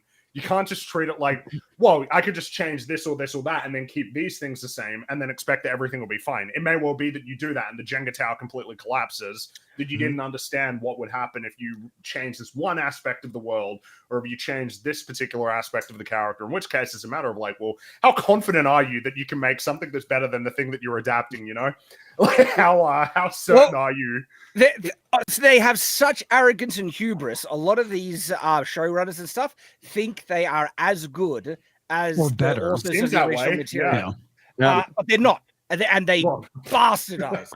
One of the ways that the knock-on effect happens in Wheel of Time is they're all from like a 2,000-year-old town, which nobody goes to because there's no reason to, and it's all sealed off. So all these people would be homogenous. They're part of a culture. And there's actually a running theme through Wheel of Time where people wearing masks and they're using different voices and stuff, but you can still recognize little bits of culture that people don't even realize that like it's part of their culture. And so that's how they identify people in these secret meetings. Whereas in Wheel of Time, they just had it like any sort of international airport. And people are still going, you're clearly from the Two Rivers. How do you know? So you completely destroy the story for no reason, because they never even thought about it. Well, one of the big issues with a lot of this stuff is that they don't understand culture or multiculturalism and why it exists. The idea that you have like, black hobbits doesn't make any sense, because eventually at some point that gene is going to get bred out. And so it's that constant influx of, that genetic material that's coming in. And it's the reason why port cities are so diverse and are, actually are multicultural as a result of that, because you have constantly people coming in and out. When you have a landlocked area, there's not a lot of travel to it, you're not going to have any diversity. Yeah, I mean, well, I think that like you talked about, I think Fringy made good points about it, but it's all about the Dark Knight trilogy is a classic example. Batman Begins and Dark Knight took liberties. Everybody loved it. Dark Knight Rises took liberties, and he overstepped big time in a couple of key areas, especially with like Bane and everything like that. And a lot of people did not like that one, but they all took liberties. Nolan took a ton of liberties in all three of those movies, but the Dark Knight Rises, he overstepped big time, and there was a lot of flaws in that movie that they weren't in the previous two, but they all took liberties. It's all about like, how far are you going to take it? And I think Dark Knight Rises took it too far. It's still an enjoyable movie, even though it's massively flawed, though. Yeah, I love the Dark Knight Rises, but I just think that's definitely the most criticized one for sure. Yeah, because it's got the most problems. It does. Exactly. Magic knee brace. The thing is that when it feels like it's kind of a thing that comes up a lot of the time when it comes to adapting, particularly with video games. It's starting to come up a lot more. Like, well, things have to change, right? Different mediums. You have to take creative liberties here and there. But the thing is, like, it almost feels like that is often used as a crutch for like, well, it has to be really different. Of course, it's going to be really different because that's a video game, and this is. But it's like, oh, so because that was a video game, John Halo needs to take his helmet off constantly in the Halo show, right? He needs to be a totally different person with different fundamental drives and values and ways of interacting with the world. That's the leap. Obviously, things are going to change because it's not necessarily going to be able to be exactly the same. But like, again, we got to be intelligent. 100% Fringy, because this is what pissed me off with Wheel of Time so much, because we know that, when you're adapting mediums, some things, of course, have to change, all right? Yeah. It's a completely different storytelling kind of system. And so they tried to use that excuse, just like what you were saying with the Wheel of Time. It's like, well look, it's there's so much material in the Wheel of Time, we're going to have to remove some stuff. We just can't fit it all in, which is true, but then they had several entire episodes devoted to completely made up slop because they wanted to inject their own little story. And shock horror, it was a gay romance as well, or kind of. They changed the magic system. They changed like who could be like the hero, like the dragon and everything else. Everything was entirely different. Changes. But with Halo, you can tell a lot about how they think about this stuff by the reason that they give, the reason why he gave his helmet off is because he said, well, in a quality show, obviously you have to bond with the hero, and the only way you're ever going to be able to do that is if you can see the emotions on his face. Drives me This crazy. guy's had one Dread. expression his entire life. The entire series, the helmet might be more expressive than him, actually. I would say so. I mean, Master Chief in the games is more expressive than John Halo. John Halo's only expression consistently is like blind rage. He's just a lunatic. But yeah, it's that attitude, right? Like, oh, well, you got to see their face. It's like, man, Wally barely even has a face. You know, like Wally the robot from Wally. He barely has a face. He can barely even talk, but he's like super duper expressive. And super wholesome and really, really likable. Yeah, exactly. I think that's why they showed his arse all the time, just so you could see him like have a second emotion. Like, his cheeks moved. Look at V from Vendetta. V from Vendetta. So much character expression and emotion. He's wearing a mask the whole time. It can absolutely be done. Well, yeah, of course it can be done. It's just fundamentally it wasn't what they wanted to do, because their idea for what they wanted to do with Master Chief was just fundamentally very different from what the games want to do with Master Chief. They're not trying to deconstruct him. He's basically like a straightforward archetypal hero who saves the day, doesn't want any thanks or anything like that. But instead it's like, no, we gotta draw the distinction between Master Chief and John Halo as if they're like different people instead of the same thing. We'll say, I wonder how much of, I don't know. It's kind of reminding me again of like Joker 2 and the whole like dualistic thing. It just strikes me as odd. A lot. It's like, you got to be careful when you do that sort of dualism thing of like, oh yeah, the two personas or anything like that. It's like, calm down. All right? The excuse for them taking their helmets off is it's just an excuse to like the actor that they hired demanded that in their contract. That's all it really comes down to. And I've talked about this before. I'm a G.I. Joe fan. I don't love the live action G.I. Joe movies, but the first one with Ray Park as Snake Eyes, there's a fight with him and Storm Shadow, Snake Eyes and Storm Shadow, and as Snake Eyes defeats Storm Shadow, Snake Eyes falls down to his knees and he shows like, how it's like a bittersweet moment. Like, I won the fight, but I lost my brother, and that's more emotion than the entire fucking shit show that Snake Eyes was with the Henry Golding or whatever his name was, where he had his mask off the whole time. Now, there was no emotion in that movie. So you can, what the hell? What the hell was that? That was the most pathetic sneeze ever. So I talk about a movie where an Asian actor takes over a white person's role and you sneeze and interrupt a white person's monologue. Is that the game we're playing right here?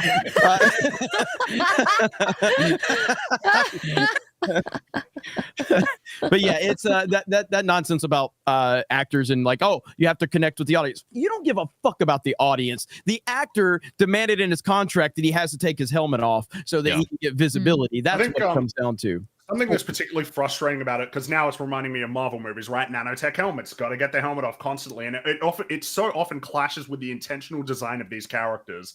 Like Spider-Man, Ant-Man, Iron Man, like the way that they look. That's an intentional design by the artist, like the original comic book artist. And it tells you a story. But like when you remove that element, it changes it. It does change it. But like it seems like there's no recognition of the intentionality of like a full body costume, including a mask, and like what that can tell you about a character. Like I kind of like Ant-Man's helmet, how it kind of it's like the shape of an ant's head and it's got like the antenna sort of in a sort of retro sci-fi way. But nope, can't have it. Don't get to see it ever anymore. Yeah. Well, it's like I love Spider-Man 2, Toby Spider-Man 2. I think it's a near perfect movie, but only major issue is he takes his fucking mask off too many times in unnecessary situations. Why are you exposing who you are? Spider-Man 1 was the right compromise, right? Yes. It's like you can see his face with the destroyed mask, but the mask is still there a little bit. Yep. Yeah. Exactly. Yeah. Exactly. Well, that's the reason why I give a lot of respect to Carl Urban for keeping the mask on. I mean, that movie is fucking amazing. The thing is, though, that was a very serious stipulation that the IP owners, Rebellion, and credit to Jason Kingsley, who's the CEO of Rebellion, he ensured in the contract that the Dredd is keeping his helmet on in that movie. And so Dredd's that's actually in good hands with Rebellion. It's sadly he was repaid with a movie that flopped and didn't get a sequel. So sad. Yeah. But we still respect Carl Urban greatly. We do. He's great. Oh, you're back. I'm back. I was about to read this. For We're halfway through. Whoa, living on a prayer. Take my hand. We'll be okay. I swear, whoa, living on a prayer. Pronoun Beaver for 5 British pounds. Nick Brony for $4.99. The Rings of Power gives Love and Tolkien a bad name. We just had a great nerd discussion, and Gary has to come back into. Well, I noticed X-Ray Girl read like 2 super chats while I was gone. So I don't think she read any. The whole point is to read the super chats so we get to the bonus hour, which is going to be very short tonight. Sorry, Rumble. But Nick Brony for $9.99. Look at the fandom fighting. Look at the women crying. Look at your young men dying. They were always the way they always done before. Christaki, now we're just throwing in Guns N' Roses lyrics. We don't need no civil war. This is nuts listening. Axl Rose doesn't look good these days. No, he doesn't. A lot of hard partying. This is nuts listening to he looks like a white dude for Kamala. This is nuts listening to us, guys, while I'm walking around LA Comic-Con. Australians, Geek's dream come true. Hail the Iron Age. Enjoy LA Comic-Con. Sorry I wasn't there. But we got SpaceCon in like a couple weeks, Jeremy. Couple weeks, Jeremy. Yes, I'm looking forward to it. I can't wait. Dude, I can't believe that we're going to be like less than a week or about a week out of the general election. It's going to be crazy, dude. Hopefully we're alive after November 5th. We'll see. We'll be fine. Mutant Drifter, 5 parts for $25. Here we go. My FNT Grief Saga 1, June 28th. Obviously, Az isn't dead. It's just a stunt to boost views going into the Green app launch. My FNT Grief Saga 2, July 19th. Why take Az in his prime instead of this really old blind guy? That's my fucking channel. That's why. My FNT Grief Stage 3, August 16th. Just give us back Az, and we'll make Mahler host a Passion of the Christ EFAP for Easter. That would be kind of funny. Mutant Drifter for 5 more British or dollars. My FNT Grief Saga 4, September 6th. Now I spend my Fridays laying in bed all day, just staring at a blank wall or D+. Hashtag not sponsored. Stage 5. It's enough that each Friday Az is looking up at us and smiling up. Yes, up. His rants were epic, but we always knew where he was headed. Yes, an early grave. Straight to hell. Straight to hell. That's where he'll stay. That's where he'll stay. Lenny Sullen for $4.99. What are you? Hang on. Get out.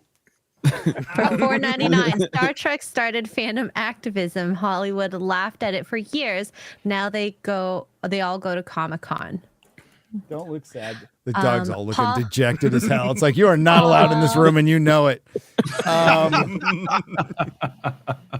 Paul Stramby for $4.99. Farming taught me how hard work, and the Army taught me not to give up. Thanks for fighting for fans FNT, and thanks for not giving into criticism. Oh, hell no. Fuck those guys. They're pussies. Jesse MacArthur for $5. I'm a cowboy on a steel horse I ride. I want it dead or alive. Want it dead or alive. You're welcome, Gary. Thank you. Larry for $5. Newsflash. Toxic men love chicks kissing. It's true. Yeah. Like nobody's bitching about the lesbian kiss, okay? No. That's why I was surprised that Sauron was so busy going after Galadriel when he could turn into her himself. It's yeah, I know. You get the best bits of her. You could have had her personality. It's perfect. Guy Ladriel on Guy Ladriel action. Too bad it's Morphic Clark. I mean, like maybe a fine actress, but not the embodiment of beauty and femininity, and not 6'4". So I'm a cowboy on a steel horse I ride. I'm wanted, says Project Taco for $2. Carboner for $10. I started a new channel this year, but the algorithm is a pain. Yes, it is. I was hoping you might give me a little help. I am Carboner. I do video game playthroughs and simulated wrestling federations. Thank you, guys. Hell yeah. Yeah. Sounds like a good channel. Yeah. Hey, somebody share that meme that I just put in private chat. There's a lot going on here. There's a lot going on. Is it a multi-layered memes? Those are my favorite. There's a lot going on this one, man. I'm not really sure how to process this one. So the hell? Wow, look at that. Why are you on Why? Eric July's pee-pee, Shad? No, I'm in the Vegemite. Your storm shadow. Oh. What the fuck? Never goes Bruce Lee. Look at Odin. Look- oh my no, look- God. I almost Look missed at the poster over the bed. Yeah. Into the that. This is perfect. Oh DJ. man, that's good stuff, man. Good stuff. Holy crap! Holy Oh, shit. Dude, Ryan, did you see Ryan? Yeah, he's Ryan's like got the passed Captain out as Marvel a. plushie. Ryan's passed out as a hairless cat with a Captain Marvel plushie right in the middle, right at Comet's feet. That's an older picture. Yeah, I'm trying. Holy shit! There's a lot to process there. They got the have American time to go flag. through that one. Yeah. So. I moved Spider-Man. He's not in front of Comics Division's door anymore. He's standing next to Superman. So there you go. Light of the Even Star for $20. If I remember correctly, Rhaenyra, Damon, and Masari all had some fun together, as it was hinted that Rhaenyra might have swung both ways. It was hinted strongly in the books. If they had written that in, the kiss would have made more sense. Hail the Fellowship. Yeah, it didn't make sense that it was ad-libbed. That's why it didn't make sense. It wasn't written in the script. Nicholas Bourne, for £5 had a brief chat with my dad. Would you consider Oh Brother, Where Art Thou a musical? Yes, I would. I kind of say so. Really? It's a musical without breaking the atmosphere. Yeah, it's a damn good movie. Oh, it is a very good movie. I wouldn't consider it to be a musical. I mean, not in the traditional musical sense, but there's a lot of songs in it. But it's still a movie. Yeah, I don't know. I would consider it a musical, but not like in the West Side Story sense. No. Griff Nizzle for $10. You get a 10-minute flashback at the beginning of The Last of Us to set up everything you need to know about Joel, a main character, dedicated a whole episode to Bill getting fudge-packed is political, not narrative. Okay. Eric K for $5. Whoa! We're halfway there. Well, living on a prayer. Take my hand. We'll make it, I swear. Oh, living on a prayer. Samurai for $2. No, it didn't work with Corlys Valerian. How so? It worked in the show. It did, because it really exemplified the Emperor has no clothes about the bastards. Mm-hmm. So, but no, Corlys was not black in the books. He was Valerian. Valerian was Valerian. Rick O'Neill for $9.99. A friend of mine unironically highly recommends Rings of Power, calling it a love letter to Tolkien rather than an adaptation. Commit them. A love letter in wagon. Burning down Tolkien. A love letter in the sense that you would get from like Ted Kaczynski. Love letter, yeah. Maybe. Nathan Cassidy for $9.99. The funny part about the vegetables analogy is they aren't serving vegetables, but unhealthy vegan garbage no one wants, and getting mad that normal people are throwing it in the trash. Good analogy. Pegs for $4.99. Please watch The Substance. A body horror turned up to 11. Probably the best film of the year. Fifth Down Sports for $5. I took a shot every time you read toxic. Sorry, I passed out. Yeah. How many times in the article, Garrett? 15. 15. Did any of us get mentioned, or they just keep it general? General. Just okay. Yeah, but they're talking about our sphere for sure. Mark Klein for $10. Hail all. Let me just say that I'd rather have a sister in a whorehouse than a brother who's a Dodger fan. All right. Have a great weekend, everybody. I agree. Have a great Peruvian adventure, Gary. Go Padres. Go Padres! Yeah! Fuck the Dodgers. Luffy the Sun God, 2 parts for 20 British pounds. The amount these corporations lie is just impossible to keep up with. Apparently, according to tax documents filed by Disney, Akoshite actually cost $230 million. Colin Moriarty, a journo I trust, claims that inside sources tell him that the actual budget of Concord was $400 million. Ubisoft is a at a genuine risk, genius, of collapse during investigated. There's no genius there. Being investigated by shareholders. Is this true? Well, Colin's legit. So Colin Moriarty's awesome. Yep. So yeah, that's more than likely true. I haven't done a lot of research on that particular. Yes, Concord it's a disaster for them. I'd like to look a little more into that one, but yeah, Colin's great. Yeah, and Ubisoft is being investigated by their board because of their massive failures they've had this year, and also the delay of Shadows as well. So they're about to get bought. They're about to get bought out. They're going to get bought out by Tencent. Oh, that's bad. By China. Ooh. Yep. Chris Rose for $2. No need for wasting words. I'm who I am. I'm your man. Albert, not a retro for 5 Canadian pesos. Henry Cavill fired Danny Garcia, The Rock's ex, according to the Daily Mail, and also Star Wars girl, who I think secretly lives under his bed. Isn't she pregnant? Might be a little tough to do that right now. Samurai for $2. Cavill's career was squandered due to sexism/racism. Jesus Davila is gifted one Nerdrotic membership for $5. Thank you. Albert, not a retro for 2 Canadian pesos. Joker's origin is Red Hood dropped in chemicals. Yes. Yes, that's my favorite one. That's one of them. That's one of them. Yeah. That's one of them. Jeremy's Trump body pillow for $5. Shot through the heart, near to blame, darling. You give love a bad name. Jam55 for $9.99. If the creators of the Rings of Power are trying to reflect the LA they're living in today, well, they are where are the Mexican elves? Good point. Good point.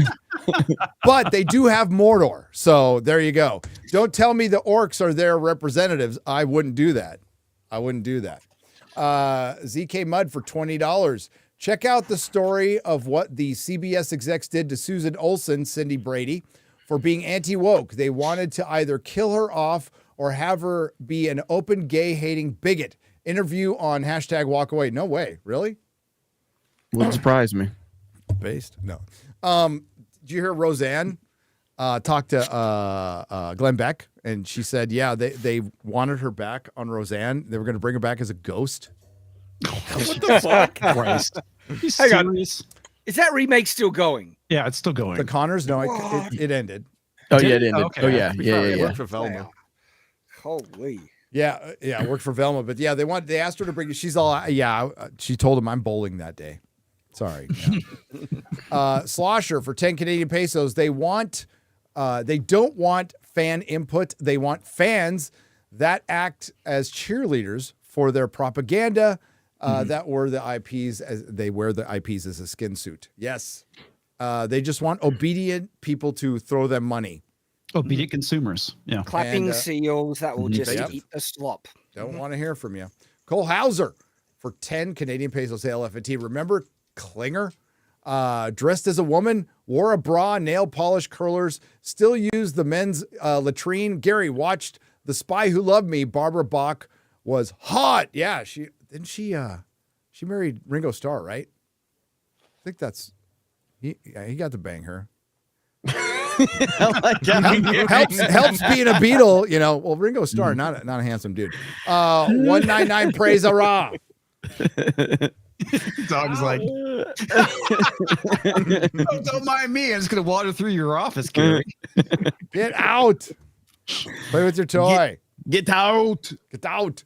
Batman had a parrot for $19.99. It was mentioned on the Real BBC, and I want to second it. Go check out Brandon's cult movie reviews. Very entertaining, tons of sci-fi, fantasy, and monster movie reviews by a smartass who would fit very well here. Okay. Well, if he's a smartass, good. Well, no, he's got to be a dumbass.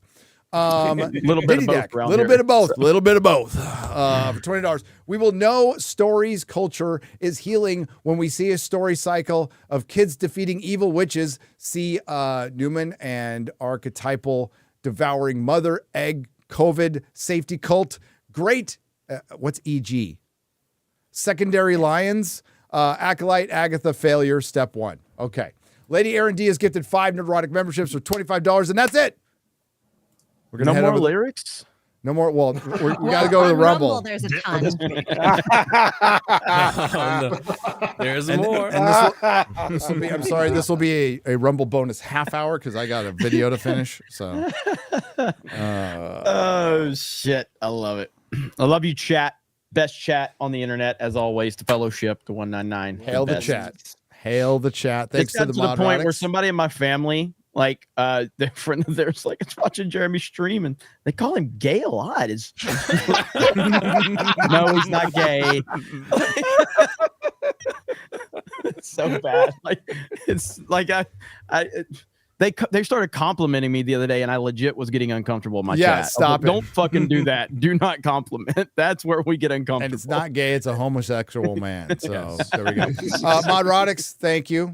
Thanks to everyone who left super chat and donation. You help keep the lights on. Thanks to everyone who participated. Thank you to the lurkers. We will see you next week from. I'll be in Peru with Mahler, and yeah. So we're heading on over the Rumble right now. Come see us over on Rumble. Hail to the chat.